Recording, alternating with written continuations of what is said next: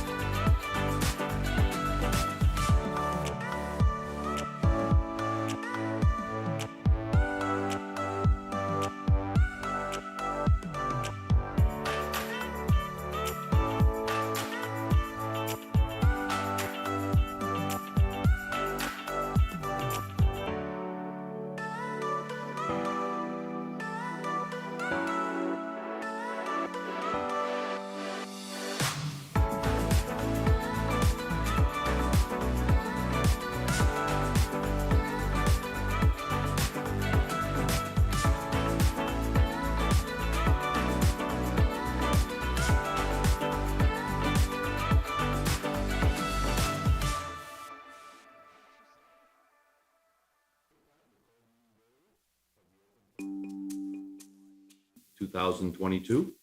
And with that, I'll pass it over to Judy to get things started. Great. Thank you, Mr. Mayor. We'll start with the land acknowledgement.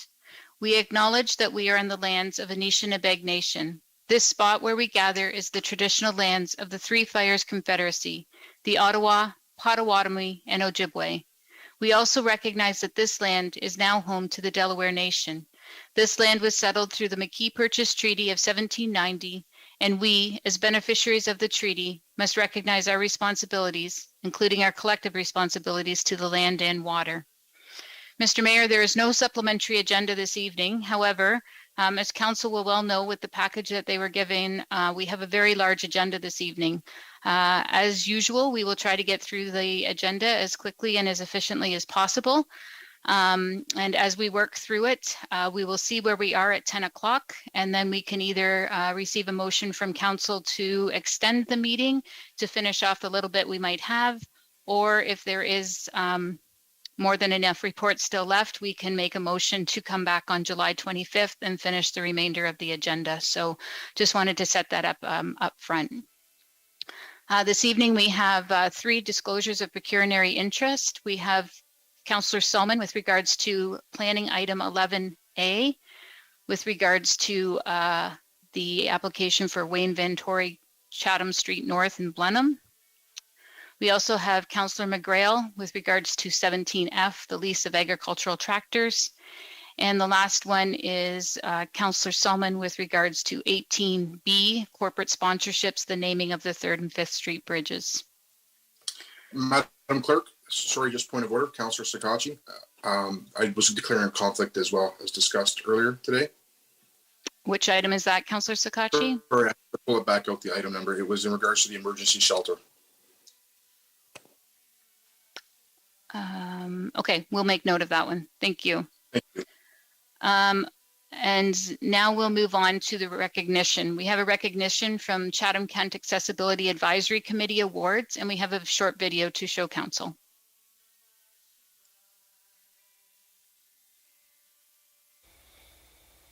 Hello everyone, my name is Michael Gerard and I am the chair of the Chatham-Kent Accessibility Advisory Committee. The goal of this committee is to advise the municipality and assist municipal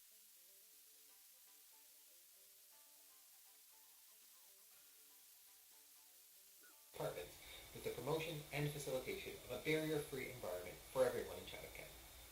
I would first like to thank everyone for taking time out of their busy day to help us to acknowledge some truly amazing people. Today we will be presenting 3 awards to local individuals and businesses who have gone above and beyond in the pursuit of accessibility, advocacy, and equality.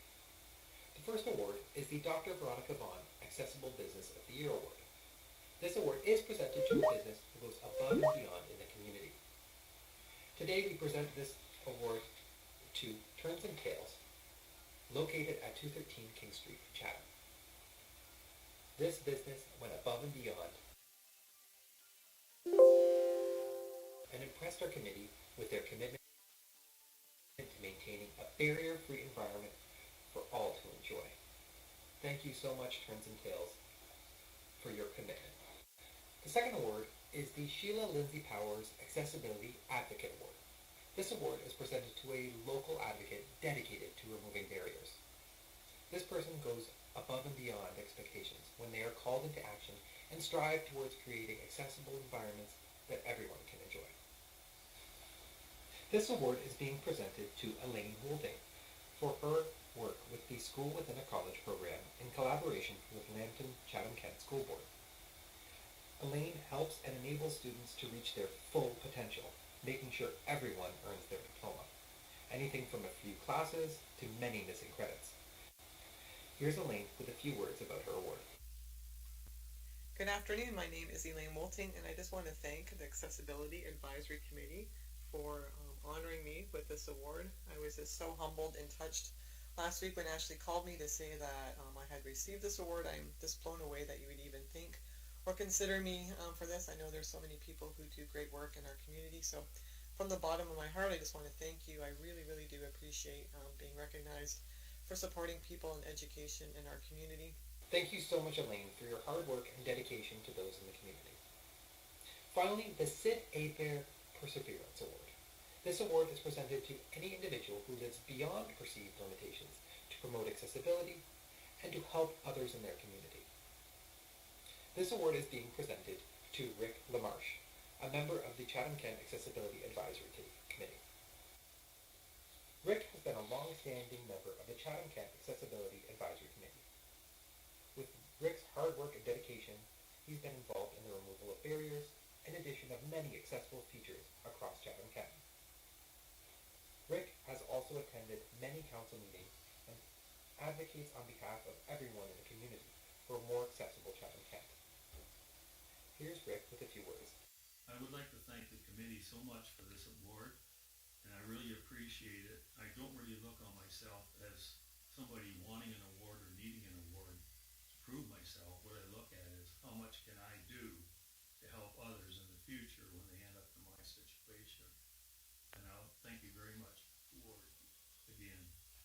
On behalf of the entire Chatham-Kent Accessibility Advisory Committee, we would once again like to thank all of our recipients for their hard work and dedication this year. We hope that Chatham-Kent can continue the trend of pushing towards accessible environments for everyone. Thank you so much, and we will see you all next year.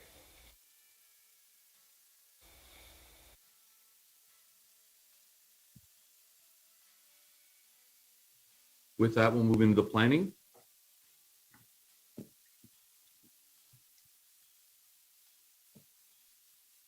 Thank you, Marcana. Judy, can you see my screen?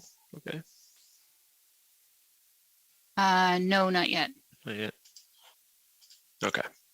There we go. We can now, Anthony. Yep, Thanks. thank you. Planning meeting process. The process to be followed for each application will be as follows. 1, the clerk will announce each individual planning item. 2, the clerk will advise if any written submissions have been received regarding a planning item. If so, the clerk will read the written submissions that have been received. 3, for any items where written submission is received, the administration will proceed with the presentation. 4, council will be asked if it has any questions of administration or the applicant if present. 5, council will be asked what action it wishes to take with regard to the planning item. Notice, if any person or public body that files an appeal of a decision of council in respect of the proposed applications does not make a submission to the municipal clerk of the Corporation of Municipality of Chatham-Kent before the proposal is approved, they are not entitled to appeal a decision to the Ontario Land Tribunal if otherwise eligible, unless in the opinion of the tribunal, there are reasonable grounds to add the person or public body as a party to the appeal. Information on council's actions tonight will be posted on the municipal website. All persons who have made a request or who have made a submission regarding a particular planning item will receive a notice of council's decision, including appeal procedures. Any other person who wishes to receive a notice of decision must submit a written request to municipal clerk.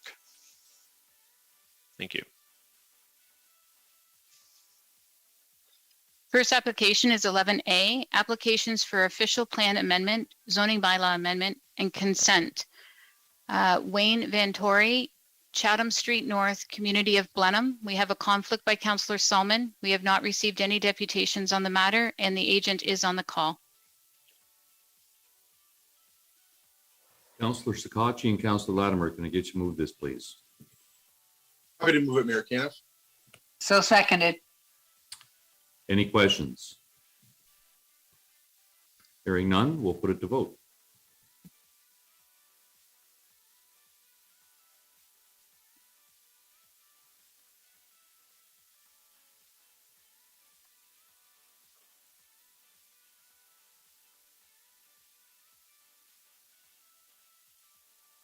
All votes are in.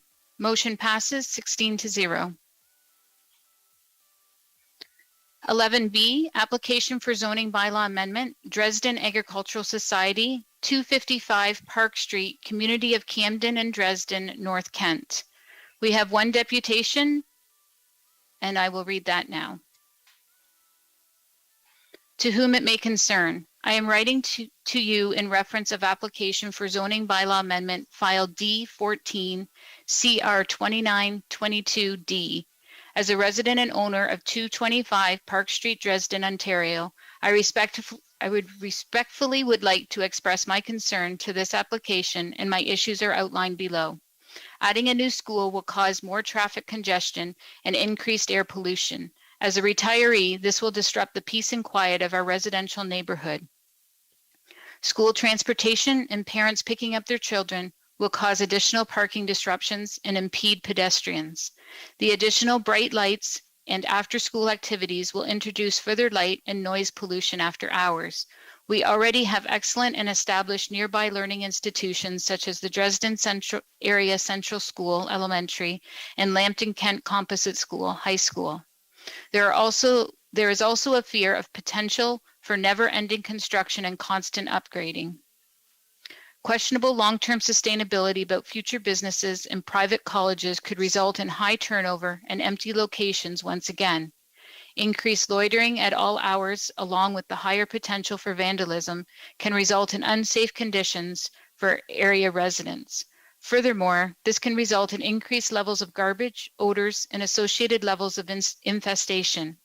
All of this will distress the values of residents in the vicinity. I thank the council and committee for their valuable time, attention, and for the opportunity to present my viewpoints. I trust that council and committee will consider my concerns when making their important decision. Sincerely, Rosemay Wong Hing. Anthony, we'll pass it over to you for a brief presentation. Thank you, Mayor Caniff. The municipality has received an application for zoning bylaw amendment for the property at 255 Park Street in the communities of Dresden and Camden. This is the site of the Dresden Raceway. It contains the racetrack, grandstands, and associated accessory buildings. The property also contains the former Dresden Slots building. That operation ceased in 2019 to facilitate the opening of the casino in Chatham.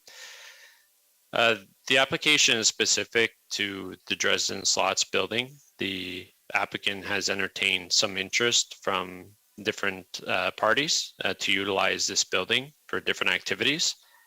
The zoning bylaw amendment is specifically to amend the current site-specific open space 1 zoning, which really limits the property currently to a narrow list of uses. And it's just to add additional uses to entertain some of that interest for this property as this building remains viable and suitable for the proposed uses, as does the site as it maintains the paved parking area that was utilized for the slots operation and the racetrack and the existing entrance from Park Street. The additional uses being proposed is retail store, commercial, entertainment and recreational establishment, and school. And again, these uses are specific to the former Dresden Slots building.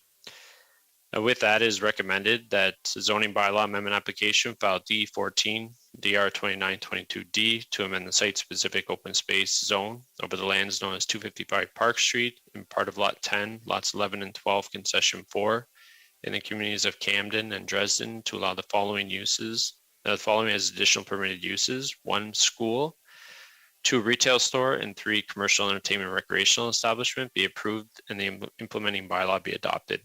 Thank you.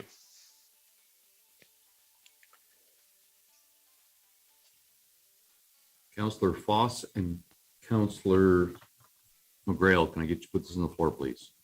Thank you, Your Worship. I'll move the recommendations. And I will second. Any questions? Hearing none, we'll put it to vote.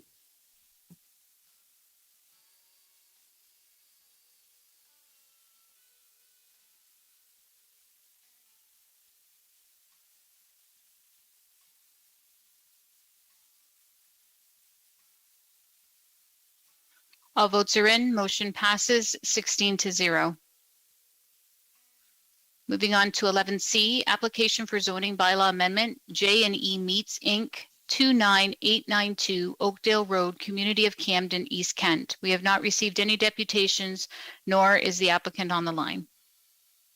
Councillor Pincinel and Councillor Wright, can I get you to move this, please? Happy to move that, Your Worship. Happy to second it. Any questions? Seeing none, we'll put it to vote.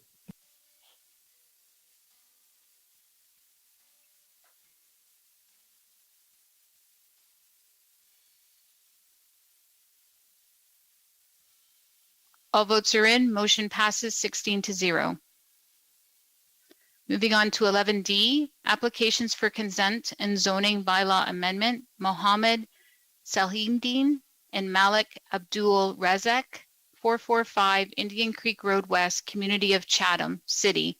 There are no deputations that have been received, and the applicant is on the line. Councillor Crew and Councillor Finn, can I get you to move this, please?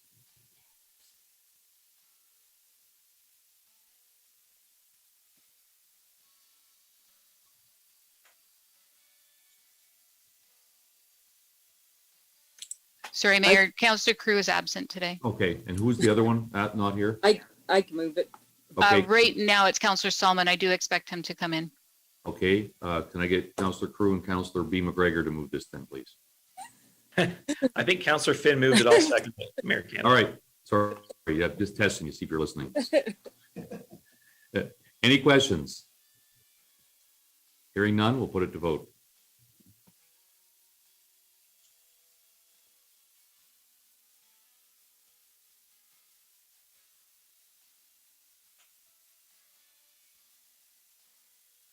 All votes are in. Motion passes 16-0. And the last planning application for consent and zoning bylaw amendment, James Earl Brackett, 11887 New Scotland Line, Community of Howard, South Kent.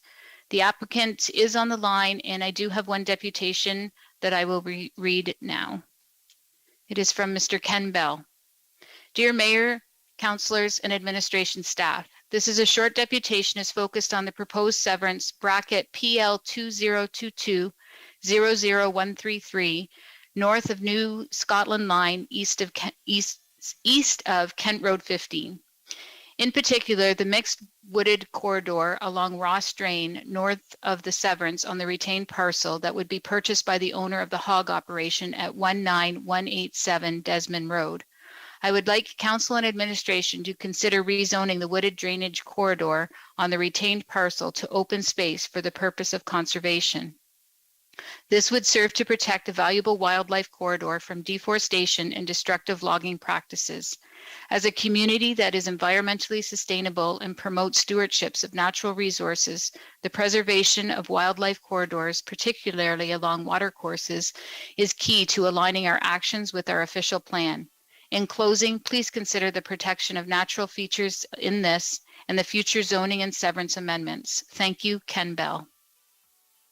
Anthony, I'll pass it over to you for a brief presentation. Thank you, Mayor Caniff. The municipality has received applications for consent and zoning bylaw amendment concerning the property at 11887 New Scotland Line in the community of Howard. The consent application, but first of all, the subject property is approximately 152 acres in area. It's an agricultural parcel. It is zoned as such. It contains a single detached dwelling and an outbuilding, but also contains a municipal drain, open drain that run or bisects the property in a north-south direction. And this drain is flanked by a treat area, which is designated as a natural heritage feature in the Chatham-Kent official plan. The proposal is to sever the existing dwelling and outbuilding on a new residential surplus dwelling lot. The resulting lot will be approximately 3 acres in area. Obviously will contain the dwelling, the outbuilding, and amenity area. A very limited amount of land being taken within the severance is currently cultivated. It's majority grassed area.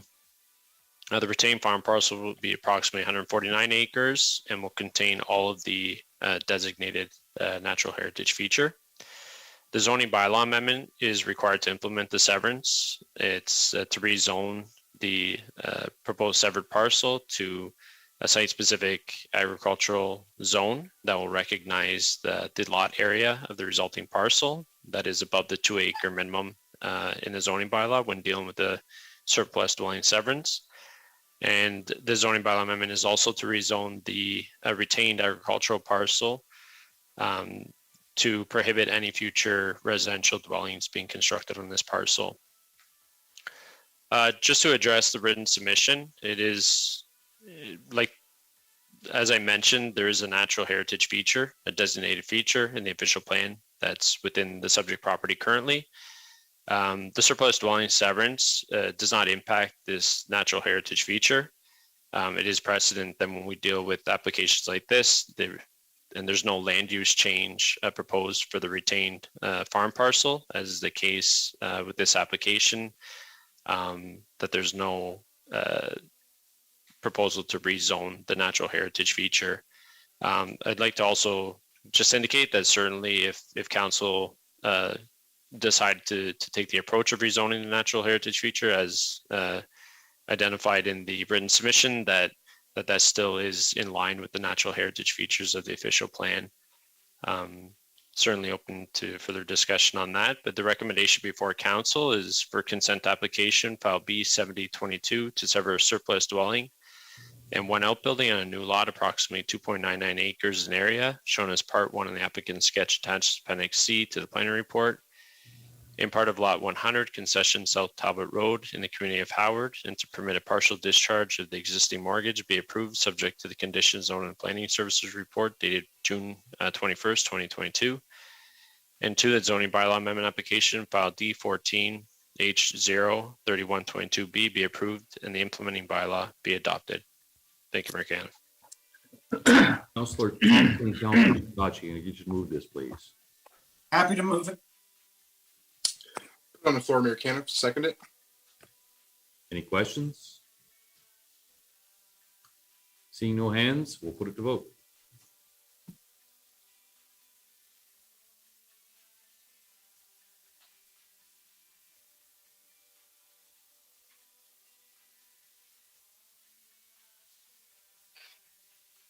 All votes are in. Motion passes 17-0.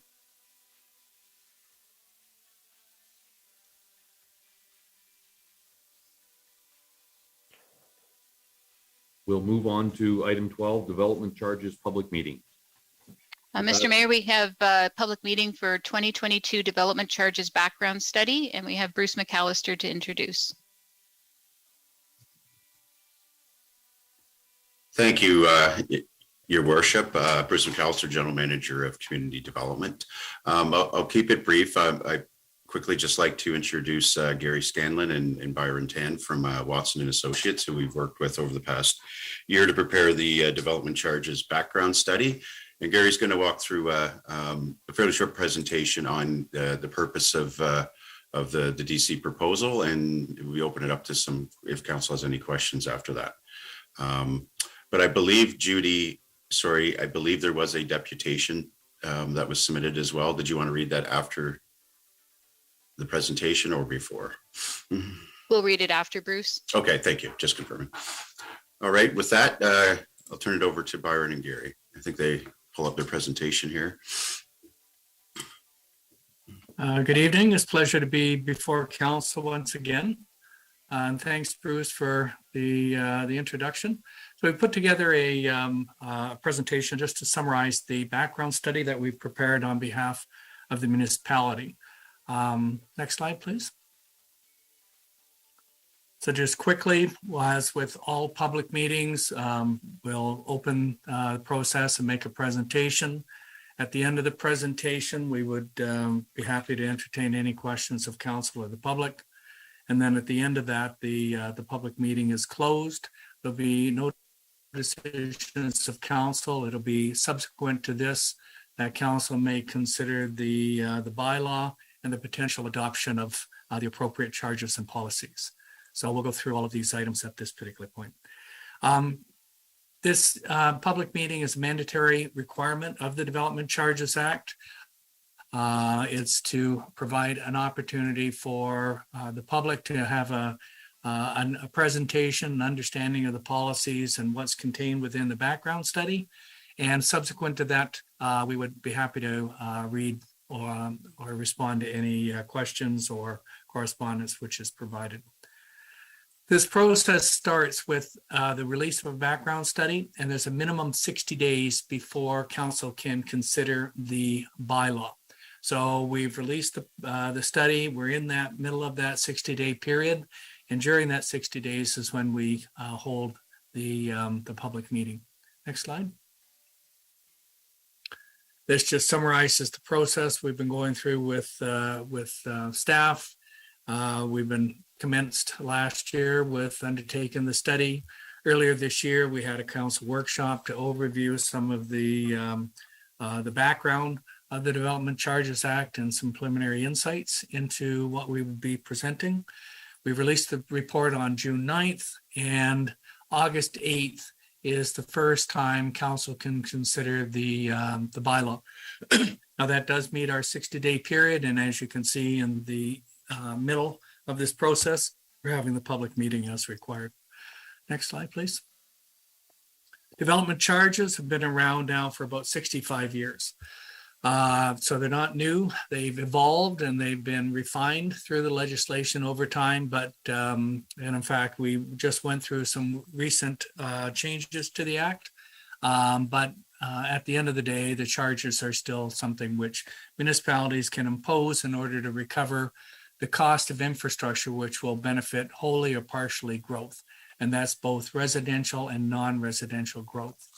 We would note that that second bullet just identifies that the Act sets out two different types of infrastructure costs. The first is very localized costs, such as internal water mains or sewers or roadways, street lights. And within that, the Act requires or allows the municipalities to impose 100% of those costs onto the developers. So we normally do that through the subdivision agreements with the municipality. The development charge is to capture, really for the most part, the infrastructure which is off-site of those subdivisions, and to capture more of the broader types of costs that would be incurred. So we get parks or recreation services, expansion to fire stations or fire vehicles, etc. Next slide, please. I've noted that there are recent changes to the legislation. So you'll recall this Bill 108, which was released by the Minister of Municipal Affairs on May 2nd, 2019. A very broad piece of legislation, which was actually going to modify or make changes to 16 other pieces of legislation. Development charges was one of those pieces. At the end of the day, what Bill 108 did for the Development Charges Act was actually narrowed, and it was only to provide, for the most part, cash flow for certain types of development. So the province had said, oh, if you have rental housing or institutional development, then we would allow mandatorily, you have the right to make those payments over 5 years. So in 6 installments, the first on occupancy instead of building permit. And then on the anniversary, you would be charged the other 1/6 per year over the next 5 years. If you were coming through with nonprofit housing, it would allow you to do 21 payments over 20 years. They also identify that if I come through with a site plan application and you accept it as a full application, as well as a zoning bylaw amendment, that the rates are frozen at that point in time. Now, you are allowed to add interest cost to those payments. So if it took 5 years for your council to consider the application, we could add interest cost to those charges for the next 5 years until you approve the application. And then from that point forward, the applicant has 2 additional years in order to undertake the development. If they do, the rates are frozen. If they don't, then you go back to whatever the rate is of the day. So this interest would apply not only to the DC rate freeze, but it would also apply to each of the payments with respect to the rental housing, the institutional development, and nonprofit housing. Bill 138, basically there was a move or initial approval to do the same type of staggered payments for commercial and industrial, but Bill 138 rescinded that. So Bill 198 was the key piece of legislation which changed the act. Now there were some positive elements and some negative elements. On the positive side, they basically, for the softer services, really what we'll talk about tonight is there was historically a mandatory 10% deduction where the municipality had to contribute a certain portion to any and all of the projects that met that softer service definition. We're also limited to a 10-year planning horizon. Now, both of those items have been rescinded as a result of Bill 197. But what they did do was to trim down the eligible services that municipalities could provide. So we went from potentially 30 eligible services, and it's been trimmed down now to 20. 213 basically just provided a mandatory exemption for universities. Next slide. These are the eligible services that municipalities can now provide for. Water and wastewater have already been considered by the municipality for the Water Commission. So those charges, there is a separate bylaw and those charges are currently in place. We then, through this process, have considered several of the other services with the potential of considering a charge for recovering growth-related infrastructure. Next slide. Very simply, the methodology, actually the development charge is a complex piece of legislation. There's approximately 80 different clauses, many sub-clauses. There's regulations that accompany it.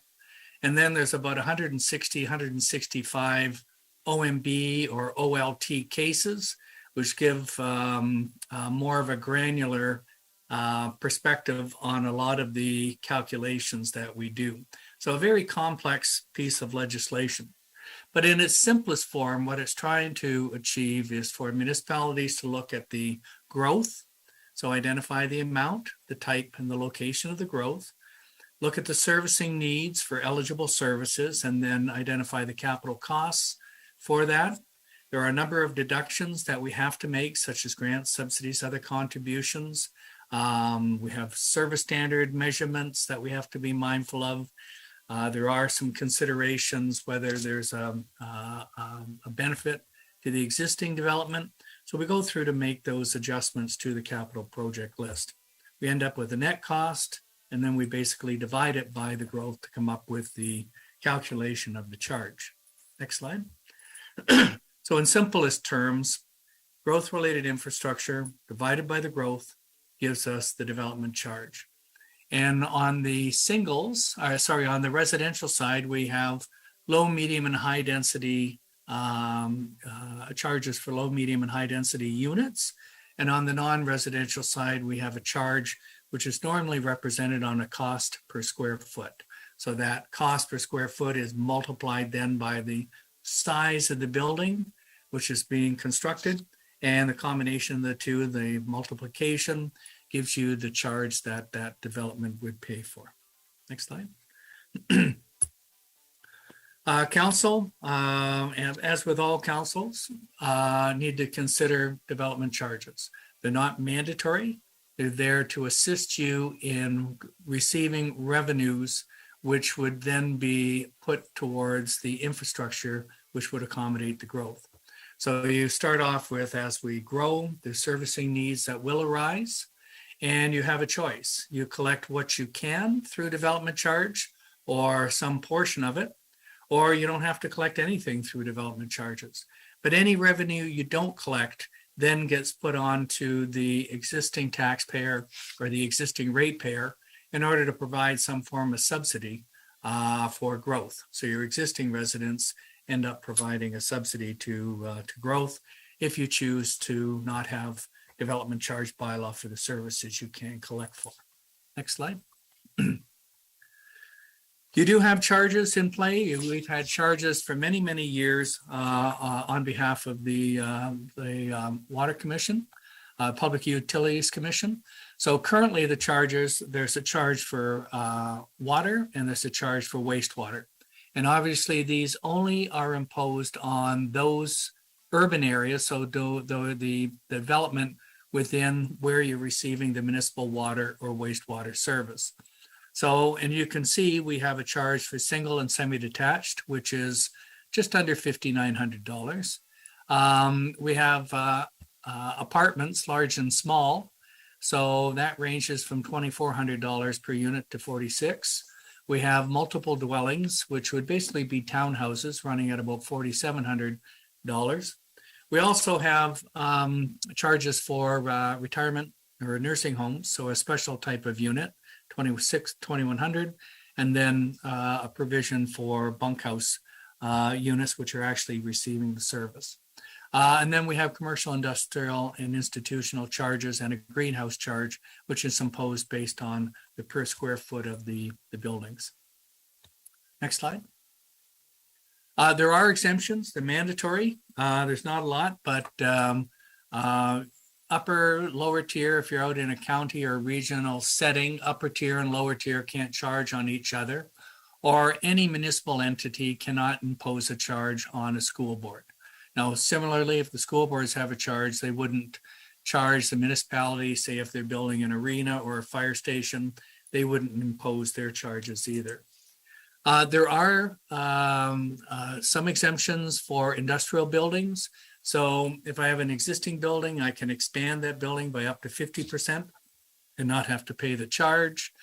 If I have an existing single family home, I can build 2 additional apartments as long as I don't more than double the size of the home prior to adding the apartment units. If you're in a medium and high density building, you can add 1 additional unit. The next one is recent. So this was part of the additions which were put into place with those legislative changes I went over. If I put an application in for a new single family or semi-detached or even a townhouse, I can actually put in a request to add an additional apartment unit. So the apartment unit would actually be exempt. I would only pay for, let's say, the single family home, But then that additional apartment unit, even though you're expanding the amount of people that are now housed within that building, the government has said, and this is part of their, I guess, affordable housing initiatives, they basically said that those types of units are exempted. And as well, certain types of ancillary dwellings, let's say if you put an apartment in a detached garage, or you've got a workshop or a pool house, you could actually add an additional unit in that. And once again, you wouldn't be able to pay the charge. And then the last bullet, as I've noted earlier, universities have recently become exempted. Next slide. There are opportunities for municipal council to make adjustments as well, further exemptions, so they can reduce the charge in certain instances or eliminate it. And that can be done by a type or a class of development. So a class would be, let's say, industrial. A type may be a place of worship. If the charges are going up, you may wish to phase it in over time. So maybe over 3 years or 4 years or 5 years. And then there are opportunities for redevelopment credits. If let's say with intensification, I'm a developer and I knock down 3 single-family homes and want to put up 10 townhouses, I would pay 10 times the townhouse rate and subtract 3 times what was there before, the 3 single-family homes. So I'm only paying incrementally an additional charge. Next slide. So what's been proposed in the bylaw, and the top part are under the current exemptions with the water and the wastewater bylaw. So basically places of worship, colleges and universities, industrial development, public hospitals, and farm buildings, except for bunkhouses and greenhouses. So this would be, barns or machinery facilities, that type of thing. But bunkhouses and greenhouses are eligible for the payment.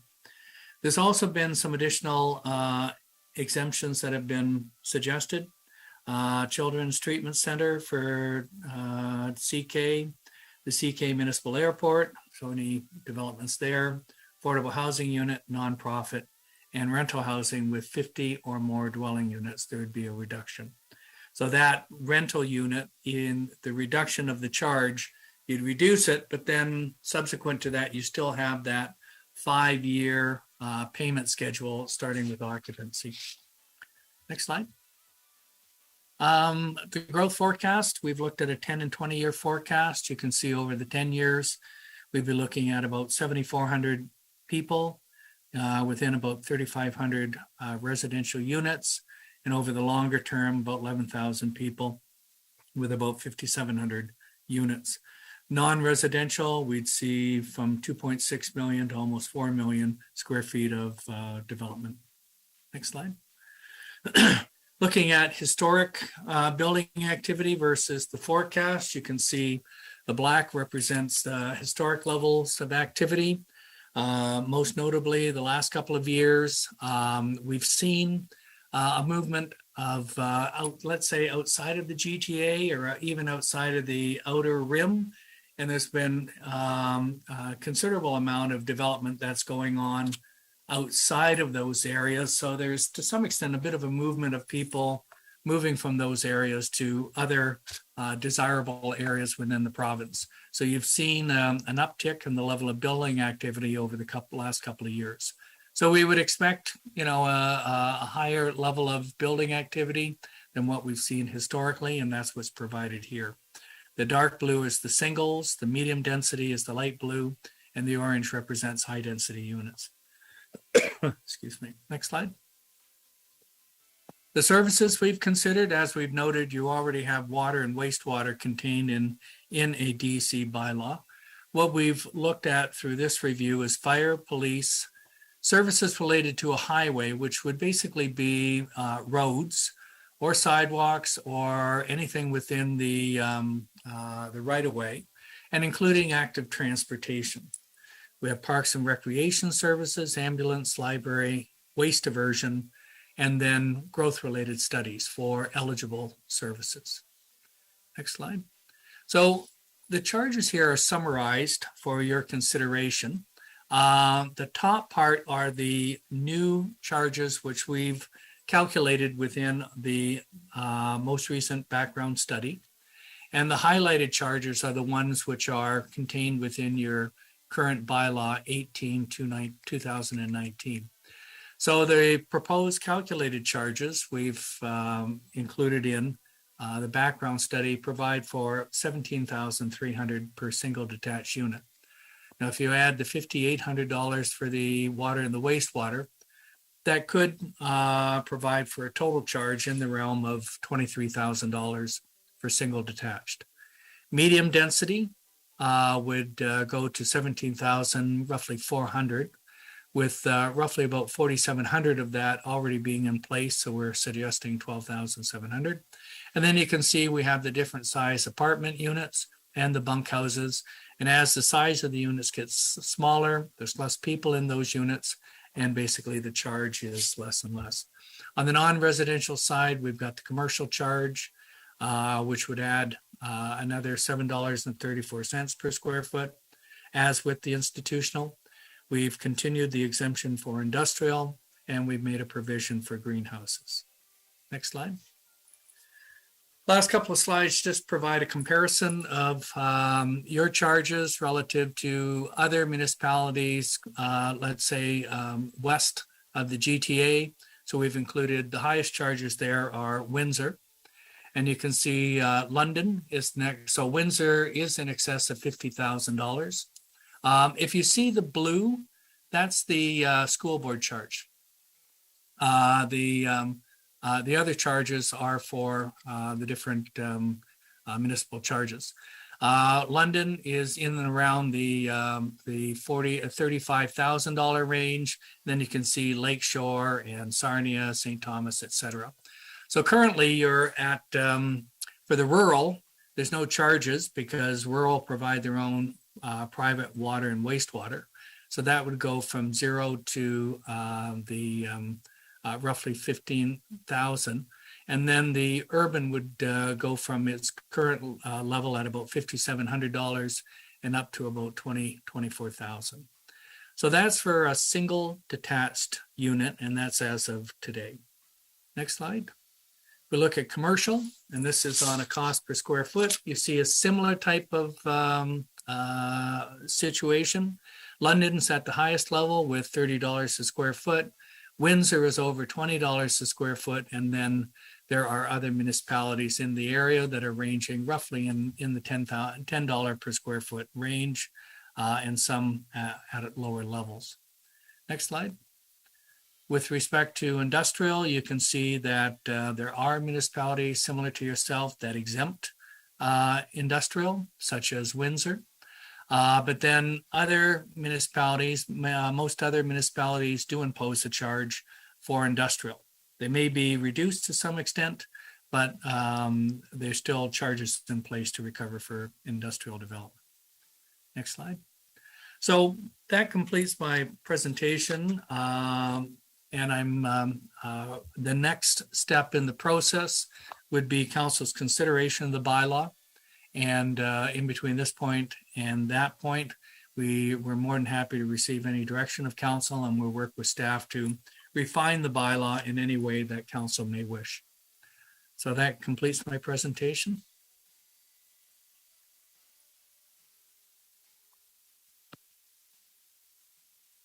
Judy, did you want to read the deputation now? Sure. Thank you, Mr. Mayor. Mayor Caniff and members of Chatham-Kent-Council. The Kent Federation of Agriculture represents well over 1,800 primary producers and agribusiness members in Chatham-Kent. Our primary focus is a strong and sustainable agricultural and rural sector. Our success is evident as agriculture remains the municipality's largest economic driver, with over 67% of our Chatham-Kent tax base generated by our rural property owners. Prosperity and growth across the municipality is a key driver for all who seek success, and this is the case for rural Chatham-Kent. A review of the recent study on the municipality's development charges and the recommendation to increase them substantially puts rural economic growth and development at great risk. While we understand the need to properly fund the municipality's infrastructure, we cannot support the increases recommended in Schedule B, especially as they relate to bunkhouses on a per bed basis and non-residential development on a square foot basis. Also, we are not comfortable with the ambiguity of the exemptions list as shown in your report as it relates to the industrial development and farm buildings. While we understand the number of services which can be included in the bylaw, as per Section 7 of the Development Charges Act, we question whether they should be included. As an example, your proposal for development charges to a new bunkhouse would be a total charge of $1,718 per bed, with a $61 per bed of this amount going towards library services and $310 per bed going towards parks and recreation services. I would argue that few, if any, bunkhouse residents would use any of these services, and certainly not to this extent. This is only one example of the disproportional distribution of costs that are evident in this study. There are more. Our ask is simple. Seek further public consultation, which is more than just posting it to a website and hoping someone sees it. Seek out who will be affected and ask for constructive and productive industry input.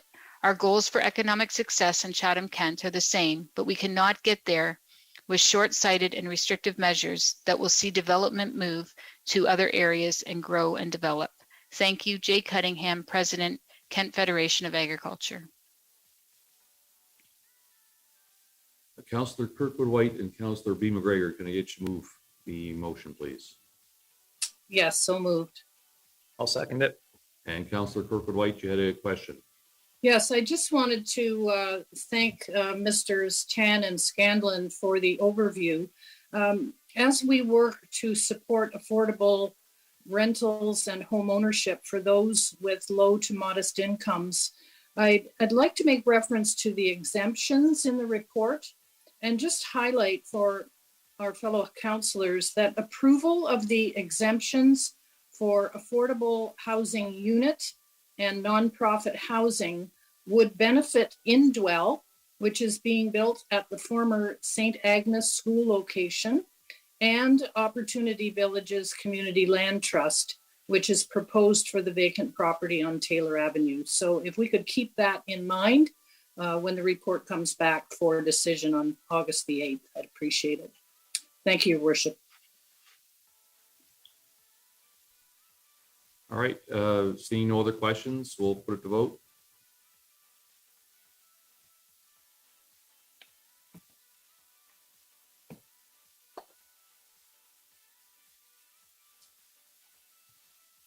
All votes are in. Motion passes 16-1.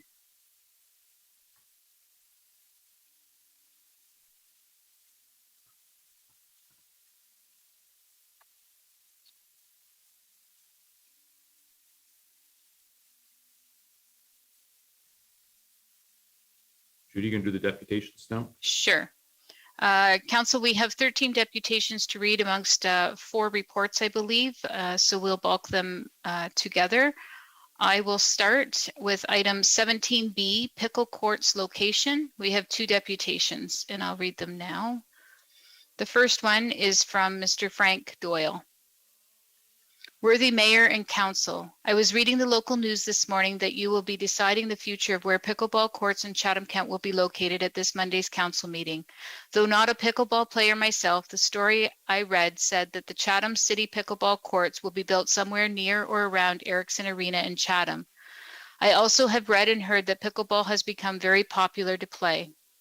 Referring to previous stories I have read on the current usage and future of the Erickson Arena, would it not be possible and maybe even cost savings for pickleball courts to be put inside Erickson Arena? If, as I've read in previous stories, there is a reduction in the use of ice time at the arena in Chatham-Kent, plus the possibility of hefty costs to keep Erickson Arena running as an ice skating arena, might it be worth an advantage to convert this arena into a multi-purpose for indoor pickleball and perhaps indoor tennis and soccer buildings as well? I have no idea what sorts of costs would be involved or if using it as a multi-use facility is even practical, but it seems that repurposing Erickson Arena to a multi-purpose arena would make better sense than to demolish it. and have that site sit vacant for years before something might be done with it. That decision is ultimately up to you and the administration and Parks and Recreation Department to decide what to do, but the continued use of Erickson Arena as a year-round recreational sports facility seems to make more dollars and cents. With thanks, C. Frank Doyle of Chatham-Kent. And the second one comes from Chatham-Kent Pickleball Committee Executive.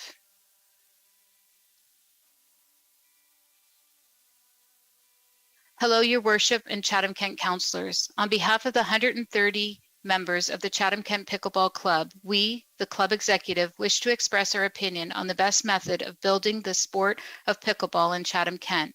First, we applaud the efforts that council and administration has taken to obtain grant money for dedicated outdoor pickleball courts. Not everyone has firsthand knowledge of pickleball, and we would like to explain some major differences it has with other sports. Inclusivity, unlike other sports such as soccer, baseball, and hockey, where you need to sign up for a league and be selected to a team before playing. For example, you would never decide to play baseball and just show up at a diamond and expect to play. The beauty of pickleball through groups such as ours is the way we organize play. With pickleball, you can show up and play. We advocate diversity, equality, and inclusion and justice for everyone who attends our events. Pickleball is a very social game played for fun and recreation and competition and can accommodate large numbers of existing players of various skill levels and ages, as well as new players who want to learn the sport. Splitting the courts through the community while trying to be fair will not, in our opinion, be the best for people of Chatham-Kent to participate in the sport, as we believe works best. If you come to a pickleball court, you will see and hear people from across all age groups and demographics laughing, having fun at the same time, and getting a good workout. While Chatham represents a major population base of Chatham-Kent, it makes sense that more than 2 courts are needed, but we feel they do not necessarily need to be built within Chatham. We feel having a hub is important and will serve the most people, even if the hub is not located in Chatham proper. Considering the club size of 130 members and growing rapidly, as well as countless other playing on their own, the 2 courts identified in Chatham barely scratch the surface. Most communities are opting for multiple courts in centralized locations. People do travel to play, knowing that they can expect to play at a larger facility, which offers a variety of players and level of competitiveness. The recent opening of Tecumseh's outdoor 10-court facility is well utilized every day by many residents from across the county and city of Windsor. Their membership has tripled from 150 members to over 450 since opening. Also, they have introduced the sport to 100 people within a single month and have more on a waiting list just for lessons. 10 minutes away from Tecumseh, 10 additional courts are underway at Forest Glade Arena. Other local communities have the same hub concept, including Sarnia, St. Thomas, Kingsville, Bell River, and Windsor, and are enjoying much success in building interest in the sport. All these locations draw people from other communities to play at these hubs.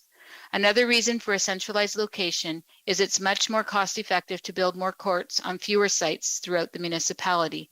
In slang terms, you get a bigger bang for your buck. It would be money poorly spent if the courts are built but not utilized. During normal play at the Doug Allen courts, we utilize 2 tennis courts, which have temporarily lines for 6 pickleball using portable nets set up and taken down for each event. We pay the municipality for the privilege of using these courts to ensure courts are available for play 6 days a week and 2 hours each day. In addition, pickleball is being played throughout the day outside these reserved times by smaller groups. The CKPC has purchased portable nets, windscreens, and have paid for portable washrooms to be available courtside in the past, but paid by the CK Recreation Department this year. Also note, currently, players from outlying communities do come and play and will continue to play in Chatham despite the possibility of having courts in their own backyards for the same reasons, the larger player base and the levels of competition. Regardless of where the courts are located, it's very important to consider their proximity to residential areas. Currently, there are lawsuits in Niagara-on-the-Lake and NOTL Pickleball Club for noise issues. We want to be good neighbors and citizens and hope the choices made make the most sense for everyone. We do feel some of the Let's Talk Chatham survey questions may have given the impression pickleball was not. Question, are you in favor of 6 pickleball courts to be installed at Ellis Park? Results were 178 yes, 105 indifferent, and 400 no. It sounds like people were opposed to pickleball, but really they were opposed to the location. Ellis Park in Chatham was not the best location for pickleball courts as it is in the center of the residential area. Perhaps had the question been written, are you in favor of X number of pickleball courts to be built in Chatham? The results may have been much different. Even as the club endorsing the game of pickleball, we would not have supported Ellis Park location out of consideration for the neighbors. To summarize, pickleball is accessible by persons of all ages and abilities, including those with disabilities. Because of pickleball's inclusivity and accessibility, it is an excellent social activity that helps enhance social bonds and builds a stronger, healthier, and happy community. By directing funding to the development of pickleball courts and programs in a more centralized location, it makes greater impact on the community of Chatham-Kent. Before deciding, please consider the best way to serve the people within the community and how to best grow the sport of pickleball. In closing, our club would be more than willing to assist in any way we can. Thank you for your time. Our not-for-profit club has been operating since 2016, and we look forward to growing this wonderful sport for more people in Chatham-Kent in the years to come. And the next 3 deputations are on item 17G, the Chatham-Kent Municipal Airport hangar leases. The first deputation is from John Thompson. Good evening, Chatham-Kent-Council. I wanted to send you my thoughts regarding the proposed lease agreement for the airport municipal hangar. After flying out of the Chatham Airport for over 35 years, there have been occasions to lease space in the main municipal hangar for our aircraft. This is also where the aircraft was stored while the hangar and lease agreement was completed. Planning is currently underway for a long-awaited and much-needed flight school at the airport. A flight school would support the continuing growth at the airport as well as benefit the broader aviation community. The municipal hangar would be a key location on the ramp next to the terminal building where classroom training would occur. The hangar has been the main traffic center of ramp and is a strategic location for future growth opportunities at the airport. It is the main location for fly-in safe seminars, community barbecues, and various charity events. It has been used to store transient aircraft and de-icing aircraft during the winter season. The Chatham-Kent Municipal Airport is a general aviation airport as opposed to a commercial airline center. As a result, there are numerous private stakeholders that own the majority of the hangars on the field. As far as we are aware, they were never consulted on the change of use lease agreement concerning the municipal hangar. All should be allowed to give their input prior to making a decision to sell or lease it. I would respectfully ask Council to defer this decision until the Airport Advisory Committee has been consulted and all general aviation stakeholders at the CK Airport have been given the opportunity to give their input as well. With regards to the greenhouse produce proposal, I am 100% in favor. Sincerely, John Thompson. The next deputation is from Tim Schinkel. It has come to my attention that Council will be making a decision on the change of use of the municipal airport hangar by entering into a lease agreement with another party. I am writing you today as I'm a concerned citizen of Chatham-Kent, a hangar owner at our airport, founding member, vice president of the COPA 203 Inc., which is the local chapter of the Canadian Owner and Pilots Association, Flight Fest organizing committee member, and a serving member of the Airport Advisory Committee. The change in use of the municipal hangar being discussed profoundly affects each and every one of these functions at the airport, and I am very concerned that none of us have been consulted in this decision.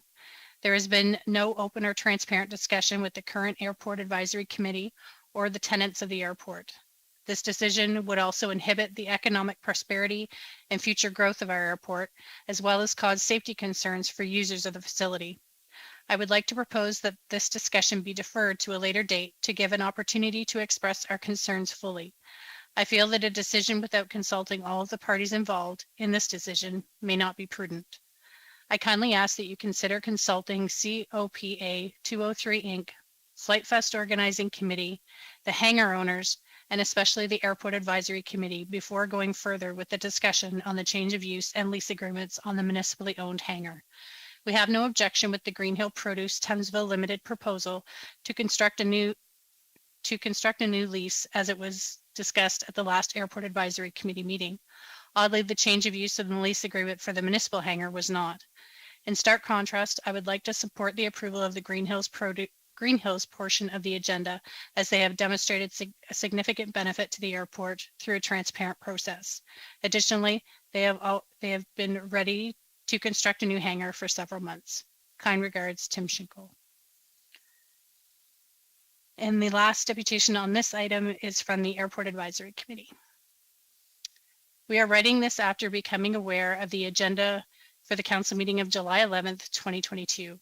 In particular, the recommendation from the General Manager of Infrastructure and Engineering Services to enter into a lease agreement with 2391571 Ontario Inc. A contract was awarded to Explore Solutions by the municipality to develop a master plan to support the sustainability and future growth of the airport. A master plan has been presented by Explore Solutions, and the Airport Administrative Committee was formed shortly after. It has been implemented and endorsed by the municipality of Chatham-Kent. The committee is represented by the municipality, by an appointment of the from economic development, from administration, and the airport manager. Additionally, we are representative of the commercial operations, hangars owners, tenants of the airport, waste management, and a community representative and a COPA 203 Inc. The committee has met twice in 2022 and most recently on June 1st, 2022.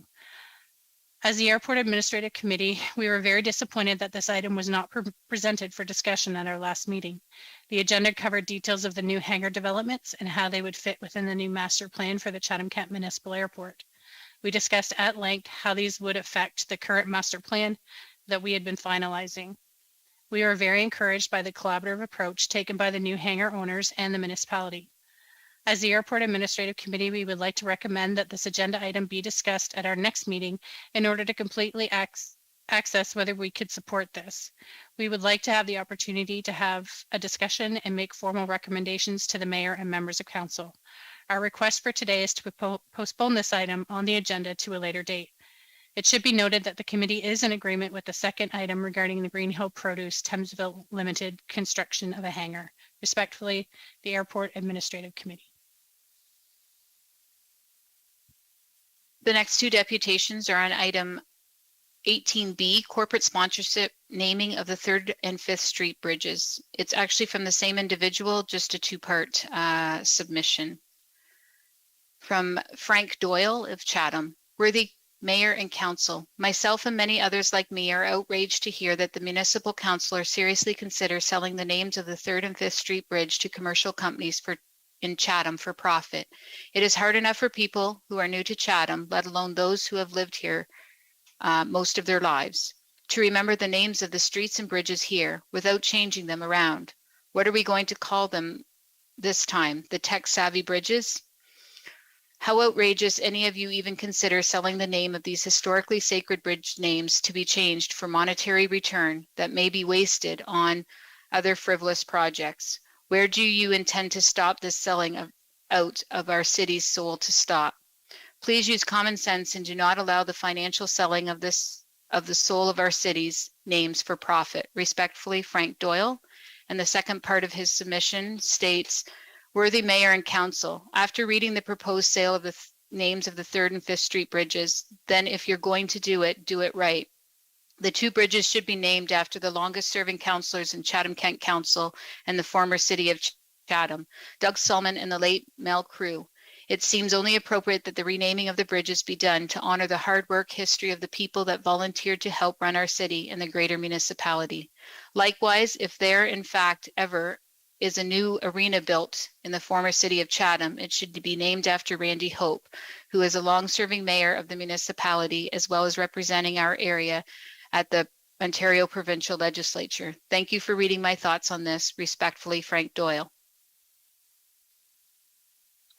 And the final 6 deputations we have for you this evening are on item 19A, results of the request for proposal for a framework for woodlot preservation. And the first deputation is from Jim Brackett. To the members of the Natural Heritage Committee of the Whole, Chatham-Kent-Council, and Chatham-Kent staff. Firstly, I would like to thank everyone for their continuing time and work on this important issue. I would next like to comment on the agenda item 19A, forming part of the council meeting dated July 11th, 2022. Number 1, after reading the agenda and the RFP documents, I understand that no one applied. 2, the document appears to have been written in such a manner as to discourage applicants from applying due to the scope and complexity of the request. The RFP's request far exceeded that which was initially requested by both stakeholders and council. 3, the need for a consultation process has never been greater. With this in mind, I ask that you please rewrite this document, and once you have committee approval, resubmit to potential facilitators. If this is done, then all parties have a meaningful dialogue as directed by council on May 28th council meeting. Respectfully, Jim Brackett. The next deputation is from Ron Varel. Good day, Mayor and councillors. I am writing this to the Natural Heritage Committee of the Whole, Chatham-Kent-Council, and Chatham-Kent staff. I have a few questions I would like to ask of the committee and staff. Number 1, a while back, the committee and council asked staff to find a mediator to find a solution to the woodlot issue. Why has this not happened? I understand that it may have been advertised wrong or with parameters that were beyond the original request.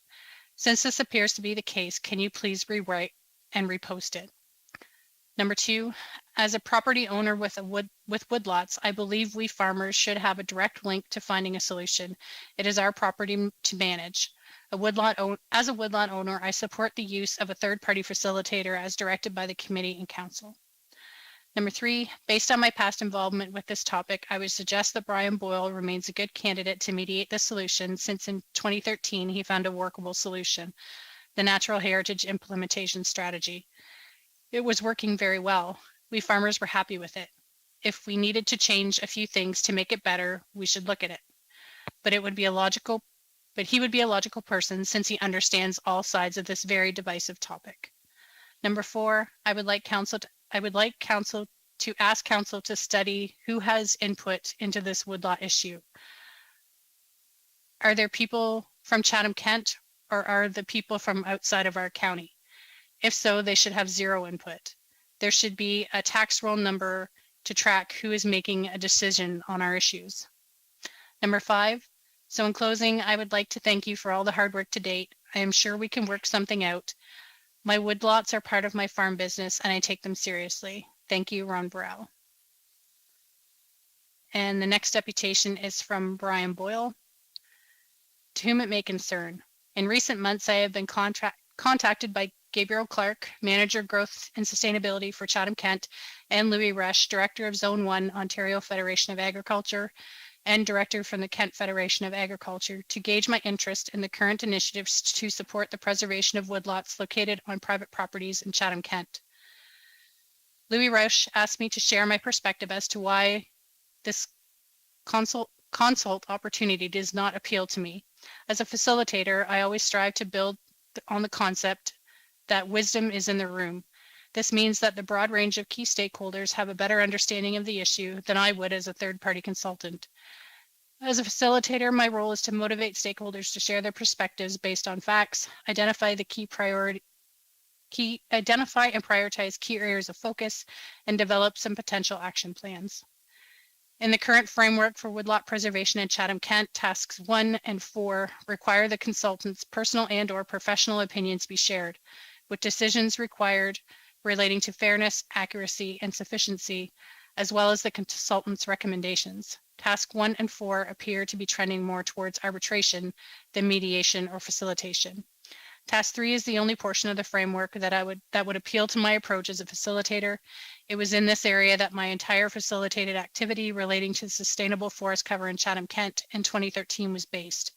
Features of the 2013 initiative included a general information meeting, 3 separate meetings with each of the two working groups who held divergent perspectives, and a joint meeting of the working groups. as well as 3 public meetings in Chatham, Wellsburg, and Ridgetown. As a result of my perceptions of the potential tasks outlined in the framework for woodlot preservation in Chatham-Kent, I am not interested in becoming engaged in the consultant's role for this project. Yours truly, Brian Boyle. And the last 3 deputations, the next one is from Ron Faubert. I am Ron Faubert, Executive Member of the Kent Federation of Agriculture and Chair of the KFA Woodlot Issues and Natural Heritage Strategy Committee. I was very concerned after reading item 19A on the July 11th council meeting with results of the RFP R22-215 indicating no qualifying bids were received. After reviewing the requirements of the RFP, I can understand why no consulting firms were interested. The direction of council's motion on March 28, 2022 was very clear. Administration be directed to release an RFP for consulting services of a facilitator to facilitate the necessary consultation requirements. In the current framework, task 1 and 4 require consultants' personal and professional opinions to be shared, with decisions requiring relating to fairness, accuracy, and sufficiency, as well as the consultant's recommendations. Task 1 and 4 are definitely tending more towards arbitration than mediation or facilitation. Task 3 is the only portion of the framework that is really required to meet Council's motion and direction of March 28, 2022. Task 3 was the only entire area that Mr. Boyle applied his very successful facilitated activity relating to sustainable forest cover in Chatham-Kent in 2013. I was there and participated. I must remind Council that the KFA Natural Heritage Public Consultation petition from the spring that received 447 signatures requesting a consultation process be supported and implemented by Council, and that Council appoint a non-biased third-party facilitator to assure all interested parties' information is properly documented for consideration and then reviewed by Council. Landowners made it very clear additional consultation is required. In summary, task 3 is all that is required to meet Council's directions. Staff should be required to revise the RFP to require only task 3, and I'm sure several consulting firms will respond by becoming engaged in the consultant's role for this project. Ron Faubert. The next one is from Louis Rush. Good evening. My name is Louis Rush. Staff for Chatham-Kent seem to have their own agenda for the Natural Heritage Woodlot Preservation Strategy. This is the second time that I know of that there has been no communication with Council, the Vice Chair, or the committee prior to this coming to Council. Their agenda is to push the liability, maintenance, and responsibility for preservation and upkeep on the landowners. The municipality owns a number of woodlots in Chatham-Kent. They were offered by the Lower Thames Valley Conservation Authority to catalog and maintain these properties. The answer back from the municipalities was no. There was no appetite in the budget then or in the future for the cost to maintain their own woodlots. We cannot have two standards. Currently, every industry, utility, infrastructure, and Chatham-Kent itself have exemptions in place for tree and woodlot removal. Agriculture and private landowners do not fall in this category. These two groups pay all the taxes to the Chatham-Kent that sets out the one-sided rules without consultation. Canada is number 3 in the world for tree cover. Most of this tree cover is crown land and will never be cleared. It is not conducive to food production like Chatham-Kent is. Ontario has 66% tree cover. This is a science discussion. This is where the science discussion comes in. We are one of the few foods producing areas year in and year out that has consistent food production without irrigation. This is a critical current and future issue for the cost and constant supply of food. Due to Russia and the Ukraine issues, but closer to home, our fresh vegetable supply for winter months was cut by over 40% because of the lack of water in California. Task 3 is the only portion of the framework that was asked for Kent Federation of Agriculture and was put forward to Council. Number 1, 2, and 4 are staff requirements that are outside the framework that was submitted to the facilitators. A facilitator and arbitrator are two different asks that are never, if the same firm. This was submitted by Louis Rush. And the final one is from John Sarapanikis, and his states, Greetings Council. The county needs to continue its efforts to retain a consultant under which property holders would have a fair opportunity to participate in crafting a natural heritage strategy. Hopefully someone on council will ask administration the following questions. Who determined the qualifications required? What are the qualifications expected? Were there any unqualified submissions? And if any, what disqualified them? When there wasn't a strong response, why did administration broaden the posting? Why did admin not suggest changing or streamlining the parameters of the assignment or qualification? Why were the major stakeholders not included in any discussion or consultation to design, deliver, or access the tender? The issue is important to give up. The issue is too important to give up now without an effort. Access, modify, and re-advertise, and don't give up on the efforts to gain consensus in the county. Sincerely, John Sarapanicus and Bothwell. Mr. Mayor, that is the end of the deputations this evening.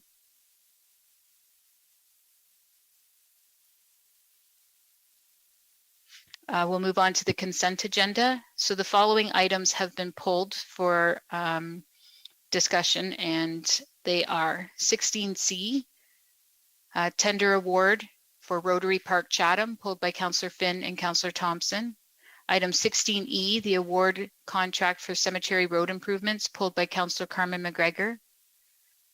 Item 17A, the Talbot Trail relocation environmental assessment. There is a presentation, and it's also been pulled by Councillor Latimer and Councillor Thompson. Pickleball locations, community building grant fund. We have it pulled by Councillor Latimer, Councillor Finn, Councillor Thompson, Councillor Kirkwood-White, Councillor Bondy, and Councillor Brock McGregor. We have it also pulled 17F, the lease of agricultural tractors. We have a conflict by Councillor McGrail and pulled by Councillor Carmen McGregor. Item 17G, the Chatham-Kent Municipal Airport hangar leases. It is pulled by Councillor Finn and Councillor Wright. Item 18A, the service review for customer service. This has been pulled by Councillor McGrail, Sakachi, Latimer, Pinsnow, C. McGregor, Finn, Kirkwood-White, and Harrigan. Item 18B, corporate sponsorship, naming of the 3rd and 5th Street bridges, is the conflict by Councillor Solomon. Item 18C, procedural bylaw amendments 2022, pulled by Councillor Kirkwood-White, Councillor Carmen McGregor, and Councillor Harrigan.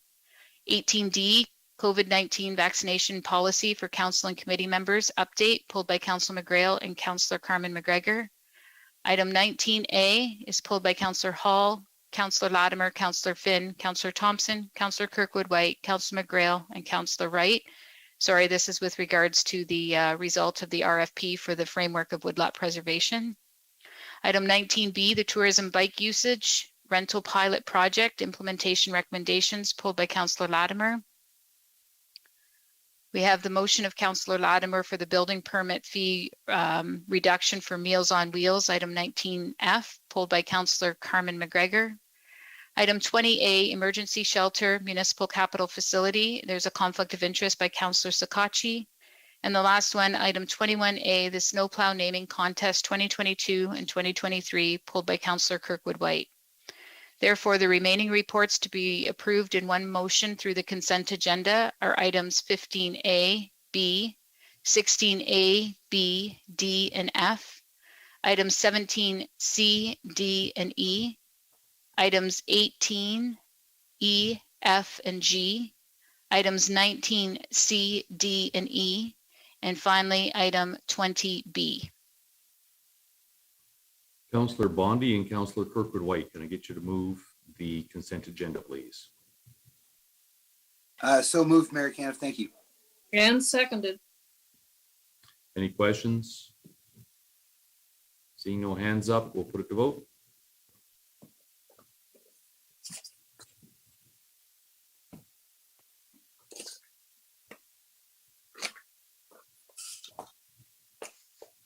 Waiting for a couple more, Council.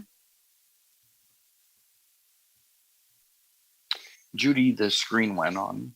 Okay, how would you like to vote, Councillor Oche? Yes, please. Thank you. Okay, all votes are in. Motion passes 16-0.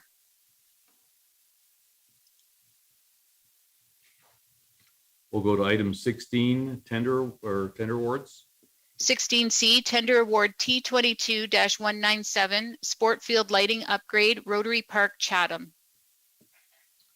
Councillor Finn and Councillor Thompson, can I get you to move this, please? Happy to move it. And I'll second it. Okay, we have questions from Councillor Finn, and then I'll floor it over to Councillor Thompson. Yes, thank you, Your Worship. Is Deb Vesey on the line, or Rob? We're both on the line, Councillor Finn. Okay, I sent the questions over earlier. Thanks for the report. Can either of you clarify or break down what the RFP was for and why the items that are put in for the RFP are needed? Thank you, Mr. Mayor. It's the Rob Pollock, the Director of Parks, Recreation, and Cemeteries. And Deb, I'll let you take this one if you want this one. Deb should be on the line.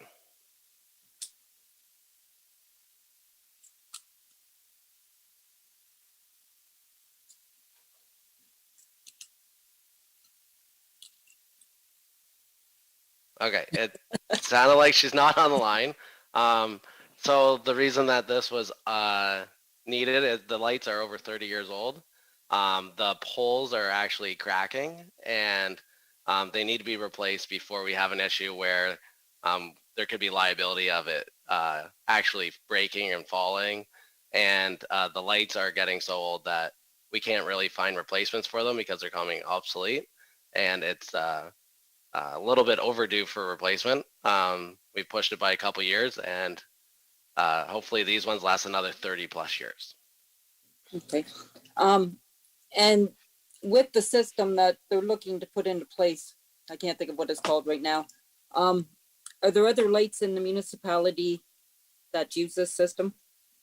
Yes, there is. There is multiple different places in,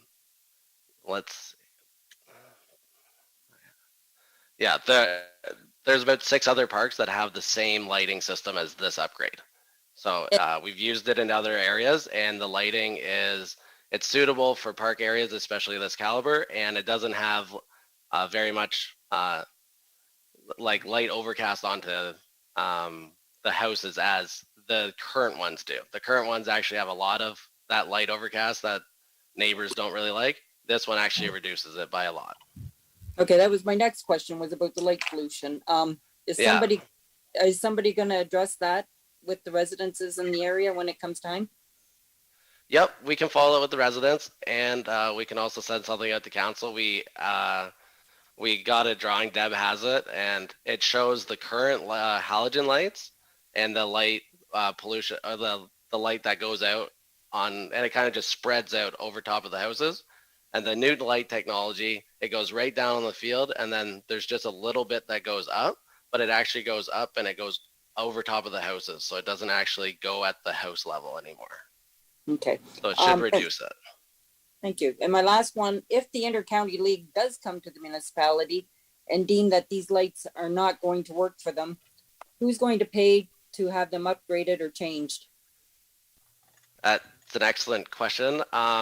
So right now, these lights, the poles and the lights are for this caliber of play. So it's for the minor ball level. And then once you go up a level to the what IBL is, they require a stronger light. So it goes from 25 to 50, then 50 to 75 is how they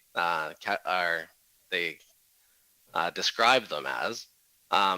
So the poles itself, if we did need to upgrade them for the IBL team, the poles could actually support it, and that wasn't an additional expense. It's just the poles can support the additional lights that would be needed.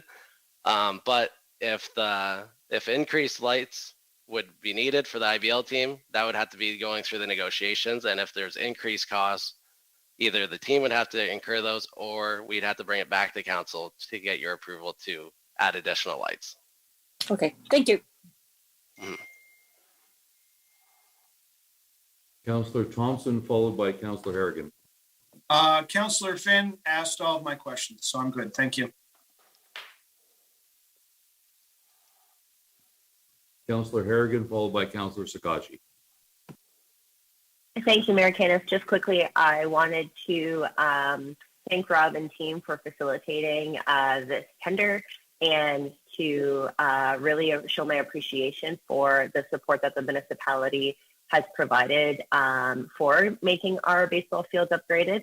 My family is kind of a new Chatham Diamonds family, and so I've just recently realized the extent to how many families and community members are involved in baseball in the summertime across Chatham-Kent, and how busy those memorial fields are and that Rotary Park is. So I just want to express how much I appreciate it and how this makes the sport of baseball more safe, more enjoyable for everybody, and is good to see. It's good to see our municipality investing in all different kinds of recreation for our community to enjoy.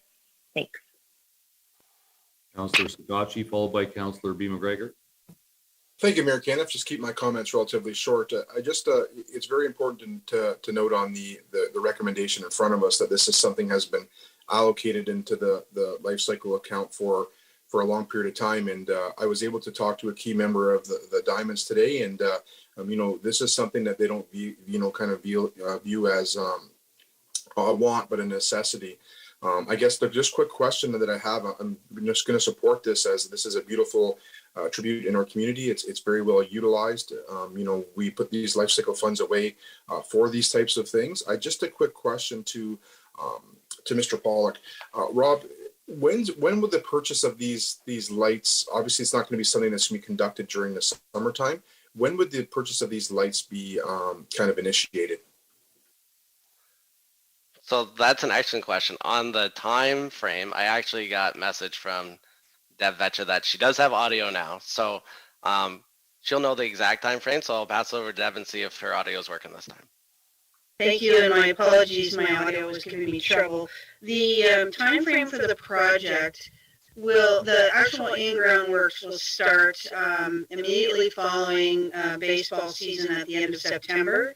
Hoping that the lights will be delivered, if we're successful today, by mid-October, with the final installation in October, and then we'll do some spring remediation work of the grounds for start in a ball in May.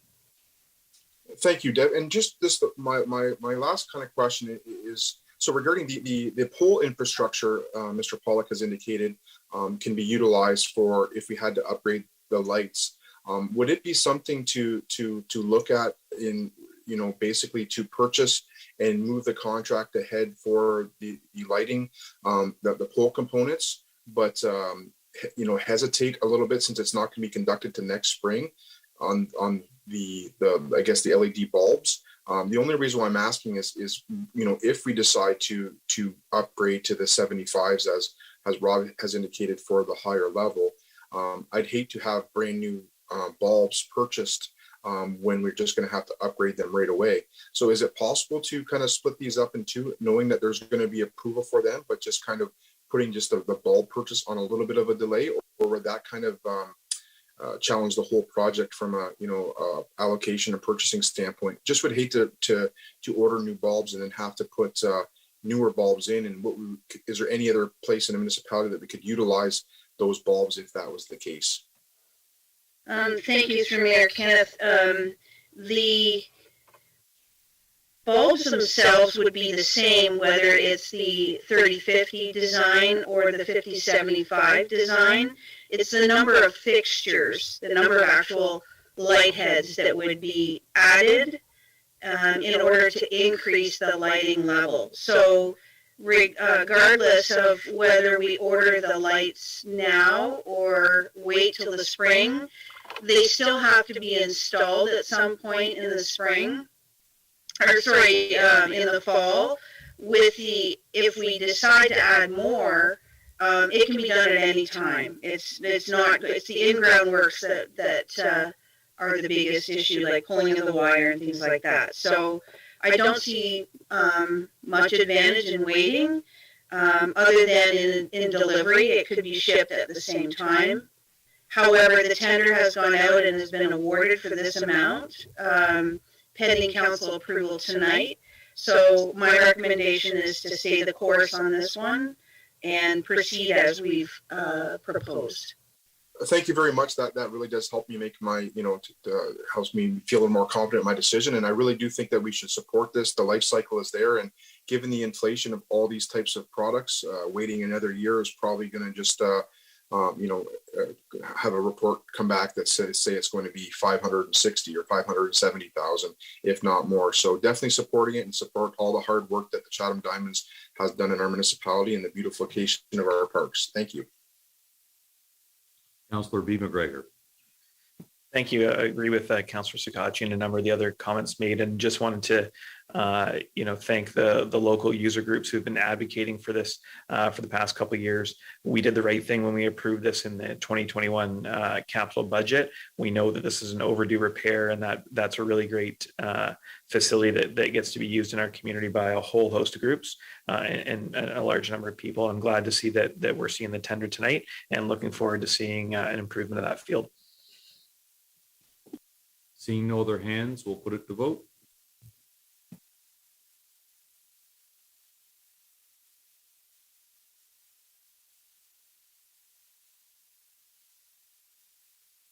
All votes are in. Motion passes 17-0. 16E, award contract number T22-2016 Cemetery Road Improvements. Councillor C. McGregor and Councillor Hall, can I get you to move this, please? Happy to, Mayor Canna. So seconded. Councillor C. McGregor, floor is yours. Thank you very much, Mayor Canna. And just a quick question on this report. Number one, I would like to inquire if this contract has been awarded to the same company that last year did the road system within the Riverview Cemetery in Wallaceburg. And number two, if I could get a quick update as to the finishing of the road work within the Riverview Cemetery. Thank you. Thank you, Mayor Caniff. So the contractor for the 2021 cemetery roads renewal was Elric Contractors out of Wallaceburg. And this year it is being recommended to be awarded to Clark Construction out of Blenheim. So it's two separate contractors. Perfect. With respect to your second question regarding the Wallaceburg Cemetery, so engineering staff did meet with Parks and Rec and cemeteries today to review the outstanding deficiencies. There were some noted minor restoration locations where topsoil needed to be placed in some low spots, and some grass seed was needed to be placed in some bare areas that the grass didn't take in the first place. So we still are under the 1-year maintenance period with our contractor, and they are still responsible for the grass seed. So we will be reaching out to the contractor in the next week or so, and likely schedule a walkthrough at the site and provide direction on the minor deficiencies. Thank you for that. It would be great to see that project finished. Thank you very much. Seeing no other hands, we'll put it to vote.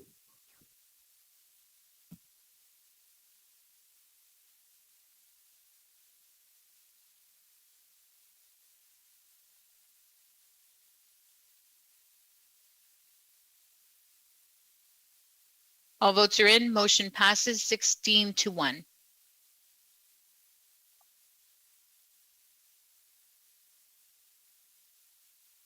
Item 17, infrastructure and engineering services.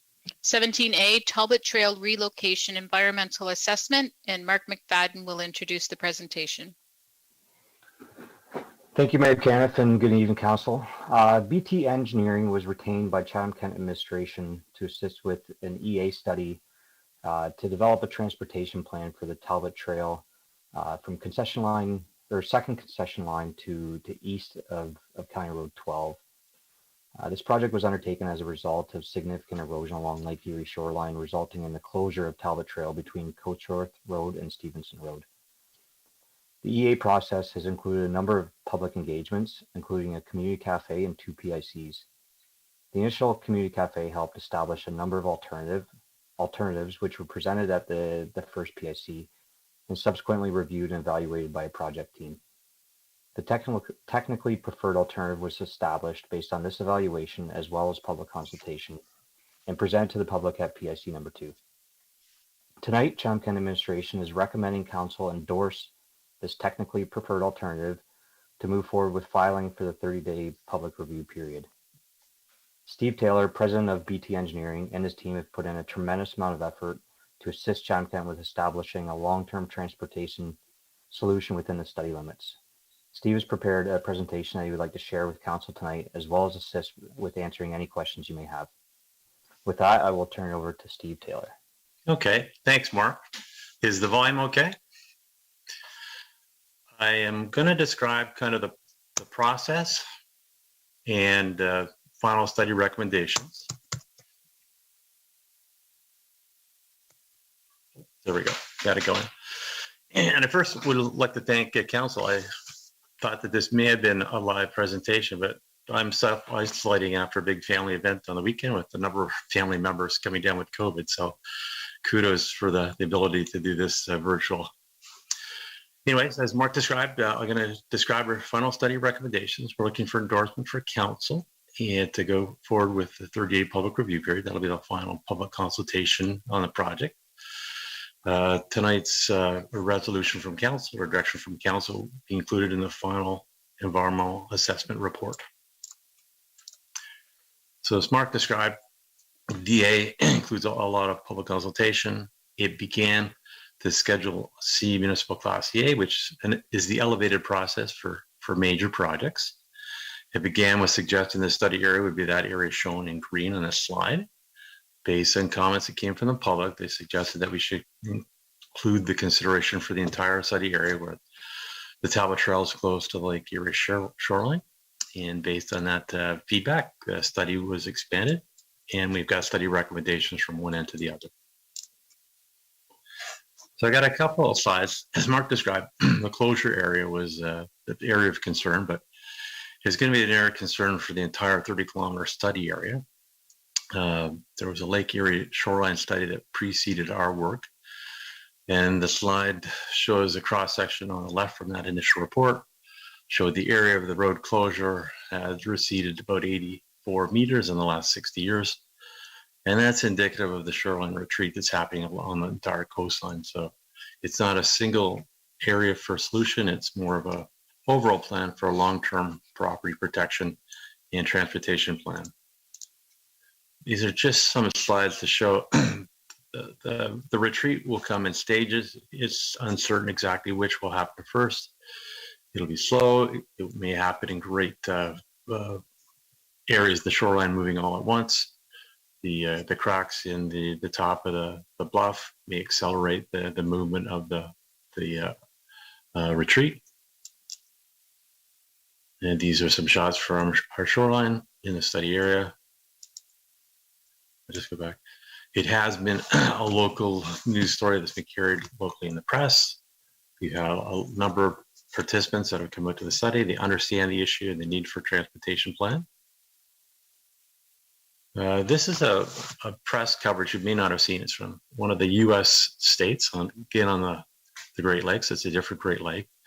But what I liked about the photo, it shows an example of trying to isolate individual property owners' protection with shoreline protection. It doesn't work as the retreat happens on either side of an individual property owner, and it then comes around from behind it. It was a solution that it needed to be responded to the public as we went through, and it's part of the presentation. So we worked with a technical advisory committee. We included the Conservation Authority, the Chatham-Kent, technical staff, as well as engineering, transportation, coastal engineering staff.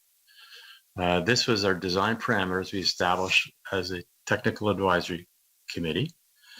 And it shows the progression of the line. So we've shown a 50-year and 100-year retreat line. It reflects both Peter Zuzak and Golders Coastal Engineering staff establishing those lines. And the purple line beyond it is one that shows a location we defined for a 100-year with climate change confidence area for new infrastructure, well beyond the 100-year hazard zone along the coast. All alternatives have been developed to be outside that purple line. As Mark described, we've had several stages of public consultation. It's a Schedule C project, and we included a discretionary component at the very beginning, a study design report that gave the opportunities for agencies and the public to provide comment and amend our study approach, which we listened to. It was one of the first steps that we listened to the public. Community Cafe, again, gave a chance for dialogue to listen before decisions were made. The first formal public information center showed the formal alternatives the last November, and the second PIC showed the evaluation of alternatives and gave a chance for us to listen to comments, amend the final technical recommendations before we define it as a recommended plan, and I'll describe some of the changes that we made. So as part of the formal environmental assessment process, there's a two-step traceable presentation of the decision-making process. The first looking at planning solutions, so alternative approaches. We had 3 different alternative approaches, including the do nothing alternative mandated by the Class A process, to rehabilitate the shoreline, which was shown on one of those previous slides, an approach to try to come up with a way to guard the coastline from any more erosion. And then the third was the realignment of the Talbot Trail. The first 2 alternatives weren't carried forward. The protection and rehabilitation of the shoreline was considered unaffordable by Chatham-Kent, value in the order of $1 billion, and had a significant environmental effect in that it would eliminate the movement of sediment along the coast, which is one of the natural features of the coastline that has been in place for a millennia. We presented those first conclusions of the first PIC and the alternatives. The second PIC showed a technically preferred alternative. So this is based on the evaluation by our technical committee. We've broken it up into the west study area limit, and then the next slide will show the central and eastern. And this is the location of the alignment of the preferred alternative. Again, the big thick orange lines show the location of the realigned Talbot Trail. There's some smaller dashed lines that allow for future local access to individual properties if and when required. Again, included in the EA, so we've got clearance for it when required. Next slide shows the technically preferred corridor along the entire remaining portion of the study area. Again, just as is the first study area where we had very constrained big built environment, the alignment has avoided Dealtown as well as the Deer Run Golf Course. This is the overall plan showing both the west, central, and eastern locations. So a couple big dominating land uses in both the west and the eastern sections where we've realigned farther from the coastline. One of the questions that was asked at the second PIC was, would it not have been more favorable to just choose one of the inland roads to have the alignment? Our recommendation wasn't to do so. There's constraints along the existing coastline where we couldn't build a new road and abandon the existing Talbot Trail because there's existing landowners that will be requiring access to be maintained to them. So if we had chosen an inland alternative, we still had a coastline local access road back to created 2 corridors that we would have had to construct as opposed to a single coastline alternative, which is the recommendation of the study. On the right of the slide, it shows the evaluation in our MATS evaluation process, where we prioritize which criteria and which factor groups had greater importance. And the comparison of inland or mid-concession alternatives rated the coastline alternative preferred. It impacted a fewer, less residential properties, impacted approximately a third less farm properties. The loss of farmland was approximately equal. The construction cost was $16 to $25 million lower. It had lower property costs because it reduced the number of farm owners and property owners that were impacted. It reduced noise and visual intrusion to existing residential properties, continued to facilitate a waterfront trail along Lake Erie, maintains arterial road access to properties while they remain over the next century, which they will continue to be some properties over the next 100 years. And again, it constructs a single new corridor and utility corridor rather than two separate corridors. It provides better connectivity to the phase one project, and it provides greater ease of flexibility for implementation if we have small sections of the Talbot Trail that are lost in the next 100 years, similar to what's happened in the current section near Coatsworth Road. So part of the EA process is the public consultation to get feedback on the plan that we developed. And the area that we got almost all the comments, I would say all but one comment, was from property owners in the very eastern section of the study area. And the focus was the TPA had identified a wider alignment that had a greater effect to some of the big agricultural businesses. And based on this comments, we went back and looked at a second variation. So alternative 2A that went down Crawford Road was a new variation looked at after PIC number 2. As you can see, we found a way to come back to an existing road, roundabouts similar to the TPA that had been shown at the VSE. It's outside that purple line area, which was their study design, and would reconnect back to the Talbot Trail. It eliminated all the agricultural impacts to the agricultural businesses. And those persons that gave us PIC comments related to this issue are being given or should have received shortly response back that the change has been made based on the comments that were received at the second PIC. So that variation has now been included in what we describe our recommended plan. So the recommended plan is our technical recommendations plus refinements based on public comments. And I have, this is the cross section for the recommended plan. It'll be constructed with a wider right-of-way. It provides availability for ditching, large ditches in the area for drainage, multi-use paths, so moving the active transportation off, but we can define it in the new right-of-way. And I will walk through fairly quickly. I know the time constraints of the meeting, but this is the recommended plan. Starting at the very west end, it will connect into the Talbot Trail. It leads to the alignment on the second concession. It avoids the existing and implemented greenhouses on Coatsworth Road. It will come back down the second concession and connect to Stevenson Road. I'm finished with my last slide of what will be the very first implemented portion. But the entire plan, which will be a land use property protection plan over the next century, as it is implemented in phases, will be protecting land outside that purple protection zone. It will provide access to any properties along the coast that lose access to the Talbot Trail if it is lost, and we still have properties along the coastline or relocated properties along the coastline that go inland. And the Talbot Trail will remain in place as long as the retreat hasn't affected the existing road. An advantage of being along the coastline, as you take a look at this plan, is if we lost a whole section of the Talbot Trail as we have with the current situation at the Coatsworth Road, we could take one of the adjacent roads, go up and around and back onto the existing Talbot Trail if we lost a certain piece.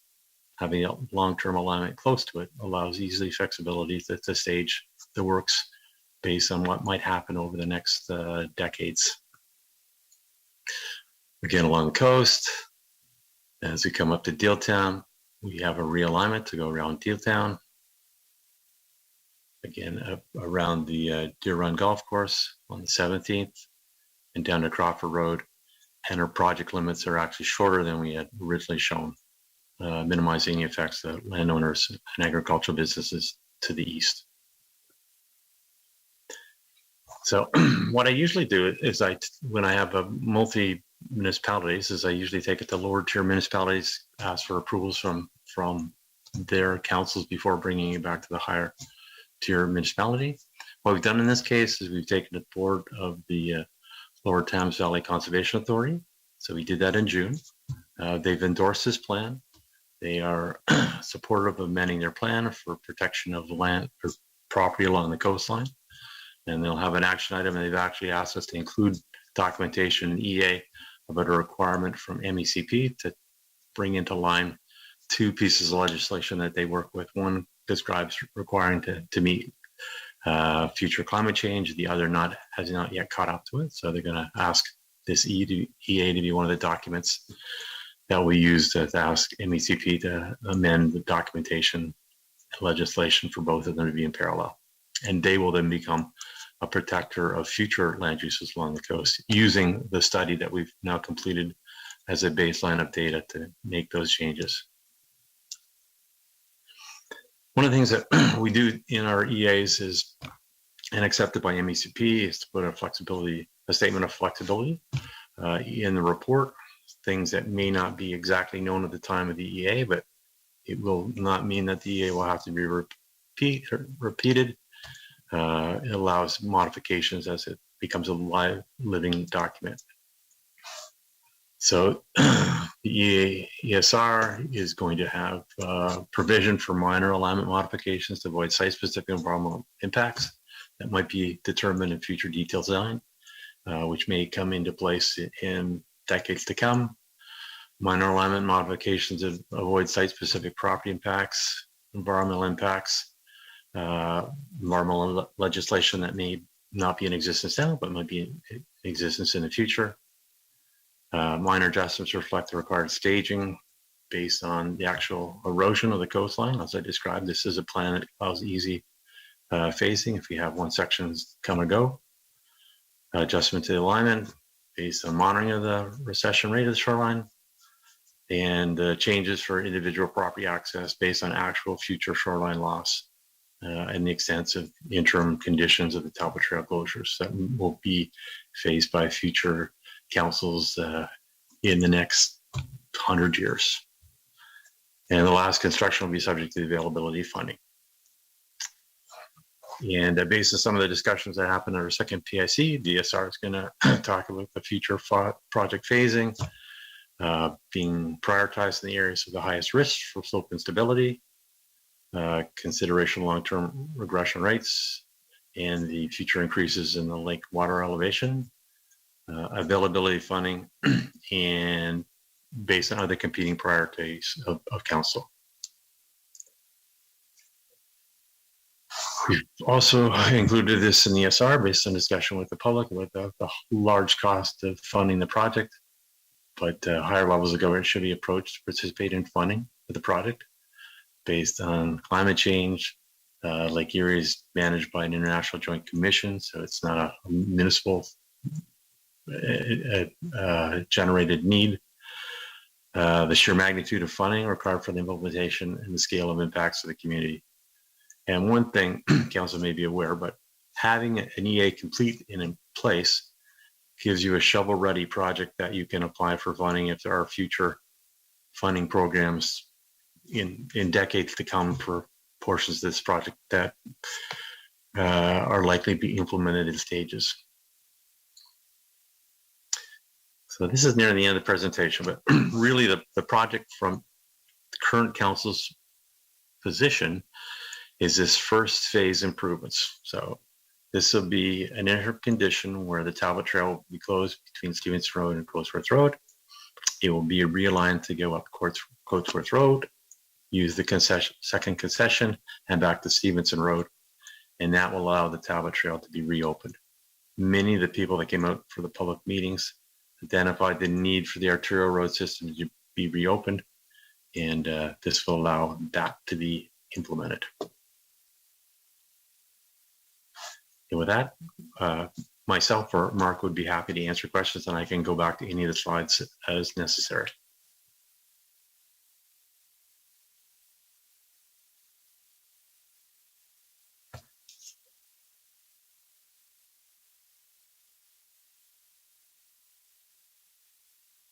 Mayor Kaniff, we couldn't hear you.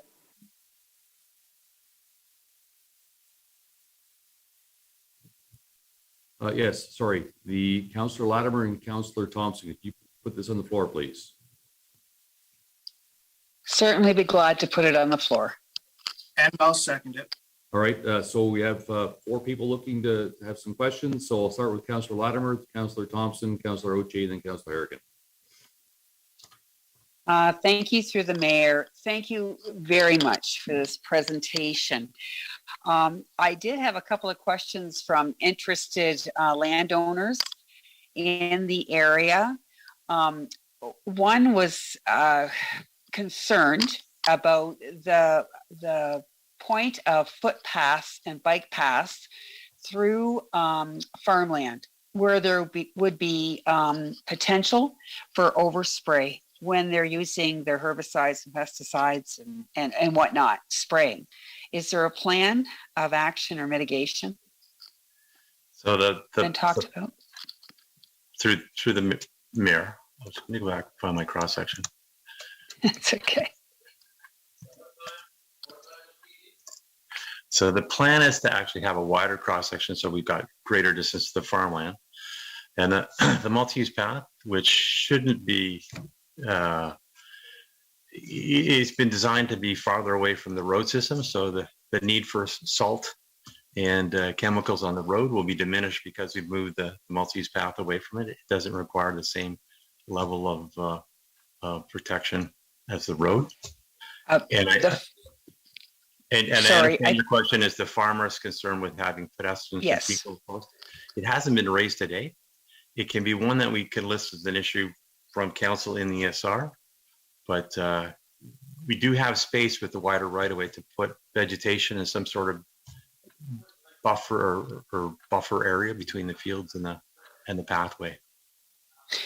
That's a good thing, and I would assume that you would involve the stakeholders, the actual property owners, in that resolution process or that plan. There is a concern, ongoing concern with a lot of the landowners and the property owners impacted that notification was not sufficient. Now that's something we hear all the time. Certainly, there has been 3 public not consultations, but events where community input was gathered. But I have talked to Mark McFadden about additional meeting with certain concerned landowners, with yourself and our municipal staff. And I was very pleased to hear that everyone is open to that. But I'm asking for, I guess, reassurance from all concerned that any of the, especially in this particular end of the project, that again, after this information or information report tonight, that they be notified again about the 30-day period and how they can, I apologize for that noise in here, that they would be able to contact you with their concerns or questions. And through the mayor, although it's only a requirement to put the final notice in the newspaper, we're committing to give notice to every person that's participated in the study over the last 3 years. So they'll all have the opportunity, and if there's requests for further meetings or consultation, we've been doing them. How would that notification take place, Steve? They'll get emails, and we have one that doesn't have email, so he gets a couriered letter. Okay, so this is involving every landowner impacted? Well, we'll check, but we have everybody that's been part of the study to date. There may be landowners that have changed. We'll check. Yeah, I think that's the concern that was brought to me just recently, is that despite all of the best efforts of everyone concerned to notify and gather information and make sure that every property owner is aware of what the impact of this plan would be on them, be it at this end or the other end, that how it would impact them specifically. Because to look at the map, and I would agree with this, it's hard to discern what actually is being impacted and what farm and where. So I appreciate the effort to address that concern. I also have one more question that you perhaps may or may not be able to answer. And this was brought to me through another property owner. Just how much farmland would you estimate is going to be lost through this living plan? Minimal to maximum. Let's say if we just had to do this section, and we had ultimate luck, and we didn't have to enact the rest of that living plan based on whatever the shoreline, the lake decided to behave itself, or shoreline property owners got together and came up with an effective way to improve the robust or the resilience of the shoreline. So what would be the minimum maximum? Does anybody have a figure there? If the shoreline never moved, it would be 0. And I believe the numbers is in the order of 85 to 90 hectares if we implemented the entire plan over the next 100 years. Well, it wouldn't be 0 because we're tonight you're asking us to endorse this first section. So how much farmland is going to be lost if with us implementing this first phase? That last drawing, I don't have the exact number with me tonight, so it's like we will get back to you on that number. But it's there's a widening of the 20-meter right of way. So we're going to take 16 meters. There's a municipal drain that goes along this corridor, so part of it will be to serve that municipal drain. So it's really the length of this second concession. Yep. And there's a realignment down at the Coatsworth Road, and that's the entire 36-meter right away. But Catherine, who's on the line, is recording these, and we will get back to the area for the phase 1 project. That would be great. I think that's it for me right now, but I do appreciate that this is a living document or plan with an EA in place, and I appreciate that you took care to reinforce that this evening for all the public that's listening, because we do have to do something. We do have to put something in place because right now there is no funding, but we're hopeful that our government agencies, both federal and provincial, are listening about our shoreline challenges, and that something will be coming down over the next year. So I think between our shoreline study and this EA in place, that Chatham-Kent will be well placed to be in that competition for dollars to mitigate what's happening along our shoreline. So thanks again for the presentation tonight. Thank you. Councillor Thompson, followed by Councillor Oche. Thank you very much, Mr. Mayor. I appreciate the answer to the number one question I've been getting, which is why not use the existing roads, specifically the 16th? So I really do appreciate the answers presented in this report tonight. You keep mentioning 100 years. Is that the timeline for the eastern, portion? Your expectation that we won't be having? Let me rephrase that. The timeline, your anticipated timeline to have to worry about that is 100 years off. It's going to happen somewhere in the next 100 years. It may be beyond 50 years, but there's great uncertainty of how and which sections will come first. So this is our best forecast for what it would be along the entire shoreline in 100 years that we're protecting for. Okay, and as you said, there's a lot of flexibility and a lot to consider there. Given that timeline, though, what sort of limits on construction and renovation should be put in place along the current Talbot Trail? Well, I'll say this plan will give data for the planning department and the conservation authority to start protecting landowners from building in areas that are going to be high risk. That will be one of the outcomes of this study. They'll have some confidence of where they will allow development to occur. It will also reduce liability for the township and the conservation authority for building in areas that are going to be high risk. That will be one of the outcomes of this study. They'll have some confidence of where they will allow development to occur. It will also reduce liability for the township and the conservation authority for building in areas that are going to be high risk. It will also reduce liability for the township allowing development without giving them knowledge of the risks of where they've built.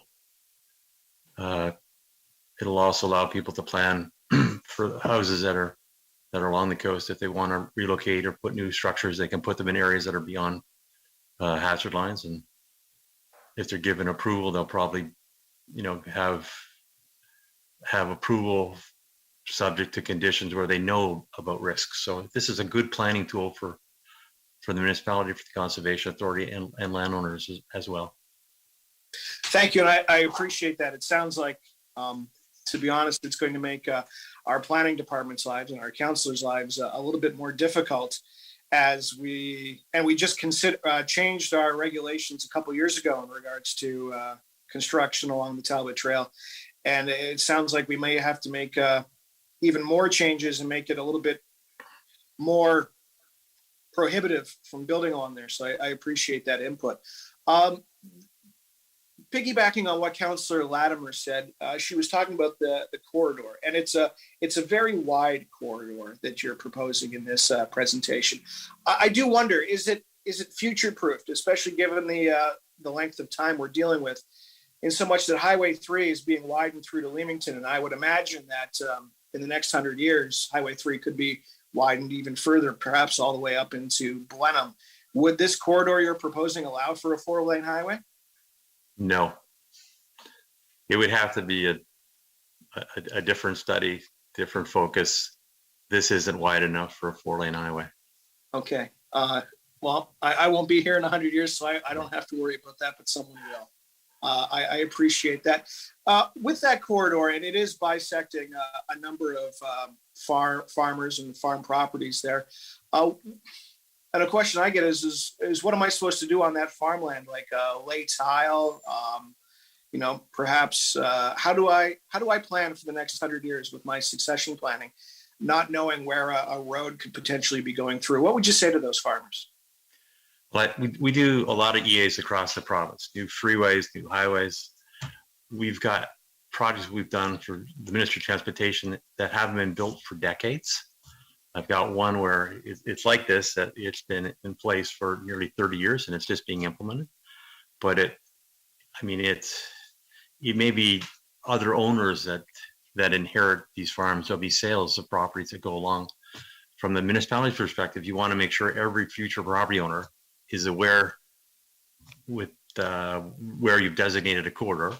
But until it's implemented, farmers can continue to use the entire farm. The acquisition wouldn't typically happen till a couple years before you wanted to implement it.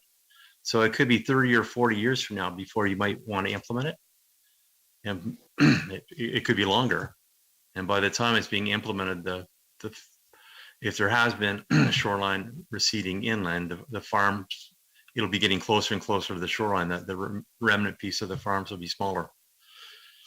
But okay. It could be 100 years. Right. I appreciate that. And as a municipality and as a government, we do have to look with this long-term vision, which can sometimes make short-term planning a little bit more difficult. So I just want to also say thank you very much. I passed along the information along the recommendation 2A to use the Crawford there to a number of farmers and residents I spoke to in that area. And I know as chair of the LTVCA, we were very happy to see that some of our significant forest and wetland is going to be avoided with the change to using the Crawford Road on 2A. So I wanted to say thank you very much for that. And as we move forward, I think this is an important document to help secure the future of this section of the municipality. So thank you. Thank you. Councillor Oche, followed by Councillor Harrigan. Thank you, Your Worship. Through you to the gentleman speaking. So this 100-year plan, for the people who have not received the brochures saying why we're not doing Simpson line and 16th line, could you please tell them why? Yeah, I answered this question at the second PIC for many of the people that came asked that question. So it's predicated on minimizing the the environmental and social impacts of trying to create two corridors as opposed to one. The question that most people that came and asked that question didn't realize is that we cannot leave landowners along the shoreline landlocked. If the Talbot Trail is lost or significantly lost in sections, we have to find a way to provide access to those homes, or we have to buy the homes. There's a $500 million worth of properties along the Talbot Trail, and we haven't recommended acquiring properties as opposed to providing a road access. So the implementation of the plan is a way to give access to all the properties on the shoreline as it evolves over the next 100 years. And as I described with some of the farming impacts, putting one corridor as opposed to two, minimize the impacts on landowners in two locations as opposed to one. And the location where we have the impacts for the one corridor solution is generally in the area of the people we're trying to serve. So you're saying putting this road through all these fields is not impacting more people than running another corridor? Is that what you're saying? No, instead of making two corridors, it's better. Making one corridor is better than making two corridors. So I may not have explained it 100%, but we can't do a single corridor. We can't abandon the property owners along the coast. Correct. Actually, I'm from along the coast, and I have from the west end, from the Wheatley, Port Alma area. And did you also mention that you only had one question that was not from the east side? I think we only have one remark concern other than the east. They're predominantly from the east agriculture area. We had another issue that was related to the Coatsworth Road, the intersection, and it was a legitimate question about why we had chosen this alignment as it connected to Coatsworth Road. Okay. And it was, I can give the explanation for that other public comment as well. Sure. Go right ahead. No, the question was, why did we have to do the realignment across that farmland? And it was related to the implementation of the greenhouses on the west side of Coatsworth Road, which was implemented during the EA study. We couldn't stop it until the EA study was done. But it's a great example of why you need an EA study complete. It allows you to protect the corridor from future development. If there's other greenhouses along this whole stretch, which there's one other location, it will allow you to protect it from development. And that was the answer that we had to give to the farmer that owned this corner. It was a legitimate question, but the answer was just timing. We didn't have it in place yet to protect. Okay, so I'm not sure if maybe all the farmers in the west side didn't realize what the cutoff date was, because there's a lot more questions than that one, and I'm hearing them all the time. So when you, and this, I know you're saying it could be up to 100 years, but it also could be 20 years or 15 years while the farmers that own the property now still own it. When you put that road in and cut their tiles and everything, are you, and I know you're not putting the road in, but is that all added into the budget to fix their tiles once we cut them in half? So this is based on my experience of doing this on other projects, so federal government, provincial government. So the advice in property sections is that landowners should continue to maintain and upkeep and use their land until the time of acquisition. And that would include putting tile drainage in, if that's what it is to run and operate a farm. And then at the time of implementation, there will be compensation for the land acquisition. That would include improvements to the land.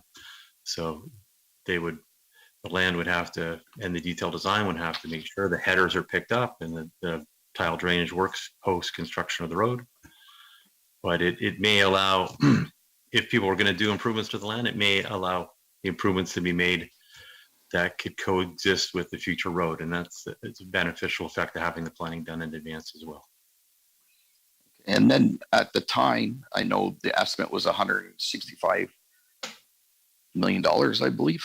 Do you still see that price as being in the ballpark?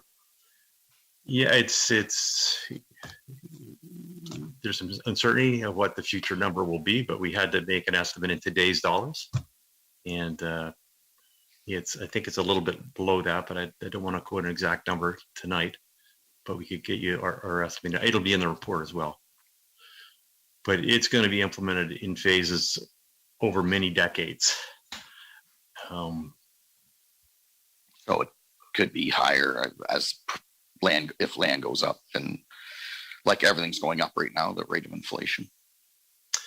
It will be in future dollars terms. Right. It will be. Okay. It's all been based on today dollars. Okay. And then the last thing,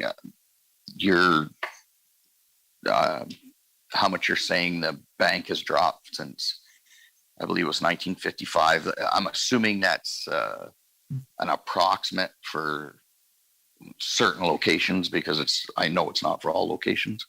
Yeah, no, this is an exact location where the road is closed. It's just an example of sorry, it was one of my first slides. Yeah, this is just in the Coatsworth Road area. Right. Now, could you go back one slide the other way to where now this isn't actually, I don't think this is AD shad erosion. This looks like it's Port Alma. These three pictures. Oh. That looks like AD shad. Yeah. The other one doesn't look like. Now I know, I grew up in Port Alma, so I know that location. And as a matter of fact, I may have just they got put in with the same. Yeah. No, that's no problem. I just know the back one, the one that I'm saying was not 80 shad. That is the most that had dropped in probably. Well, I lived in Port Alma. I'm going to be 56. I know 40 years ago I cut that bank all the time, and we haven't lost that kind of a drop in maybe twice that amount that you're seeing right now in 40 years, or 44 years actually. So I guess it depends on where it is and what the level of the water is, but so and and I may not have mentioned it, but the expectation is the shoreline retreat will accelerate because of climate change. So the number of months that there's ice covered lake will decrease with time. Wave action will be able to hit the shoreline for more of the year. So it should accelerate in the next century as opposed to what happened in the last century. All right. Okay. Thank you very much. Councillor Harrigan, followed by Councillor Sakachi. Thank you, Mayor Caniff. Confirming you can hear me. Yes, we can hear you. Okay. Thank you. And I apologize, my hydrant has gone out, so I am only joining by telephone.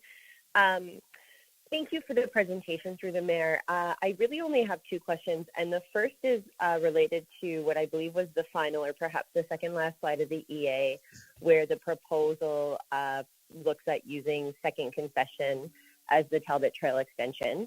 I had a few residents reach out to ask if, or I guess why second concession was considered over third, given the current state and the infrastructure of the roads. And then also given how close second concession actually is to that purple do not develop line. So I wonder if you can speak to that just briefly, if that was considered during the EA process. Yeah, so both corridors were through the mayor. Both corridors were considered and evaluated. It being the second concession gave a closer fit for the alignments to the east and the west. They both required complete construction of the existing road, so bring it up to an arterial road standard. And it just provided short-term connectivity without going as far away from the existing Talbot Trail. That was one of the consideration as well. Okay, thank you. And then can you just help me understand the process in terms of, so council endorses the recommended, the technical requirements in the EA today, and then there's a 30-day period. Will this, and perhaps this is directed more to Mark McFadden, will this now go back online as a featured project on the Let's Talk and there's 30 further days, or is this an endorsement with a 30-day notice that kind of goes upwards to the province? Can you help me understand what the next 30 days is about? So the EA process is just to give another benchmark time for the public to review and provide comment. They can do a Part 2 order request, or they can provide comments during the 30-day public review period. It will be the last of the EA consultation unless there's an issue that the minister identifies that there should be further consultation with a specific group or a property owner or First Nation. That would be a minister order to continue. But other than that, what will happen is the 30-day public review, when it ends, it will give the project environmental clearance. So it will be part of this living document. The expectation is it would then find its way to be listed in the official plan, the next update to the official plan.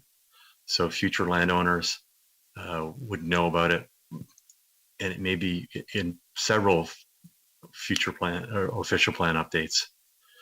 But it still becomes council's decision to implement it.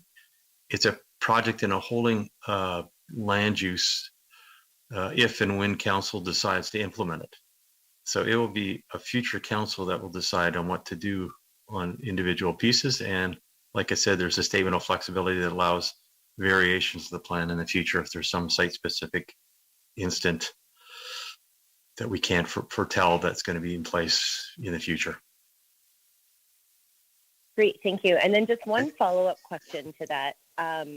The first priority that was identified, again, on that last slide, which I will call kind of like the Coatsworth Road intersection of the Talbot Trail closure. I believe in the presentation, there were some kind of local access roads that were developed.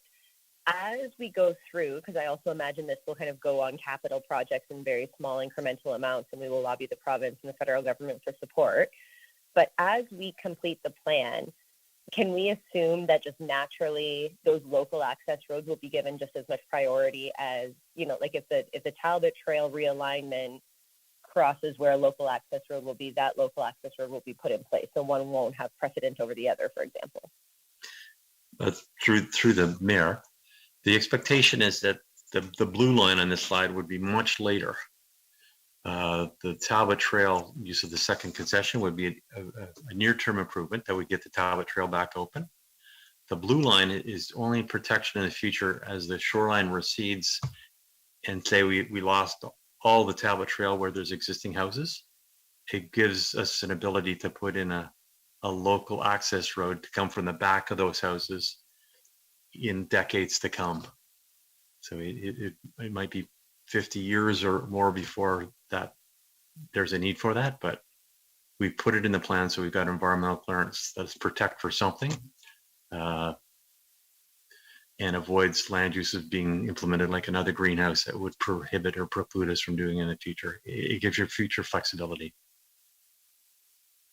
Great, thank you for that clarification, and thank you for this. I know that this is not an easy EA to complete, and certainly has been very hard for many of the residents and businesses that have been impacted by the closure on Talbot Trail. So thank you for this. This is another step in the process. Yep. Councillor Sakachi, followed by Councillor Finn. Thank you, Your Worship. Mr. Taylor, I really greatly appreciate all the work that's went into this. Unfortunately, with items like this, there really is no good solution. It's just kind of what we have to make do. I just wanted to give a credit to Chris and Mark and their team. I know there were several concerned residents in our area, some that we've had the opportunity, Councillor Thompson and Councillor Latimer, to meet with, and I appreciated all the dedication and efforts that Chris, I was able to speak with Chris personally, and knowing that he was taking, and yourself were taking all the concerns to very much, basically sorry, I lost my train of thought there for a second. Anyways, it's very important to recognize that a lot of the consultation was very much, considered. I guess my only quick question is, because Councillor Thompson and Councillor Latimer essentially asked all my questions, just in regards to the 30-day notification period, the technical recommendation, is that a minimum? Is that able to be, just because, listening to Councillor Thompson and Councillor Oche, is that able to be expanded at all, just to let's say 60 days, or is that something that we are kind of required to stand with the 30 days? Because I would just hate to hear it, lose any more consultation based on just the amount of days that's in the technical recommendation. And through the mayor, it's a minimum, and we oftentimes give in our final notice a timeline, and like Christmas periods, or if it happened in the summer period, we can extend it. So we can modify that. If it was just okay, Mayor Kenneth, with the mover and seconder, I just would like the recommendation to be extended to 60 days notification period. I do apologize for not sending this in prior. I just think it's important to add a little bit more, since this is a legacy project and it's extremely important to the landowners. I don't think it would hurt adding another 30 days onto that process. Councillor Latimer and Councillor Thompson, are you good with that change? I am.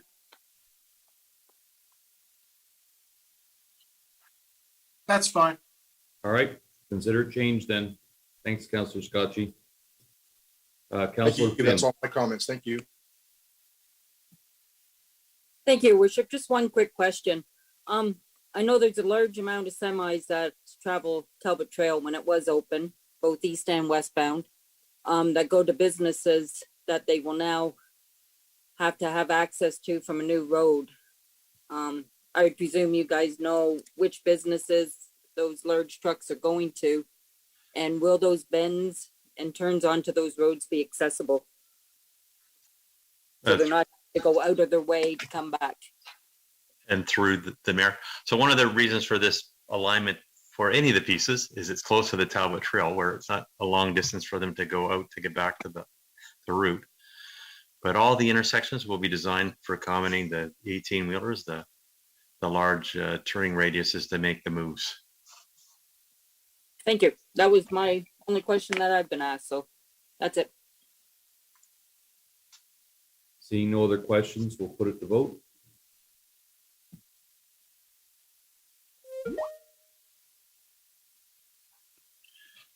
Sorry, Mayor Kenneth, just point of order on the recommendations, just the 30-day public review to 60-day public review period. Thank you, Councillor Scotchy. You're welcome, Madam Clerk. And Judy, my vote is yes, it's Councillor Harrigan. Oops. Thank you. Judy, it's not coming up for me. My vote is yes, it's Carmen. Sorry. It's okay. We're still making the change on the screen. We haven't, okay. It's just Councillor Harrigan is on her phone, so she'll have to do that for the remainder of the meeting. There we go. Ah, there it is. Okay.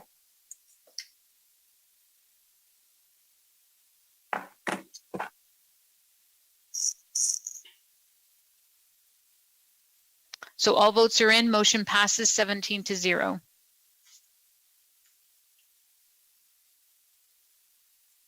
Moving on to 17B, pickleball court locations, community building grant funded.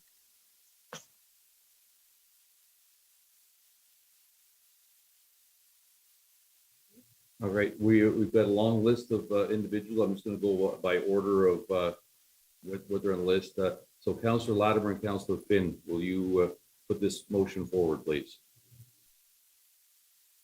I will put it on the floor. And I will second it. All right, so we've got, I've got 6 speakers on the list here. So Councillor Latimer, if you want to start, followed by Councillor Finn.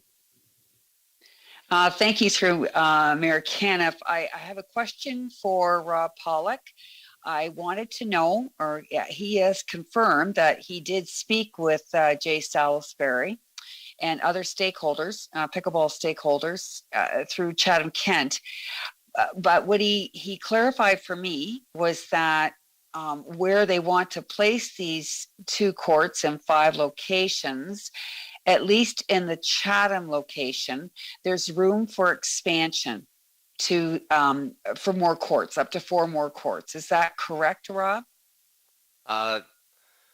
Thank you, Mr. Mayor. It's Rob Pollock, Director of Parks, Recreation, and Cemeteries. And yes, so where we're putting it, there's 2 courts that are going to go there initially. It's at Ross Park, right at Erickson Arena, pretty much right next to the arena, right near the parking lot. And there's room for up to 8 pickleball courts. So right now, the recommendation is for 2 courts to go there, and it can have 6 more courts. Yeah, but that would have to be done through fundraising or other funding opportunities. And did you talk with Jay and other stakeholders about that potential? And what was their response? Yeah, since we got the grant, I was in communication with Jay and the pickleball groups, and I explained to them we were working through where we were going to put these pickleball court locations, and we were trying to come up with a solution that was good for all of Chatham-Kent, and not just a certain community or only a certain couple communities. So this was the solution that we came up with after the community engagement, and we've been informing all the community groups and the people within their communities that if they wanted further expansion of those pickleball courts, we could do that in the future at the different locations that we were coming up with throughout the process. So you received a positive response from Mr. Salisbury, because that's not indicated in his letter.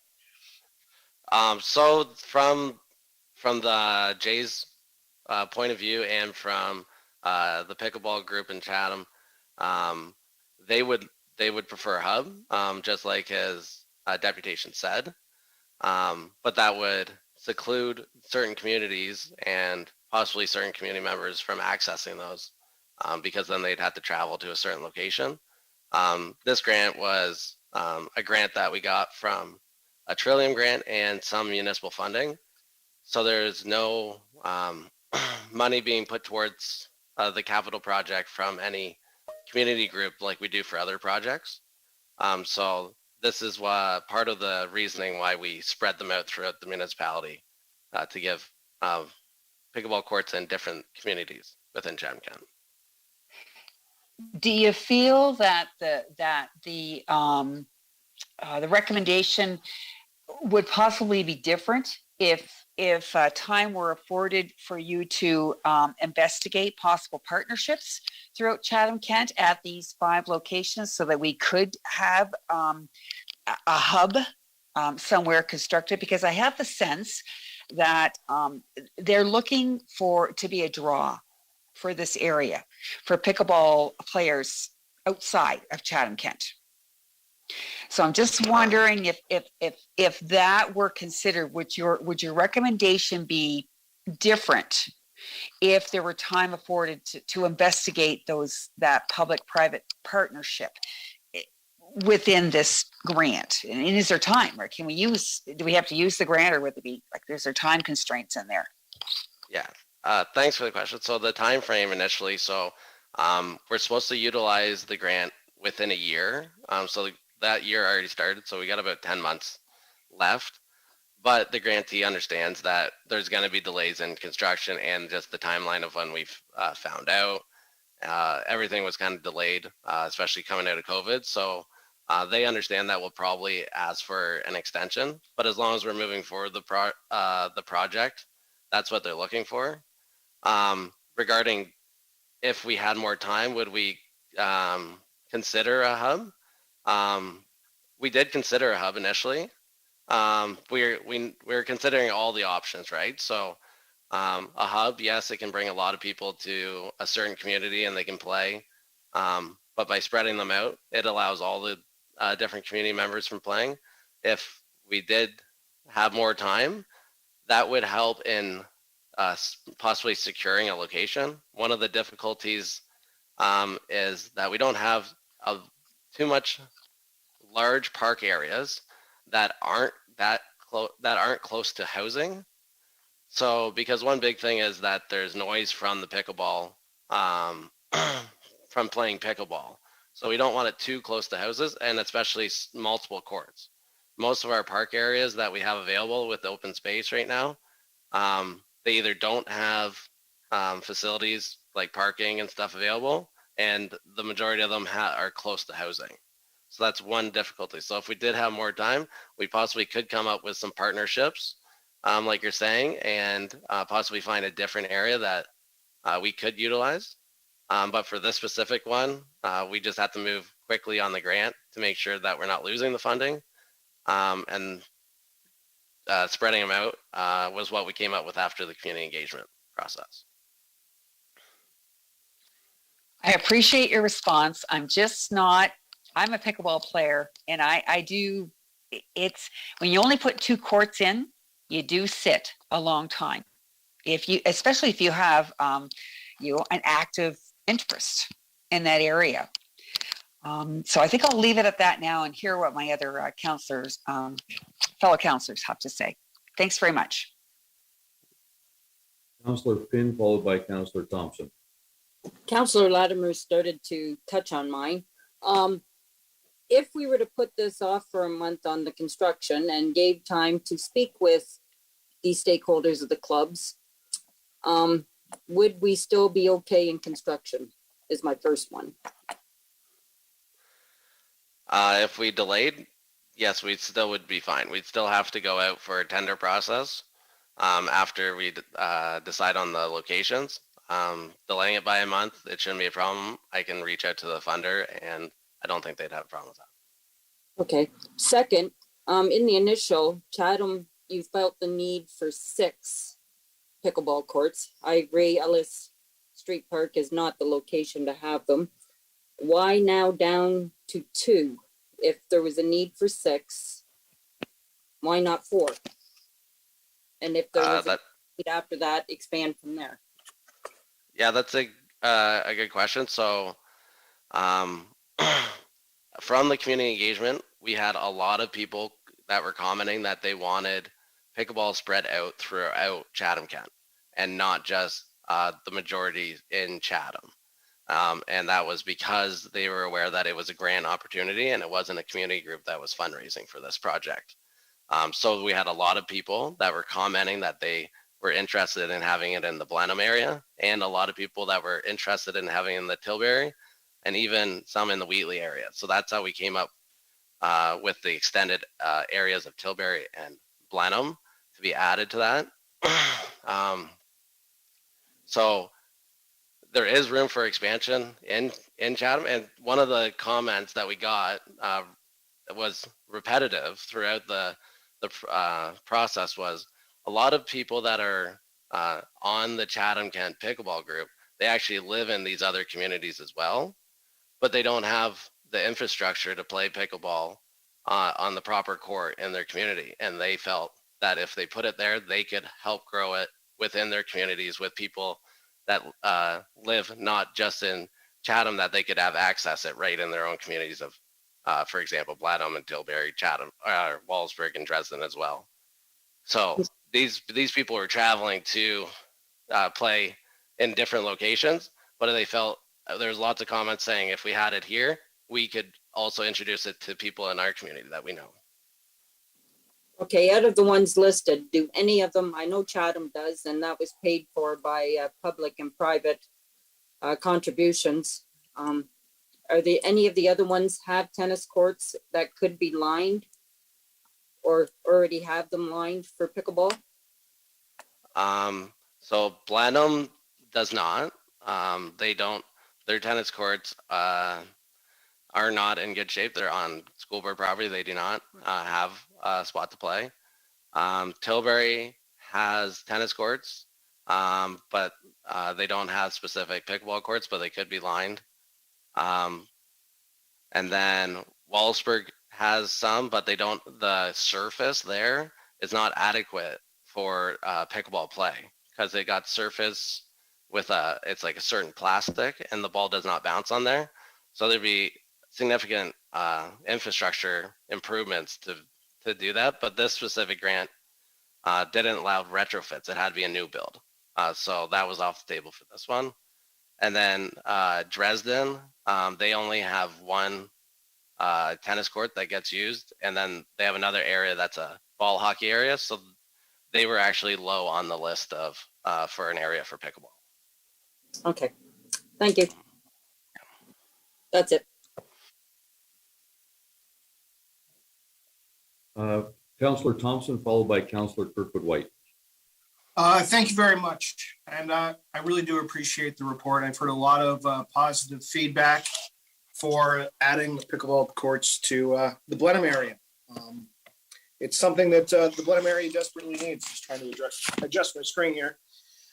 Blenheim doesn't have any tennis courts. Obviously, that's an LKDSB thing. We don't even have a basketball court. There's no place to play basketball. And pickleball is something that is sorely needed in this community. I think I struggle with the idea of having a hub somehow makes that more accessible or more inclusive. We don't hub baseball fields or all the arenas. Or later tonight, we're going to talk about small town municipal centers. We don't hub those, and we shouldn't. And I agree that it would be nice to have more pickleball courts in Chatham. And I think there's opportunities for the Chatham-Kent Pickleball Group to come forward and maybe do some fundraising and add some more in. I know the community of Erio fundraised for their pickleball courts. Yes, there's only 2 of them. Their goal is to add more. So I think as we go forward on this, we would love to have as many pickleball courts as the public wants. But we need to make sure all of our communities are covered. If we put them all in Chatham right now, it's a 40-minute drive for somebody coming from Wheatley or Bothwell. And that's not right for the people of those communities. They deserve to have pickleball courts close to them, even if it is just 2 right now. And as the sport grows and the interest in these outlying communities, I am sure there are going to be people that will pick up the torch, as it were. We can partner with, and we can add more. Now, it was touched on a little bit, but there is plenty of space to add pickleball courts to a lot of these locations. Is there not, Rob? Thank you, Mr. Mayor. Yes, there is. Where we're putting them, Chatham, there's room for expansion there. Wallaceburg, there's room to retrofit a couple of them or even expand a bit back behind the tennis courts as well. Dresden, we could add a couple more right beside theirs. Same with Blenheim, we could add a couple in the park there. And Tilbury, we could definitely add some right beside where we're going to add them right now. So all of them can be expanded. And I think that's excellent news. And what generally do you think would the cost per additional pickleball court would be? It's gonna, I would have a better idea once the tender comes in for this one because of the inflation and stuff, but based on the EREO pricing and talking a bit about how much they were paying with their contractor, it'd be about $100,000 to $125,000. Okay. For two pickleball courts. Yeah. For 2 pickleball courts, it's substantial, but at the same time, I think it's when we've seen the fundraising that the community groups have done for splash pads. I think that's another great example. We have a very large splash pad in Chatham, but all of the other smaller communities also have their splash pads, and each of them are unique and special in their own way.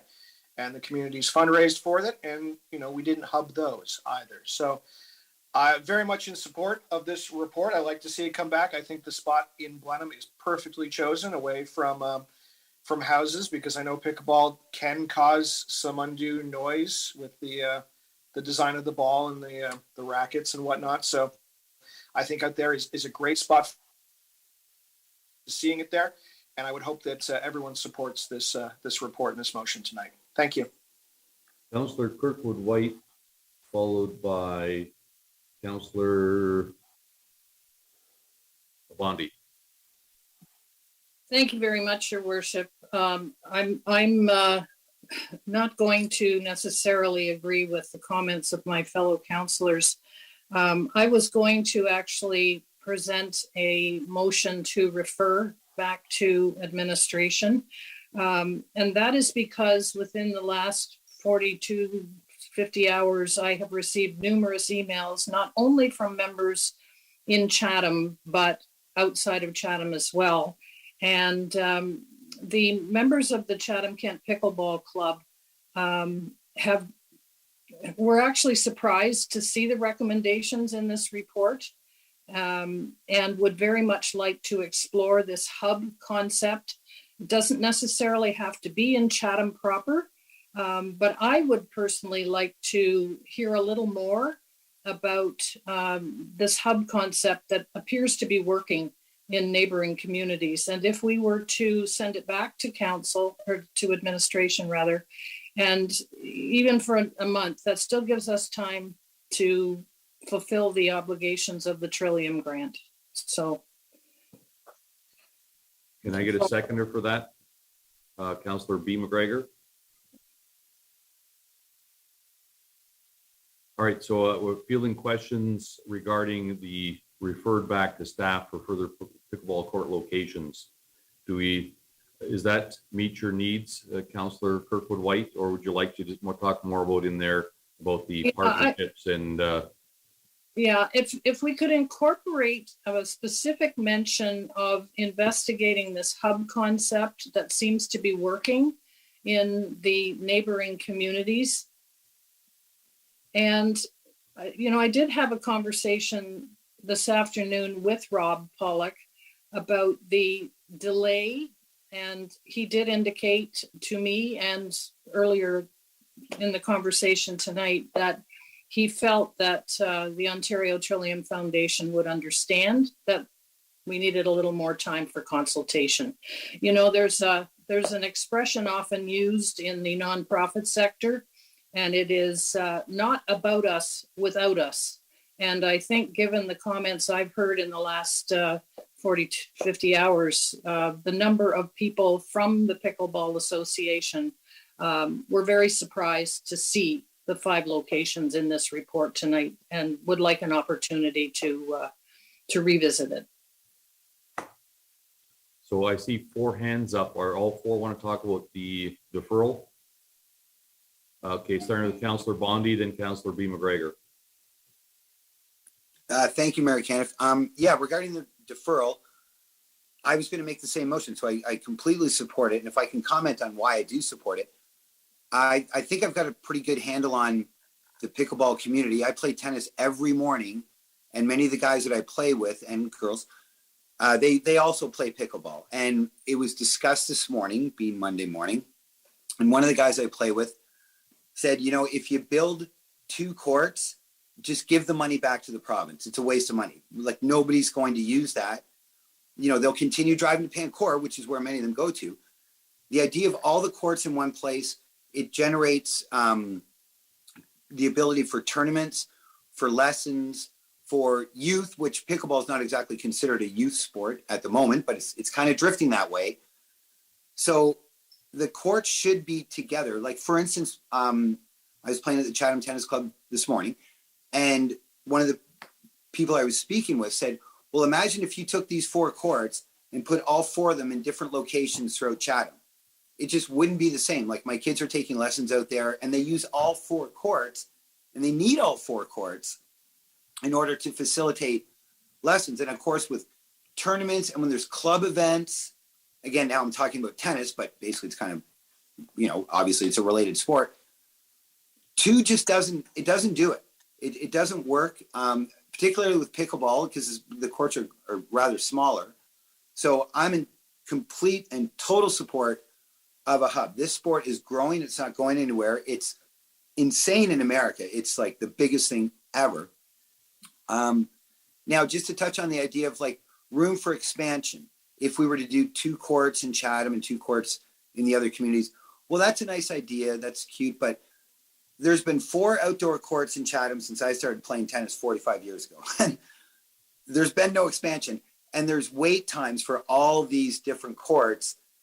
Not in the middle of the afternoon when it's 90 degrees, but in the mornings, the schools are coming, the people are coming. So expansion, nice idea, but that kind of fundraising, that's a pretty big challenge for a pickleball association. Probably not going to happen. So I think that's a dreamy kind of idea. I don't think that's going to happen.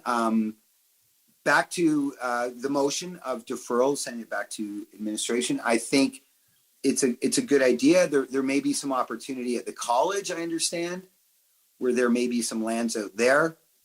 Again, that's in Chatham, but, and again, I'll be kind of, labeled like a Chatham guy because I'm a Chatham guy. But, when you look at the math, 67% of the population lives in Chatham of those communities. So likely the logical place. Like I play tennis every morning. There's a girl that drives in from Erio every morning. Long drive, but yeah, are we going to hub these things? Should we hub them? Yeah. Referring back to Councillor Thompson, well, we don't hub arenas, but two arenas don't make, you don't go from one arena to the other to play pickup hockey. You play in one arena. This sport, people go from one to the other, to the other, to the other. Like, again, I play tennis in the morning. We use 4 courts and we exchange between all 4 courts, which allows us to bring out the numbers at 7 o'clock in the morning. If we had 1 or 2 courts, we wouldn't have that. It wouldn't be worth it. So I think we've really got the opportunity to create a pickleball central location that will really work for the Pickleball Association. And again, I was talking to the guys this morning, and a couple of guys, a couple of women, and they said, no, 2 courts is a terrible idea. You've got to put them all together.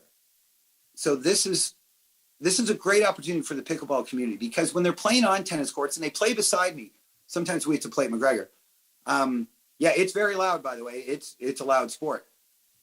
But when they're playing on tennis courts, which can be converted, it's really not that great, because there are then so many lines on the tennis court. Like there's the tennis lines and there's the pickleball court lines. So this being dedicated pickleball courts is a big, big plus. It's a great opportunity. I really hope we do it right. And the right way to do it is to put the courts together. It creates a community. And it's so social. It's more than just the sport. It's the camaraderie. It's the time in between matches that people talk. You're not going to get that with a 2-court facility. And just one quick question, and I know I'm supposed to be talking about the deferral, so if you'll allow me, Mayor. Rob, if we were to do 5 courts of 2, now, I don't know what I'm really, trying to express here, but let me just put it this way. Sorry, Councillor Bondi, we have a really long meeting and we really have to try and stick to our agenda. I apologize for that. Okay, that can be for a future discussion. Yes, I understand. Okay, thank you very much. I'm done. Thanks. All right, Councillor B. McGregor, followed by Councillor Scotchy. Thank you, Mayor Caniff, and I completely agree with Councillor Bondi. Councillor Latimer and Councillor Kirkwood-White and myself went out at the invitation of the Chatham-Kent Pickleball Association and played at the Wish Center. And it's very obvious that the sport requires multiple courts in order to work in those tournament formats, in that social format. And the feedback that we've received over the past few days from not the Chatham Pickleball Association, the Chatham-Kent Pickleball Association, which includes members from South Kent, from North Kent, from West Kent, all over the place, is that you need multiple courts to have a successful area. And I think that the issue with the recommendation is it's spread a little bit too thin. I think there's an opportunity for multiple hubs. So to do some south, central, and north, perhaps, and look at those opportunities. But just 2 courts isn't enough and doesn't work. And I think the comparison I would use is pools. We don't build a 1-lane swimming pool in one community and a 1-lane swimming pool in another community. We build a swimming pool with multiple lanes in one community because that's the best way to use a swimming pool. And, right now in Chatham, we don't have a pool that has municipally run programs, but we have a great pool in Blenheim that my family drives out to use. There's a great pool in Wallsburg that also sometimes my family drives out to use because that's how the community has sort of fallen, and that works really well. And I think that's a model that we have to look at and say, we need to use the assets we're lucky enough to have. This is a great grant opportunity to expand a sport that's growing, and we need to do it the right way. And while, I get the inclination that we want to really spread things as thin as we can and make sure everyone's as close as they can be to an asset. If that's not going to make the assets usable, we're not going to see the community get the most bang for their buck and get the most usage out of it, then it's the wrong way to do it. So I think we need to support this referral, go back, take another look at how we can best do this, involve that Chatham-Kent Pickleball Association even more than we have, because their voice has been really strong and they've been driving the growth of this sport in the community. So they need to be really involved in what the next steps look like and how this money is spent. Councillor Sakachi, followed by Councillor Hall. Thank you, Mayor Caniff. I didn't plan on speaking on this item, but since the recommendation has come back, I do feel the need to. Having to engage throughout the community on a regular basis, and I do applaud you for that as well, Mayor Caniff. I know that you're out regularly in all different aspects of our community and areas in our community. I don't like having this discussion because I don't necessarily agree with it, but the perception out there is that, and I'm going to be the one that says it, that the amenities usually tend to navigate to certain areas of our municipality based on population, which generally I can agree with. But here we have kind of an item that we went out and did our consultation. We went out to Let's Talk CK. We asked the community to engage in conversations. And it actually, it showed that administration was listening to those conversations and listening to the input from our community. And they ended up altering things based on what they've heard in our community. My biggest fear is that the deferral comes back to council. Yeah, so it was referred back to council, and now we have an area, excuse me, like Wallsburg or Blenheim, or somebody who is now going to be losing, one of these amenities when we are struggling so much to advocate for our own communities. I completely understand the aspects of it being a social sport, but we've had lots of conversation. I'm going to speak to in South Kent. We have no hard surface playing surfaces in South Kent whatsoever. Nowhere to play basketball unless you want to play against a side of a school or in a tiny public school lot. We have nowhere to play tennis. There's no way to play pickleball. I really feel that we as a council can have to do our best to try not to be divisive. And I feel that if another recommendation has changed, then the same thing is going to be happening. So I completely appreciate all the hard work and efforts that the Pickleball Association of Chatham-Kent has done. I don't feel that having two courts in specific areas is going to be a waste of money, as what's said, because every community needs some social aspects and gathering and camaraderie of sports. So I will be supporting the initial recommendations, and I will not be supporting these current recommendations be referred back. I think as a council, if we can spread things to alternate communities and still gather those amenities, we need to advocate for each other and everyone in every community to benefit as best as possible. Thank you. Councillor Hall, followed by Councillor McGrail. Thank you, Mayor Caniff. I agree with a lot of what Councillor Sakachi just said. I do have a couple of questions of clarification to Rob Pollock. Did you mention tonight that throughout the preparation of this report that the hub concept was considered? Yep, we considered it. And we initially we were thinking of putting 6 at Ellis Park in Chatham. And that was before we heard back from the community engagement, which was significant feedback and comments saying that there was a need for it in Blenheim and the Tilbury area. And that's when we changed it.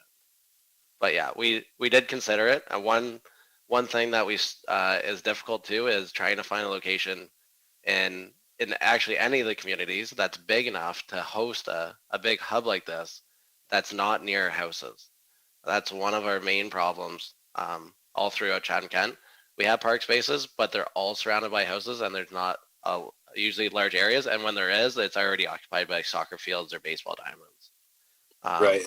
So, yeah. Yes, thank you for that, Rob. And you said so, and then obviously you touched on the public consultation, and it was enough to and change your initial recommendation. So you were satisfied and happy with the amount of engagement and feedback that was received throughout the public consultation process?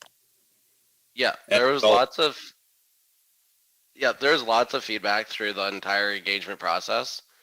And one of the main things is this was a grant for Chatham-Kent, and the feedback that we got, we understand that the pickleball group wants a hub in a central location, but the feedback that we got was that we need to spread this out, and if people want more infrastructure, like more courts, then they should be doing the fundraising just like other groups have done in the past for other projects.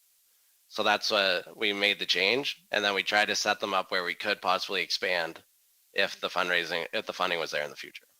Great, thank you for that, Rob. I know I've heard from folks in Wallaceburg that are before this grant opportunity even came up, about asking about pickleball locations in Wallaceburg. And so when this came up, that one, that we received the funding. I know pickleball players in Wallaceburg were thrilled that they were, there might be a chance to have a spot in our community.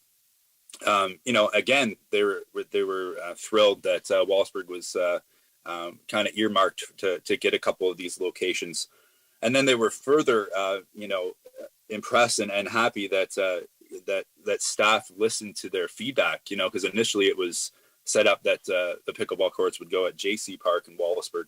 The feedback was heard, and now it's being recommended that it's at Steinhoff Park because it makes more sense. And I think that that made a lot of the pickleball players happy that I spoke to. So I agree. I will, I won't be supporting the deferral for this. I think our community is grateful to be having these two courts, and it's a great start for the pickleball players in our community. And lastly, I applaud staff for doing public engagement and listening to the communities all across Chatham-Kent, and having that showcased in the recommendations. So I'll look forward to supporting the initial recommendations. Thank you. Councilor McGrail. Thank you, Mayor Caniff. Real quick, Councillor Bonnie touched on it. I'm going to touch real quick on Pancor. And as some of us know, Pancor is very much a hub for pickleball, and is a very big place and a busy place for pickleball. Why wasn't it considered is my only question. As just for clarification, as a hub, or just in general, not as a hub, but even two courts, because right now they play on courts that are tennis courts that have extra lines that is in desperate need of repair. Yeah. So thank you for that question. So one of the main things from this grant is it had to be new infrastructure, and we're well aware that Pancor needs to be redone.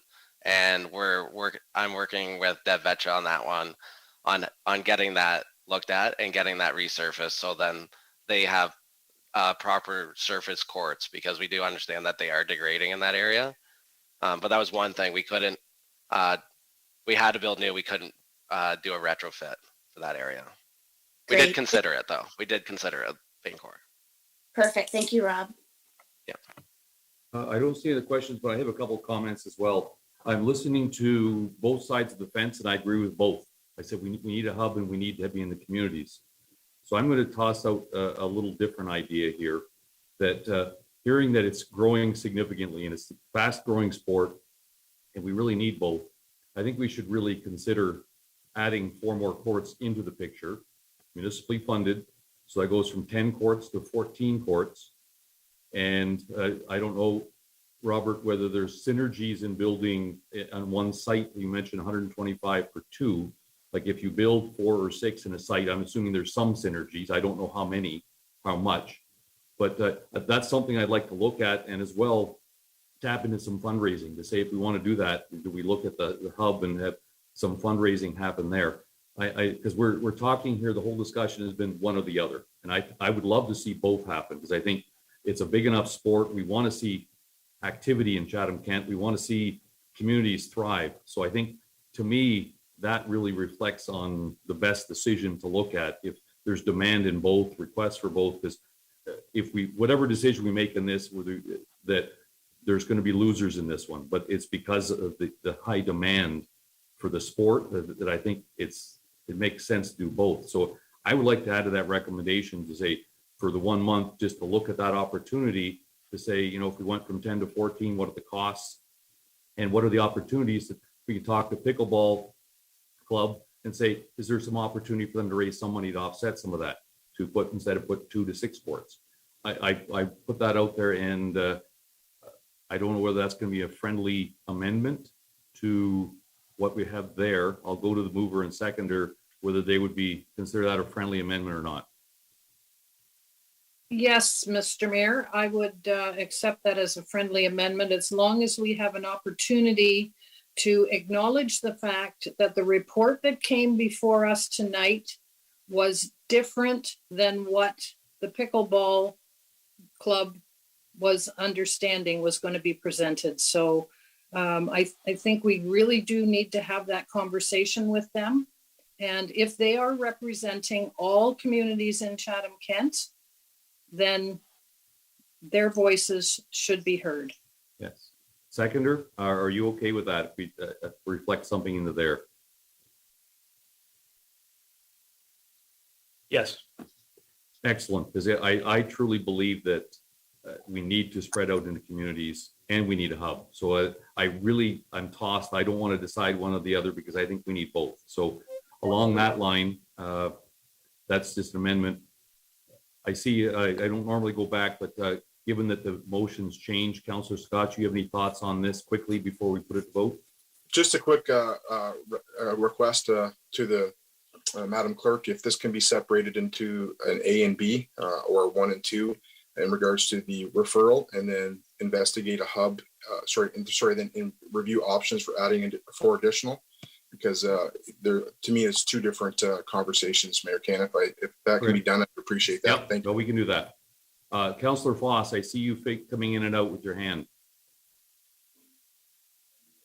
Yes, Your Worship. I didn't know whether you were acknowledging me or not. Sorry, you flashed it in a couple times, but yeah. So go ahead. Anyway, I don't really support the delay, and I guess the reason why is that with the way construction costs are going now, I don't see that being a benefit to us, because of the fact that these construction costs could affect the amount of work that we're going to end up doing here. So I think the communities have spoken, which was said several times, as to the need for these pickleballs in each community.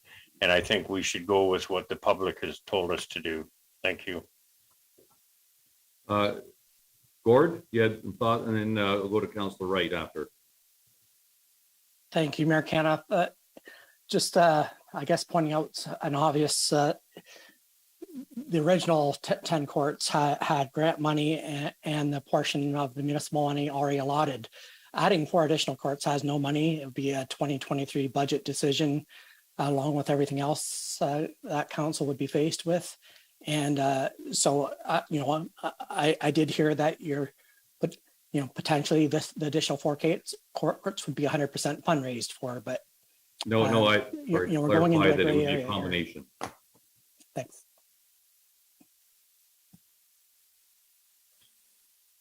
All right, so we're splitting that into 2.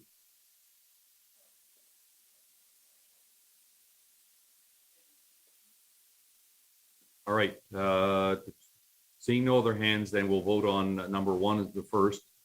Recommendations be referred back to staff for further, can't read it here, review of the pickleball court locations, including the investigation of a hub. And then 2, and review the option of adding an additional court. So we'll vote on number 1 now.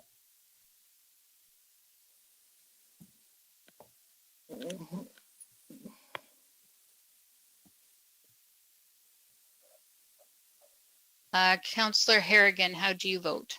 Oh, you're back in. Councillor Harrigan, it looks like you were able to vote electronically.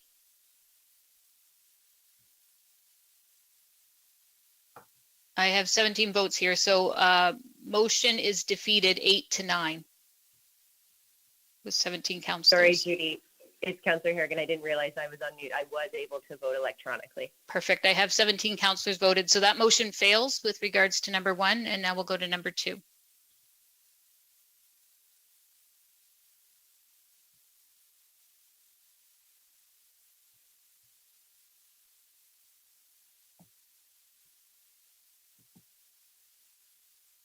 Just a point of order, Judy. Are we going to return to the original recommendations now that we've just said no to the deferral? My understanding is that the second deferral, though, is to review the option for 4 courts. That's what the intent of this one would be. And then, yes, we go back to the original motion.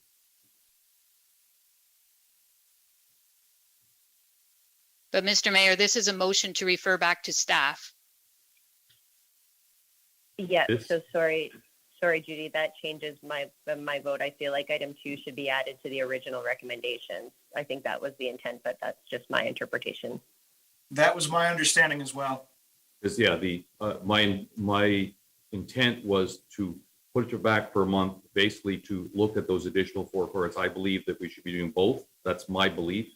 And what I didn't want to do is force one group and another into raising any single, like to keep the original recommendation. But let's look at if we wanted to put 6 courts in a hub, that we can look at some other fundraising options to do that, along with some municipal money. So just to clarify, are you asking that the report be brought back to administration to be able to look into the 4 additional courts? Or are you looking that we amend the recommendation in the report that proceeds with the construction and add 4? Do you not want the homework of the 4 courts first? That may be more appropriate if we put it, attach it to the initial one. Say, I have no problem proceeding on with the 10 as they are now, but let's look at adding 4 to 1 to create a hub and the opportunity for that. So right now, the way that the motion was put on the floor is that it was to refer back to administration to do 2 things. So we voted on the first one and council decided not to send it back for administration. We need to finish this motion on the floor to determine, do you want to go back and send it to administration to look at the 4 additional courts? Okay. And it's a motion to refer and we wouldn't go back to the original motion. Now, if this fails, we can go back to the original motion. So I would believe I'd like to change my vote. So we can restart that with the understanding that this motion on the floor is actually to refer back to staff. Yes, so given the clarification here and the confusion, Judy, is it acceptable to do for Councillor Harrigan to switch your vote? Yeah, we're going to restart it so that everybody has now the understanding that this is still a motion to refer back to staff. So there's the second part now. It's still a motion to refer. Okay. Sorry, point of order here. If we have already declined the first one, if we're supporting the second one, that means the very initial, my concept would be that the review options for additional courts would go on the original recommendation. So we'd be approving the locations for the first one, and then another report would be coming back to staff, reviewing options of adding additional courts. So we kind of were proceeding to approve the locations with 4 more courts potentially coming back and the costs associated with it. So Councillor Sakatchi, that's not the motion that's on the floor though. The motion that was put on the floor is that we refer back to staff for 2 things. 1, to review the pickleball court's location and investigate a hub. And the second one is to look at 4 additional courts. So that's what's on the floor for a motion to refer. If that's not what council wants, then somebody could put the motion on the floor with regards to what was in the report if they so wish, and that can be amended accordingly. But right there, this is still a motion to refer. So Madam Clerk, given that I started this, maybe I'll withdraw number 2, and I'd like to add it to the original motion to say proceed on with the 10 courts, and then let's look at putting that item 2 on, as well as administration look at the feasibility of adding 4 courts to create a hub and look at the fundraising opportunities and from that perspective. Not to complicate things, but it's not your motion. There was a mover and a seconder and to that's it. Why so yes. And we've already kind of started the voting process. So we could just vote it down if that's what council's intent is and move on to the next one. But procedurally, we should finish off the vote. Okay. Anybody else have comments on this vote before we go back to the, if I see, okay, so we'll vote for this, and if this fails, we'll go back and we'll start with the original motion and voting on that. Correct.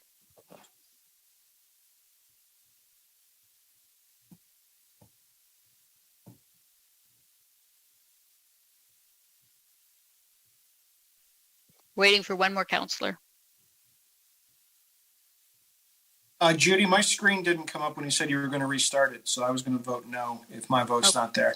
Okay, so now we have 17. Somebody abstained when they didn't declare conflict. Abstain means a no vote. So Sorry, we have. Madam Clerk, I have not received the new text box to vote either as well.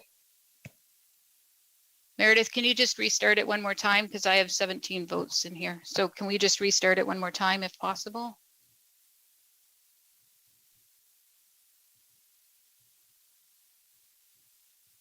There we go.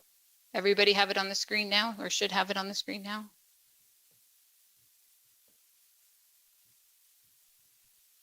Okay, all 17 members of council have voted. The motion fails 7-10. We're back to the original motion that was on the floor, Mayor Caniff. Okay, we'll put that on the screen.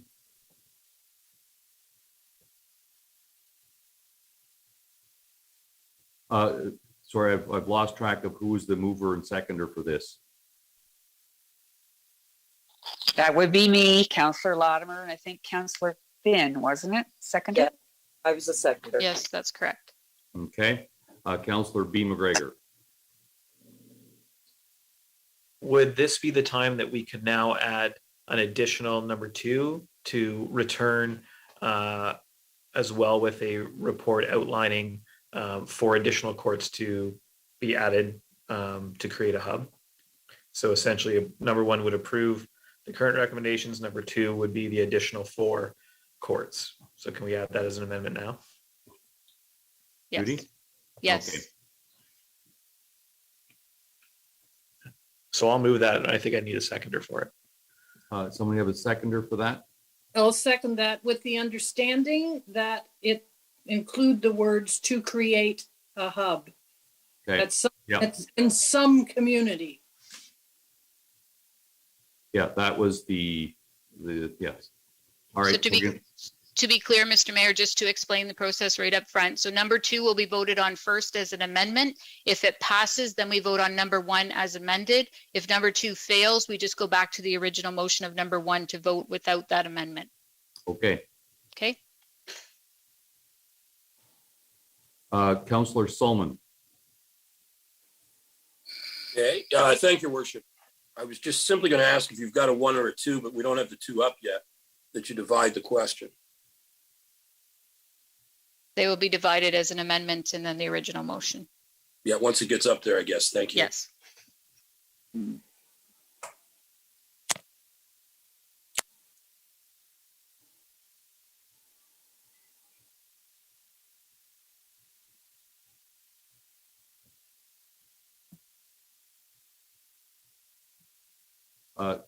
Councillor B. McGregor, does that meet your requirements for number 2? Looks good to me. I think it has Karen's wording in there.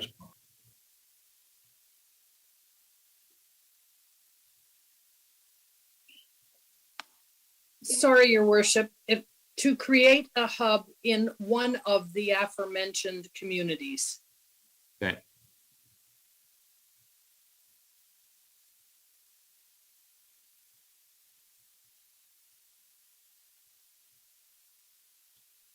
You're just waiting for that change. And then is there any other questions related to this before we vote on number 2? And then if that goes through, when we vote on 1, it'll include number 2.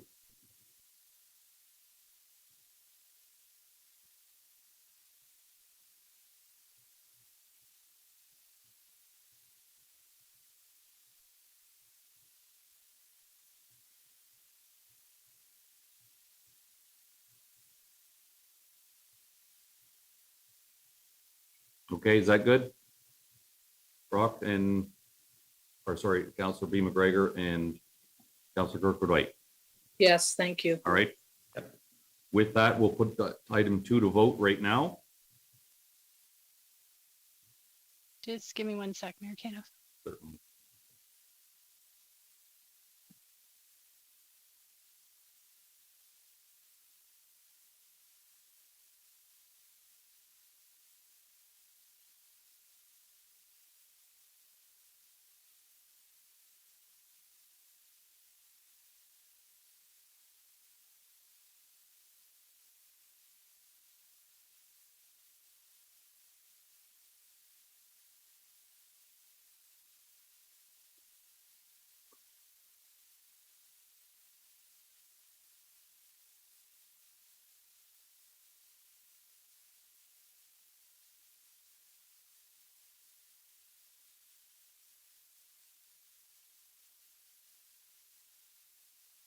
Still waiting for a few more. This is with regards to number 2. All votes are in. Motion passes 14-3. And now moving on to number 1 as amended.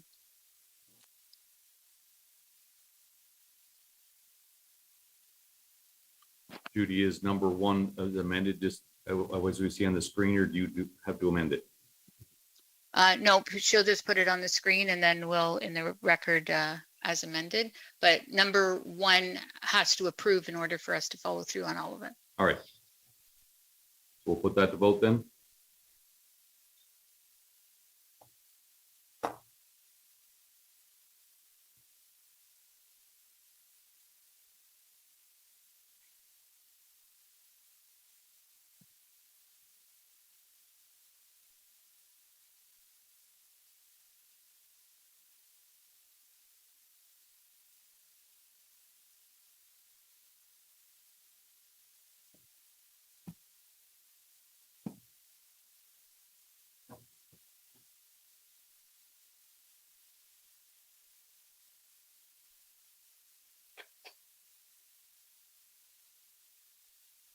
And one more.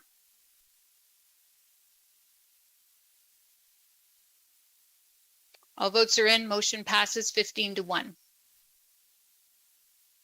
Okay, with this, Judy, I'm going to come back to you. We have 34 minutes left in the regular session, and it's quite obvious we're not going to get through our agenda. Is there anything that, Madam Clerk, that we should be dealing with tonight that we need to get through? The one thing that does need to be done before our next council meeting is the 18B, the corporate sponsorship naming of the 3rd and 5th Street bridges. So if we could perhaps maybe do that one now and then just continue on with the agenda and see how far we get. Okay, do we need a motion to change the agenda? Unless any councillor disagrees, we can move if forward is without a motion. Any objections to dealing with 18B currently? Seeing none, we'll move to 18B. Corporate sponsorship naming the 3rd and 5th Street bridges. We just have a conflict right by Councillor Solomon. Okay, could I get Councillor Bondi and Councillor Kirkwood-White to put this on the floor, please? So moved, Mayor Caniff. Thank you. And seconded. Any questions? Seeing none, we'll put it to vote.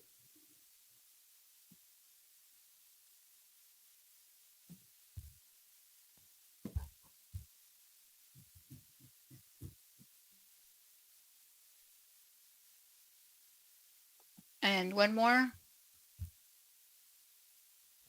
Okay, all votes are in. Motion passes 13-2 with 1 abstained due to the conflict. Thank you, Mr. Mayor. We'll move back onto the agenda. Hey, Judy, it's Joe. I'm sort of losing connection here, but I do vote in favor. Okay, thank you. If yours wasn't recorded, we'll make sure that's in the minutes. Thank you for letting us know right away. Okay, we'll continue on the agenda.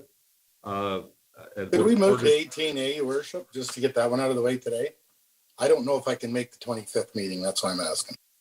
Yes, because that's what already been deferred once. So, Madam Clerk, is there an issue if we go to 18A and try and take that one off the table so we're not deferring it for a second time? No, I agree. You're the chair. If no one disagrees, absolutely. All right. So if everyone's okay with that, we will go to item 18A. And I would like to, if we can least get this done this meeting. We may have to add a bit of time to get to deal with 18A depending on the discussion. But I plan on after 18A going to the requirements of the passing the bylaws, and then we will defer everything else to the 25th. All right, with that. Mr. Mayor, there is a presentation by Kathy and Dave Taylor, just a few slides. All right, we'll start with the presentation, and then we'll go in. We have a lengthy list of speakers.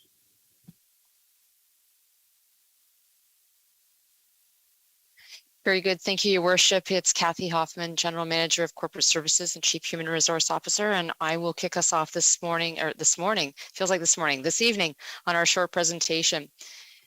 To begin with, I wanted to share with you that we'll be walking you through a short presentation on the council report that is on the agenda this evening on the customer service review. There has certainly been a significant amount of public feedback. We heard all of those messages during the deputations in our previous council meeting. We know and understand that this is obviously an important issue for the community. Importantly, what we want to share with you is that this report contains recommendations that respond to the work asked of administration back from the original motion that came through the notice of motion that brought this report forward.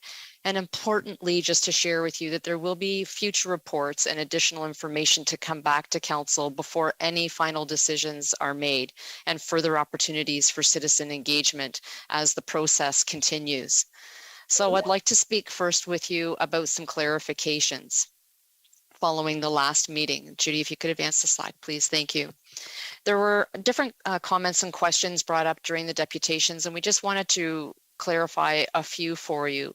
The first is just to be very clear that tonight there are no final votes, meaning that there is future engagement that would be intended to form part of the process before anything related to a closure would take place. So there is no plan for any closings that you're voting on tonight.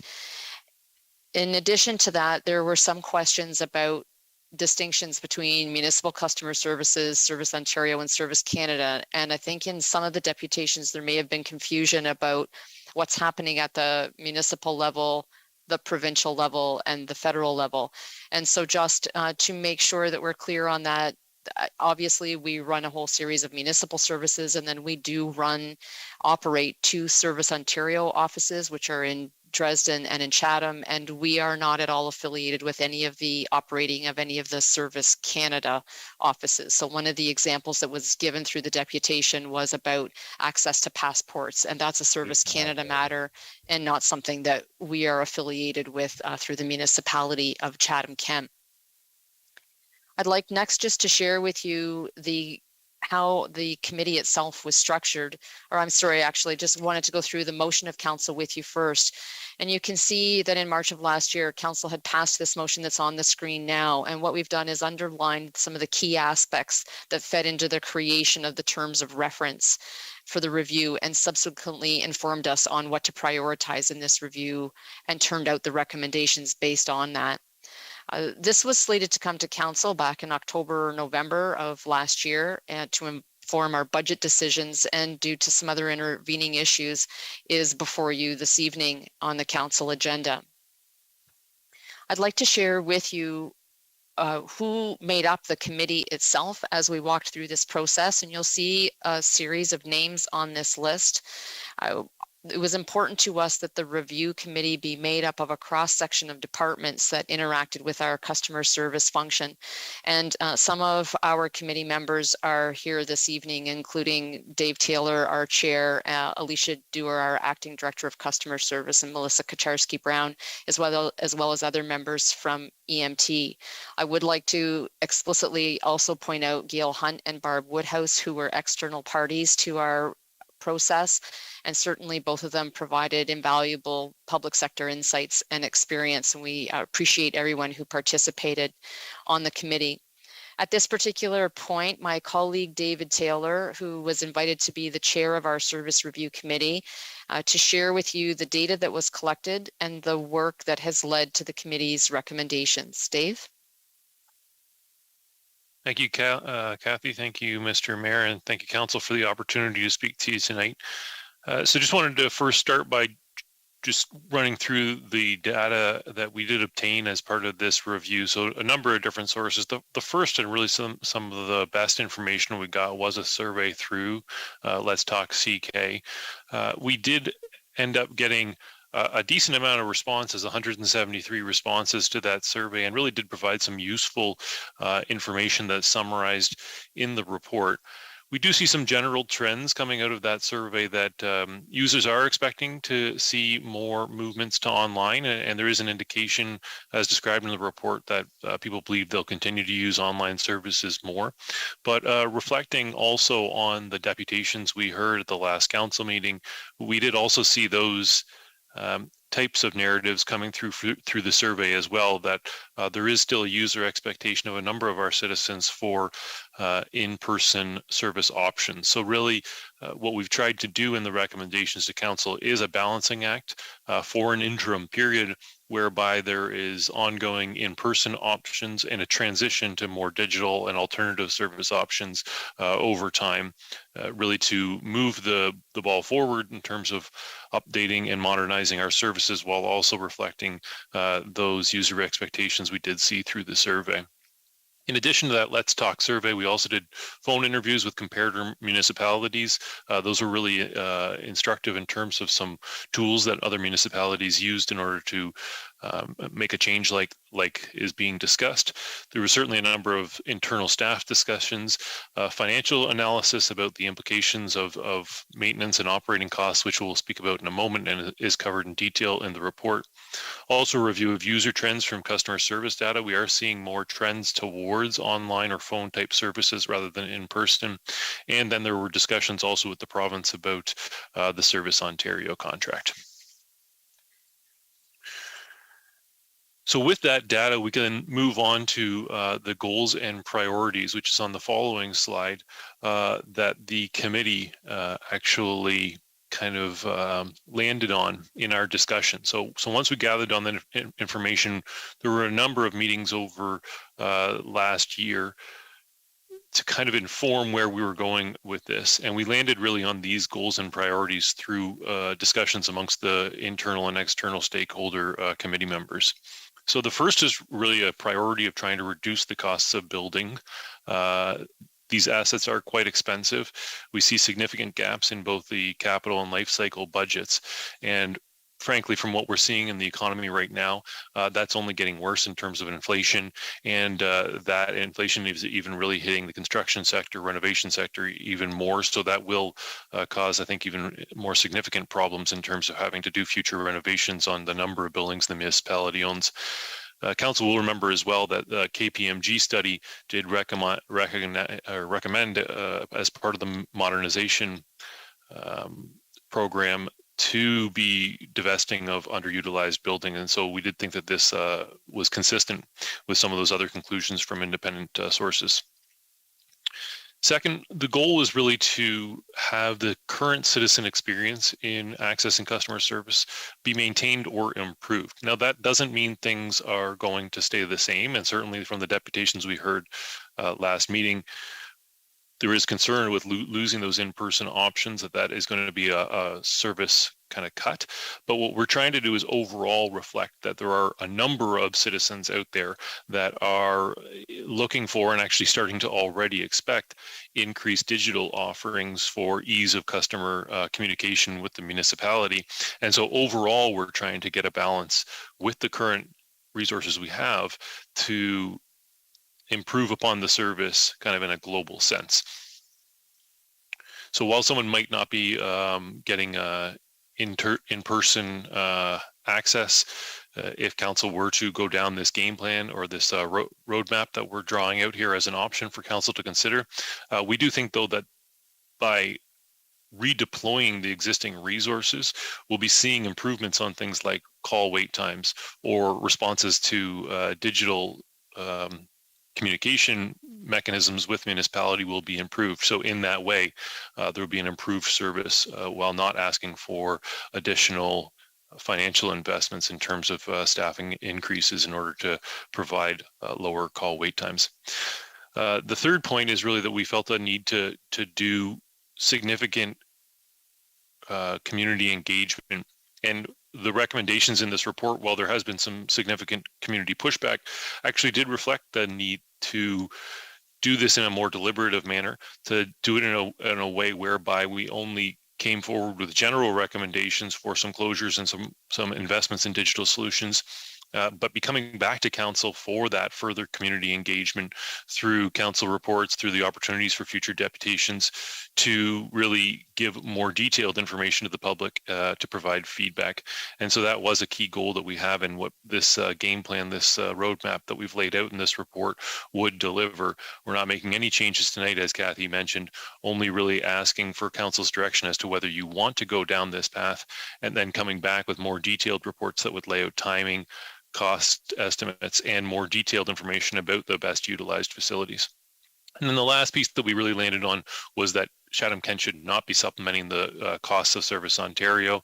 And as you can see in the report, we are not getting full cost recovery on that. And so we are seeing supplementing of that service. I'd like to touch now on the next slide, just on some services that could be moved to online. I won't discuss these in too much detail. It would just take too much time, but you can see from building permits or planning permits through freedom of information requests, donations and parking tickets, right up to a number of tax services. There are many opportunities for more services to be delivered online, and that could be somebody sitting on their couch then with a cell phone in hand, taking care of these functions rather than having to go to a physical building that the municipality runs.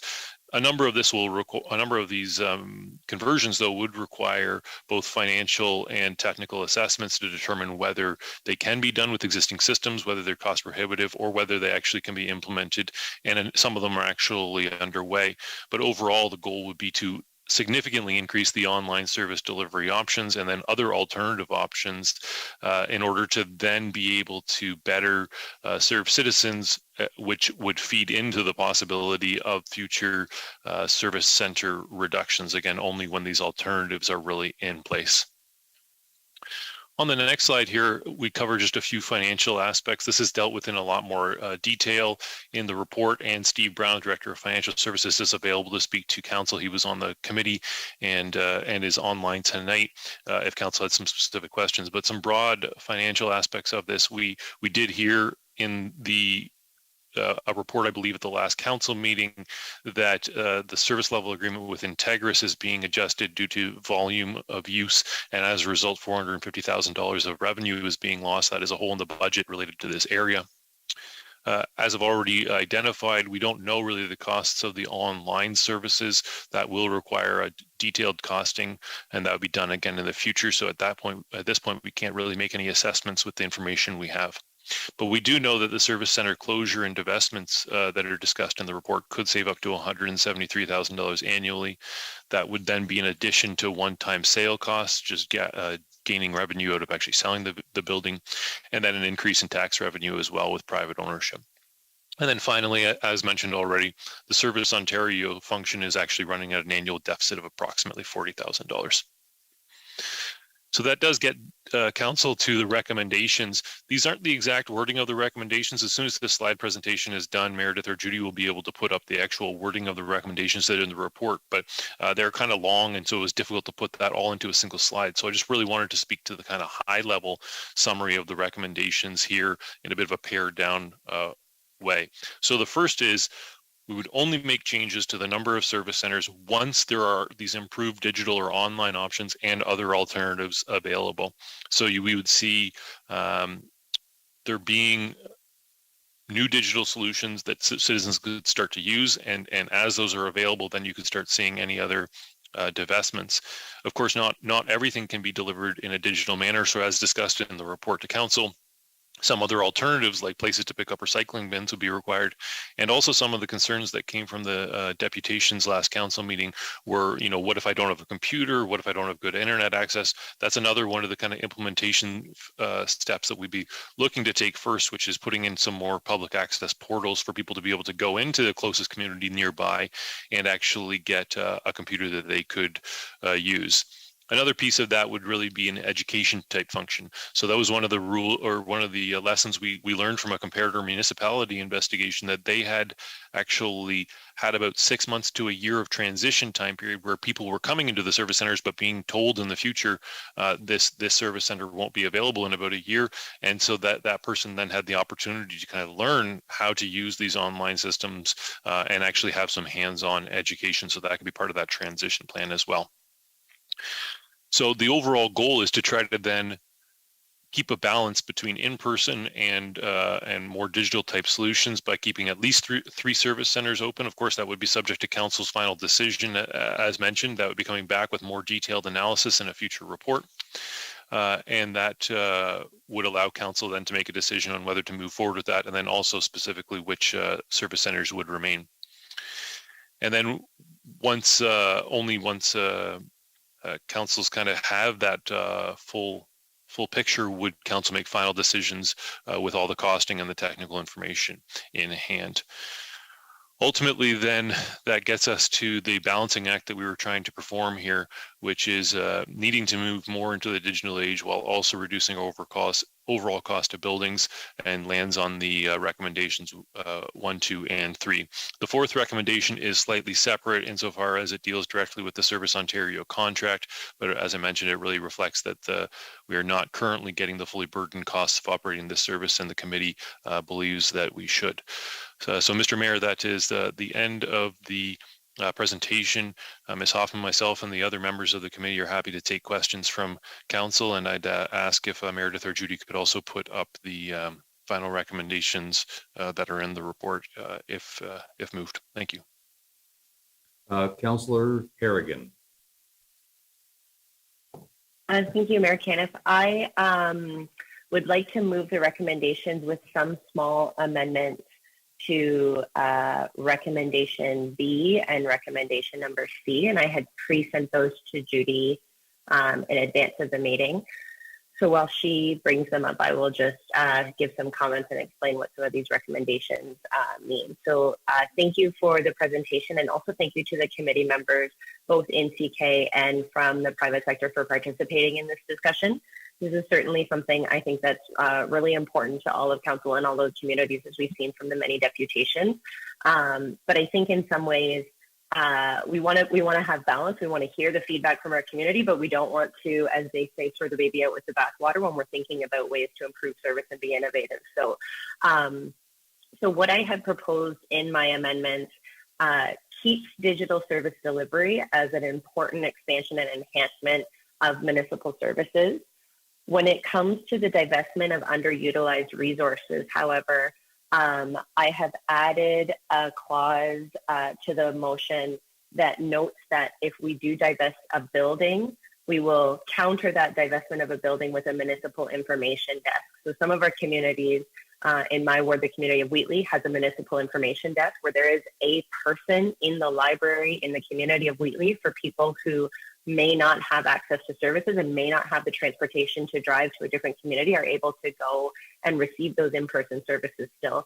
So that lowers the capital cost, but still provides communities with that in-person investment. And then when it comes to the alternative service options, I have an amendment that suggests that when staff are going and exploring what alternative service delivery options look like, there's an item 3 that notes that municipal service desks be a mandatory consideration for any community where a service center is recommended for divestment.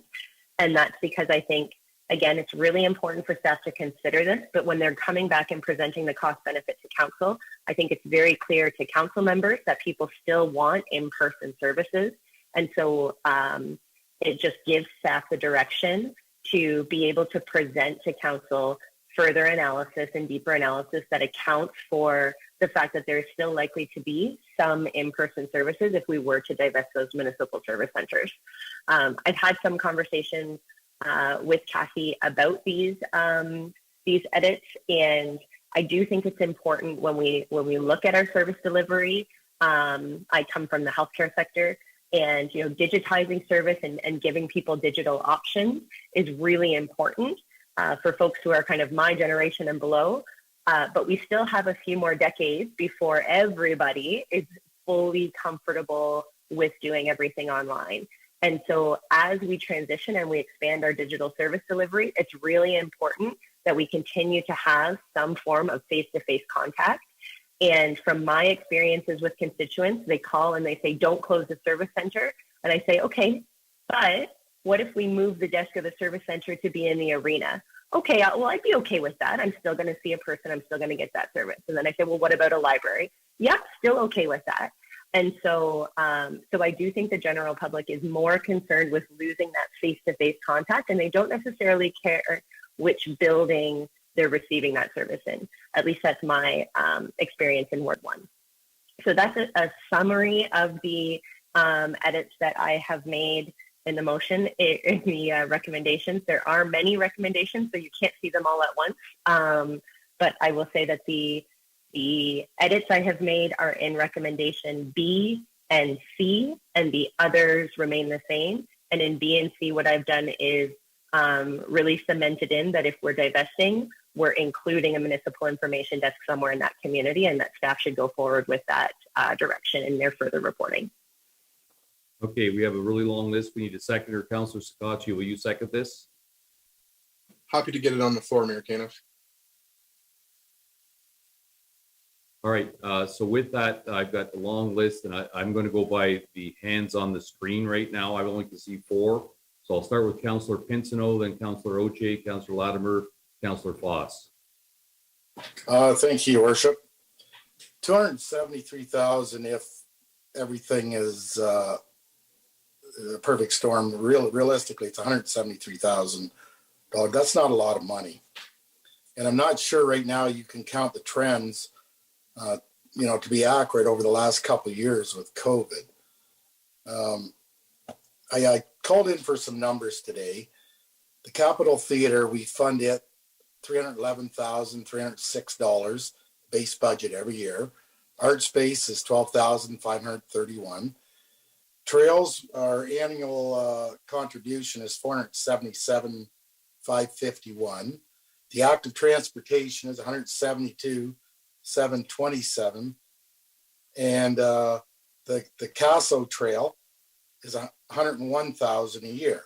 And I'm not saying these aren't all worthwhile projects, but we're putting this kind of money out into these sort of things, and you have these service centers which are important in the small communities. As the deputation said last night, you're creating an us, or last meeting, you're creating an us versus them, the city against the rural area, and they're believing that. A lot of seniors don't own a computer. A lot of seniors don't know how to turn one on, and a lot of those same seniors don't have a vehicle. They want that hands-on in their hometown, go in and deal with it. We're gonna isolate a whole group of people out. We're probably about one generation removed from where everybody can run a computer. I know the majority of council instructed administration to move forward with this, but honestly, it's a mistake. For this little bit amount of money, and we're going to take these out of the small communities, to me, it makes no sense when we're spending money on other things like the Capitol Theater and that. And I'm not picking on them, but I'm just saying, we're spending money on that. We don't bat an eyelash. I think you're getting more value for your money here by leaving things as they are, status quo. Thank you. Councillor Oche, followed by Councillor Latimer. Thank you, Your Worship. Through you to Dave or Kathy, what will happen with the weekly service desk in the library? Thank you, Mr. Mayor. Perhaps I'll go first, and then Dave, if you would like to add. So Councillor Oche, first of all, this would be included as part of the review that would come back to council for a review on the very specifics of how the services would be delivered. So that's the important piece in terms of any permanent decisions. As you know, the Wheatley office at Wheatley, Bothwell, and Tensville have been closed since the onset of COVID, and they've remained closed during the period of COVID and during this period of us doing the service review per council's direction. So it would be we would continue that situation until we come back with the fuller details for you to make the final decision on. Okay. Could you tell me what years are we looking at that there's been a decline? Because you've just said it yourself that the offices have been closed for almost 2 years now. So are we looking at 2018 and 2019, or are we including 2020 and 2021 in that? Including 20 and 21 in it. Yeah, well, that's going to obviously be much lower when I don't know how many weeks Tilbury's been closed with illness from people having COVID, and then just being closed before that because of COVID. So those are going to really screw up the numbers. But also within obviously the library in Wheatley has been taken over by the basically command central for the explosion. So Tilbury Police, what will happen there if we were to close the Tilbury municipal office?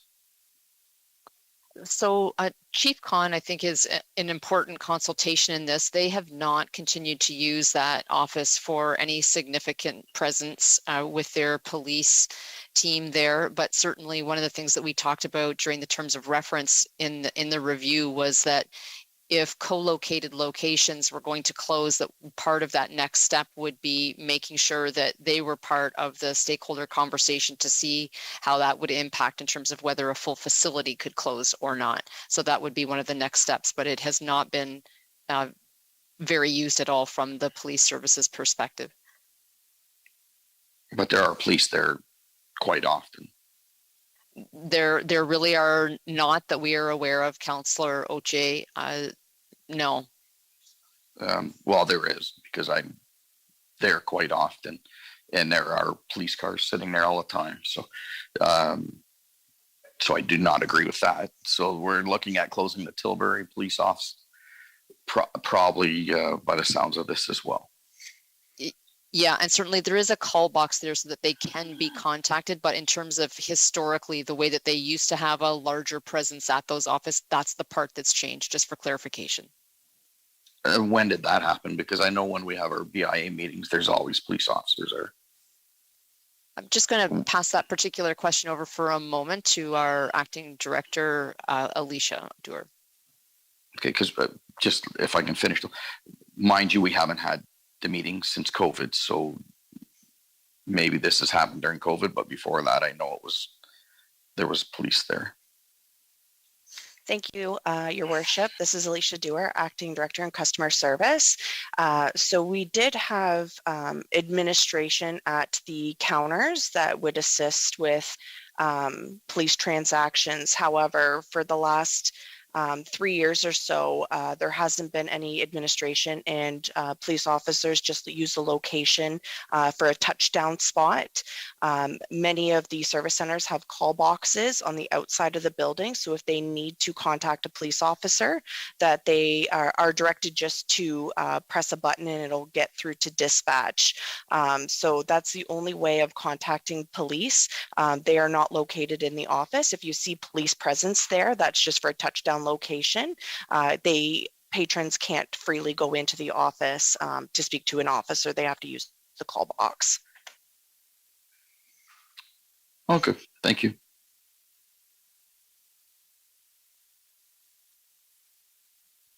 Councillor Latimer, followed by Councillor Foss.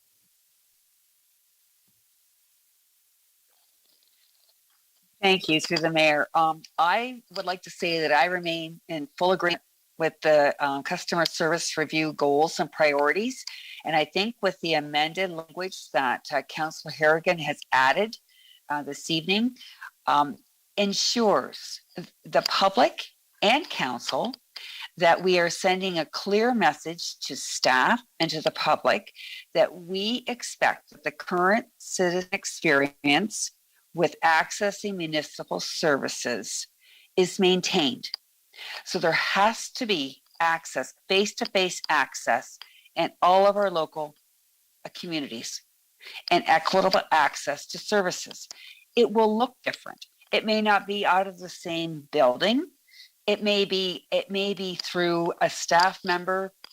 It's not sitting at a classic desk. It may be one of our arena staff. It may be a library staff. It may be one of our community navigators, which I think is a really good term that needs to be explored in that community navigator. I thought of that after our conversation today, Ms. Hoffman. But I think we are beholden to follow through on these recommendations. We have to change.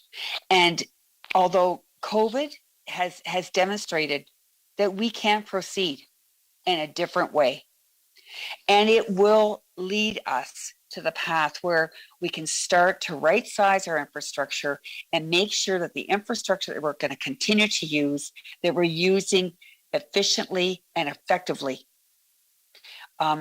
So I am going to be in support of this amended recommendations. Before I go on to the next speaker, Councillor Foss, I need a motion to extend. We're at 3 minutes to 10.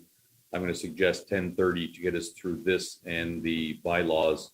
Can I get a motion to extend to 10:30? Also move. Councillor Foss, seconded by? I'll second that.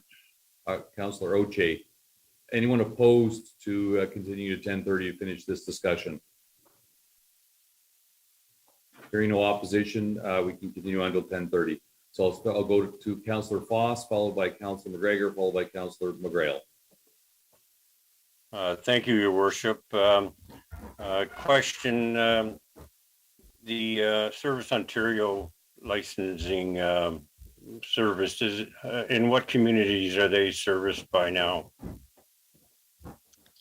Thank you, Your Worship. Right now, Councillor Foss, the municipality operates the Dresden and Chatham Service Ontario offices.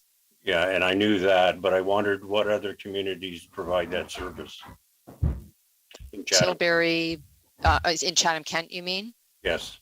Yeah, Tilbury, Blenheim, Wallaceburg. I think that's it. Okay. Now, and they do have variable hours compared to ours, just as a point of reference. So as an example, the Tilbury office is closed for a week or two right now. Others have been closed, and certainly through COVID, they had significantly reduced hours compared to our hours, but so they don't always have exactly the same hours that we have. Has there been any negotiations to extend contracts with Service Ontario to this point? There has. We've continued conversations with the province on that matter, Councillor Foss. And as recently as again last week and this morning, I did a touch point with them to find out if they had any updates for us, and I've not yet heard back from them, but I hope and expect that I'll hear back from them in the next couple of days to give us some type of a status update, but they've not yet made a commitment to us about anything on this matter. Okay. The $40,000 that is costing us, or we're losing on that process, does that include Chatham and Dresden? Yes. In my opinion, that seems to be small potatoes in comparison to the benefits that service provides the Chatham and Dresden communities. If you look at the benefit, I guess, of that service being in a downtown area, and I'm sure that was probably conveyed with all the deputations that was presented last meeting, it seems very minimal to me. Not saying that the province shouldn't pay their full share, but I think it's a very vital service that's provided to the community, but it also brings people to the downtown area. I'm not sure what would happen to the amount of people using the license or the Service Ontario services in the city of Chatham if it's pulled out of there. If we look at other communities that have had privatized Ontario services, they've had trouble attracting people to run them. So if that's the case in the other areas, it's just a matter of time that they're going to be leaving Chatham-Kent.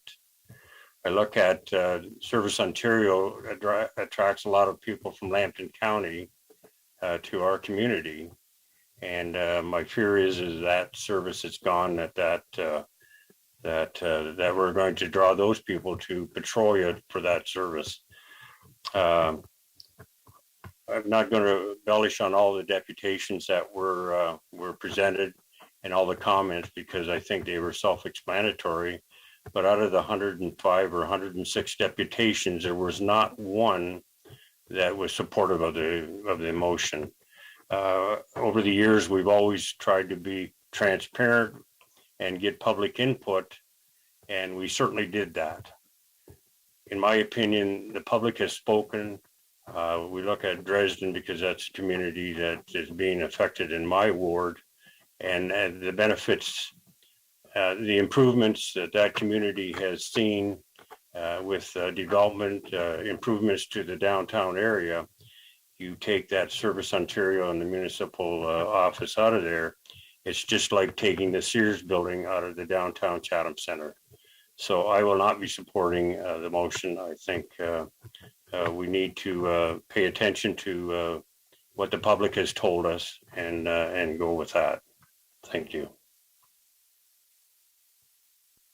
Councillor C. McGregor, followed by Councillor McGrail. Thank you, and through the mayor, I know it's getting into a long night, and most of what I was going to ask has already been asked. I do support the amendments that Councillor Harrigan has brought forward, and I do fully believe that and that we need that face in the community, that person that people can go to. You know, I don't necessarily think that bricks and mortar is always what is needed. But if we can combine some areas and have a face in a local library or such, you know, I think I could live with that. I know we have to move towards the future, and I think eventually it will come to going totally electronic. But I really don't feel that we're there yet. So I'll just leave it at that. Most, like I said, my questions were answered, and I think I have a good feel where council might be at on it. But I think I could live with this with the amendments brought forward by Councillor Harrigan. Thank you. Councillor McGrail, followed by Councillor B. McGregor. Thank you, Mayor Canna. So I'm listening, but there's one point that with the amendments, you know, all our communities are very different. And putting them all and generalize them all together as the same, you know, just put it in a library, put the service somewhere else. We're not focusing on each individual community. Dresden, you know, in a time where we're battling deteriorating downtowns and supporting projects, you know, to bring our downtowns back together, we're going to then make a decision right now to then, you know, bring down a different downtown core. That's what we're doing here in Dresden, and that's what's going on. And if we agree to the amended terms or to this whole, what they'd like us to do and with the options, we're putting, you know, we're putting Dresden in danger. We're putting Dresden's downtown core in danger. And that's what we're talking about right now. We're talking about the services, but we're also talking about that downtown core and the vibrant downtown core of Dresden. And it's with like great apprehension and regret, you know, Dresden's downtown clock tower, you know, maybe in danger, right? Because that's what you're saying. He still has to come back to council, but it's not off the table.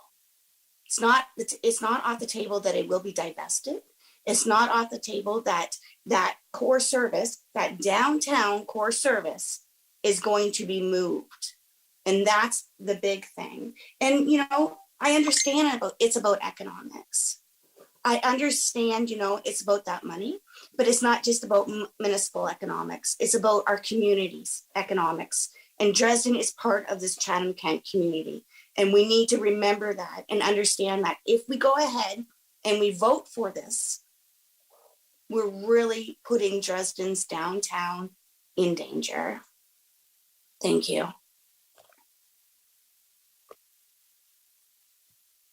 Councillor B. McGregor. Thank you, Mayor Caniff. I just wanted to clarify. I know this is, a fairly extensive motion. I think there's some really positive amendments that make a lot of sense. So, am I right in saying that this is still, and maybe this question's to Kathy, that this is still a preliminary process? So this is saying, hey, go ahead with these extra caveats, continue to review, but any type of closure, any type of change is going to be dealt with on an individual basis. Those things are still going to come back to council to be voted on. Because certainly tonight, if I thought I was voting on closing the Dresden Municipal Center or putting the clock tower in danger, I wouldn't be voting to do that. What we're voting on tonight is going forward with the review process that we had started quite some time ago, a motion that was passed by council. But this isn't, there's no finality to these particular recommendations. Is that correct? Thank you, Mr. Mayor. Yes, that is correct. And captured in that recommendation number 2, just for example, if you see administration be directed to return to council following development of the plans. So everything that you decide on this evening around those particular recommendations means something else comes back to council, another report comes back to council for final deliberation and decision making. Yeah, and I think that's really important because I do agree with Councillor McGrail. Some things that might work in one community may not work in another community, and there's some uniqueness there. And I think that's important to understand. Those things are coming back to council, and we're going to be able to, or the next council will make those decisions on a case-by-case basis. The other question I had was about Service Ontario, and I know a lot of the feedback was around Service Ontario for good reason. Are there other municipalities that are running Service Ontarios and are effectively subsidizing them? Thank you, Worship. I did put a call in today to our provincial representative to ask the question of whether or not they have any metric they could share with us in terms of what's the percentage breakdown of municipal to private partner, private organizations that run it, and was not able to hear back from them. But what I can say to you from anecdotal conversation I've had prior to this day is that by and large, private sector runs a number, probably the majority of Service Ontario offices. And to this point, there's not been any conversation about being willing to change their funding formulas such that our costs would be covered. And so then that's been part of the discussion, Councillor McGregor. So they operate on different funding formulas, and but our understanding is that by and large, it's the private sector that runs them, with some municipal offices also running them. Yeah, and I think that's important to know, because I think when most people go into Service Ontario, they think they're talking to a government employee, and the vast majority of places that's not the case. And in other communities, it's still private organizations that run these, and you still don't have full services. I know for things for my family, I've had to go to Hamilton to get it done. That's because right. It's not available at our Service Ontario. And I think that maybe speaks to a broader trend on the disadvantage of some of these privatization schemes, and should make us pause and think about that a little bit. The other thing I would say is, we heard all those deputations about how important Service Ontarios are, and the municipality has funded that to a degree. But we in rural Ontario know that often we are ignored by the province. We have lower population density, but we still deserve the same services. And I would say that those deputations landed at the wrong table. I think those deputations should be directed to Mr. McNaughton and Mr. Jones.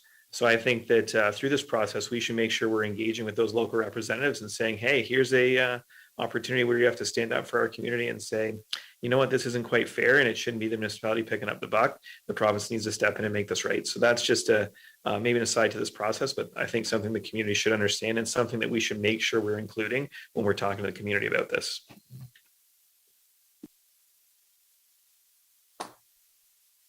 Okay, Councillor Kirkwood-White. Thank you, Your Worship. Through you to Kathy, I just want to say thanks for incorporating the answers to the questions I asked that I didn't get a response to during the day. But as one who represents the 65 plus demographic, I can see both sides. Beyond the economic argument, which is paramount for municipal taxpayers, building a sense of community is also very important. And we must remember that council has obligations in the area of health, social services, and the environment as well. So I would not have voted in favor of closing service centers if that's what was to be brought forward tonight as well. So I think it's important for the councillors in the outlying communities to know that Ward 6 councillors agree. Before I pass it back to Councillor Harrigan, I just, we've got an A, B, I can't see it all on the screen. There's an 18A, 18B, and 18C. Is that correct? Like there's just three. One, the A deals with digital. Judy, I just sorry, Your Worship. There is a 1A, B, C, a 2, and a 3 are the recommendation numbers. Sorry, could you scan through, because I'm hearing you know, there's been a lot of great discussion, but I think the digital piece, I think we could probably all agree as council that we need to proceed on with that. So I don't know if we don't separate it, it either all be accepted or all be taken down. I don't know if we could, whether it would make sense to separate it or not. I asked that question because certainly the digital service, I think, is a very important piece of this, because as Councillor Harrigan said, that's the first step in this phase, is that we need to get strong digital services moving forward. Your Worship, I had my hand up earlier as well. Again, if you can indulge me, because I want a clarification question. Sure, go ahead, Councillor Voss. Kathy made the comment that every item would be going back to council before a decision is made. Is that including Service Ontario? Because that contract apparently is at the end of December 31st. So thank you, Your Worship. If council approved the motion as worded tonight in number 3, we would be continuing to negotiate with Service Ontario in an effort to have our costs covered. And if they did not agree to that, then based on the wording of the motion, we would finish our contracts at December 31st, but also obviously happy to come back to council to provide you with updates on where that is at as we go along. Okay, thanks for the clarification, but it scares the heck out of me because I'm fearing that we're going to lose it for $40,000, and that's for Chatham and Dresden. That just makes no sense at all. Thank you. So, Kathy, does it make sense that we keep it all together in your mind? Like if we started separating it, does that create issues for you? Your Worship, I think certainly for number 3, we certainly need to make sure that council votes on that so that administration has direction right now in terms of how to proceed with our provincial representatives. The other 3 are the other 2, 1 and 2 could go together if you wish, but obviously we're in the hands of council in terms of how you'd like to proceed on. No, I just wanted to confirm, does it create, I'm not looking to create a big issue with it, but yep. I look at the digital service delivery, I think I'm just reading the room here that I think we'd all agree that we need to do that. I don't see anybody saying, no, let's not increase the digital, but if we say no to this, that we're saying no to going to digital service delivery. That's right. Yes. If you batch those the recommendations all together and someone is voting against the B or C, and so the whole thing fails, then yes, it would make the digital service delivery fail at the same time. So may I suggest then that we do, if you were to look at it, which ones does it make sense to separate that don't cause issues? Like some of them bleed into other ones, and I don't want to create a confusion. So how about, and subject to the Madam Clerk's comments, how about you deal with 1A and then you deal with 1B and C together, and then you deal with and 2, so 1B, C, and 2 together, and 3 separately. All right. So yeah, I suggest we separate that. And as far as, so the final word then goes to Councillor Harrigan, who put the motion up, and then we'll vote on it in 3 separate votes. Thank you, Mayor Caniff. I don't have much to say in conclusion. I think this was good conversation. I just do want to reiterate to members of the community that may be worried about losing in-person services. With the amendments that have been provided as staff come back with with further information around cost benefit and how we move forward, the introduction or the kind of cementing of municipal information desk where we divest interest really does provide that reassurance for councillors that there will continue to be in-person service opportunities as we explore this. So I just think that that needs to be made really clear for members of the public, but also really appreciate the conversation that we had tonight. Okay, with that, we'll vote on 1A, I believe. To Gonna have to start. give me a minute, Mayor Caniff. Yep.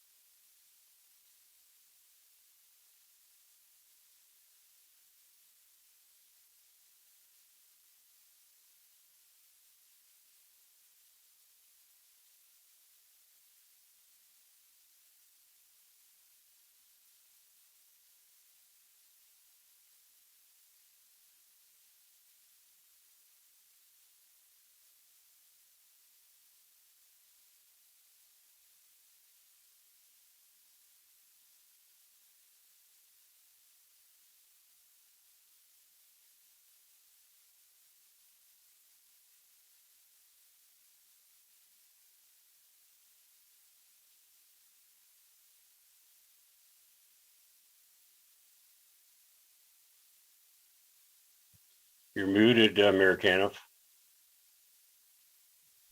Sorry, I was just waiting for the 1A to come on the screen. Yeah, we're ready to go now.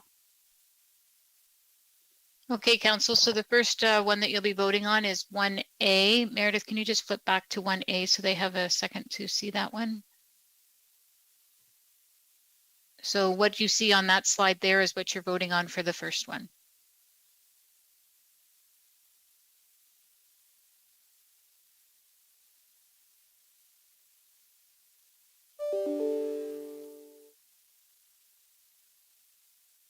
All votes are in. Motion passes 12-5.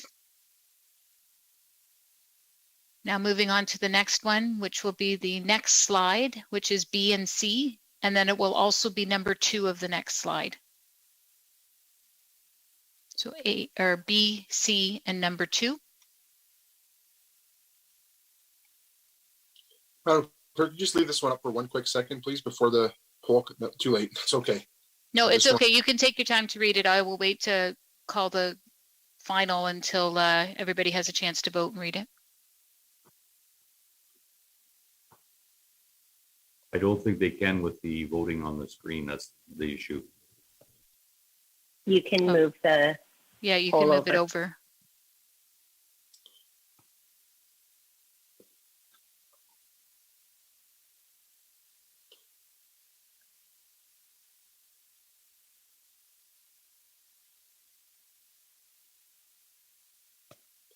Madam Clerk, is B and C together then? I do apologize. Yes, B, C, and then number 2 on this next slide, if you're ready for us to move that over. Yes, I am. B, Thank C, you. and number 2.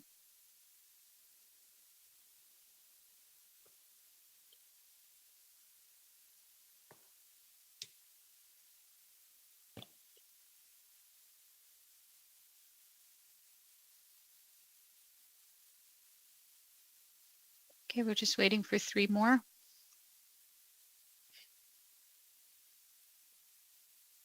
It's not on my screen.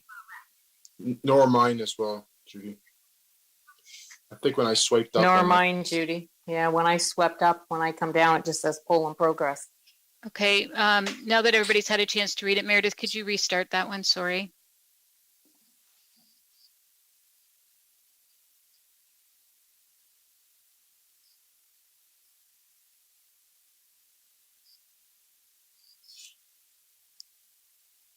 There we go.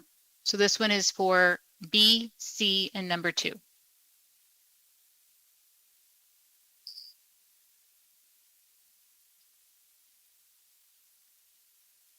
All votes are in. Motion passes 10-7. And now the final vote for this particular report is number 3 that you see on the screen right now.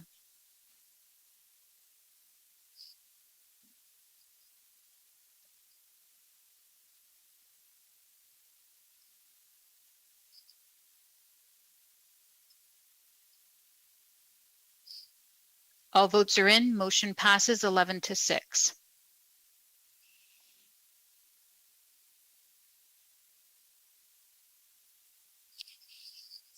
It's 25 after 10 now, so we'll go to reading of the bylaws, and then we will, all remaining items will be dealt with for a council meeting on the 25th.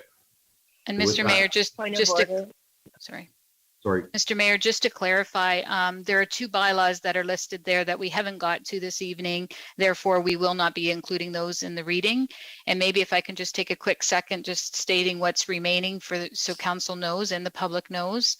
Next council meeting will have 17F, which is the lease of agricultural tractors, and 17G, Chatham-Kent Municipal Airport hangar leases, 18C, procedural bylaw amendments, 18D, COVID vaccination for council and committee members update, 19A, the request for proposal for the woodlot preservation, 19B, the tourism bike use rental pilot project, and 19F, the motion of Councillor Latimer.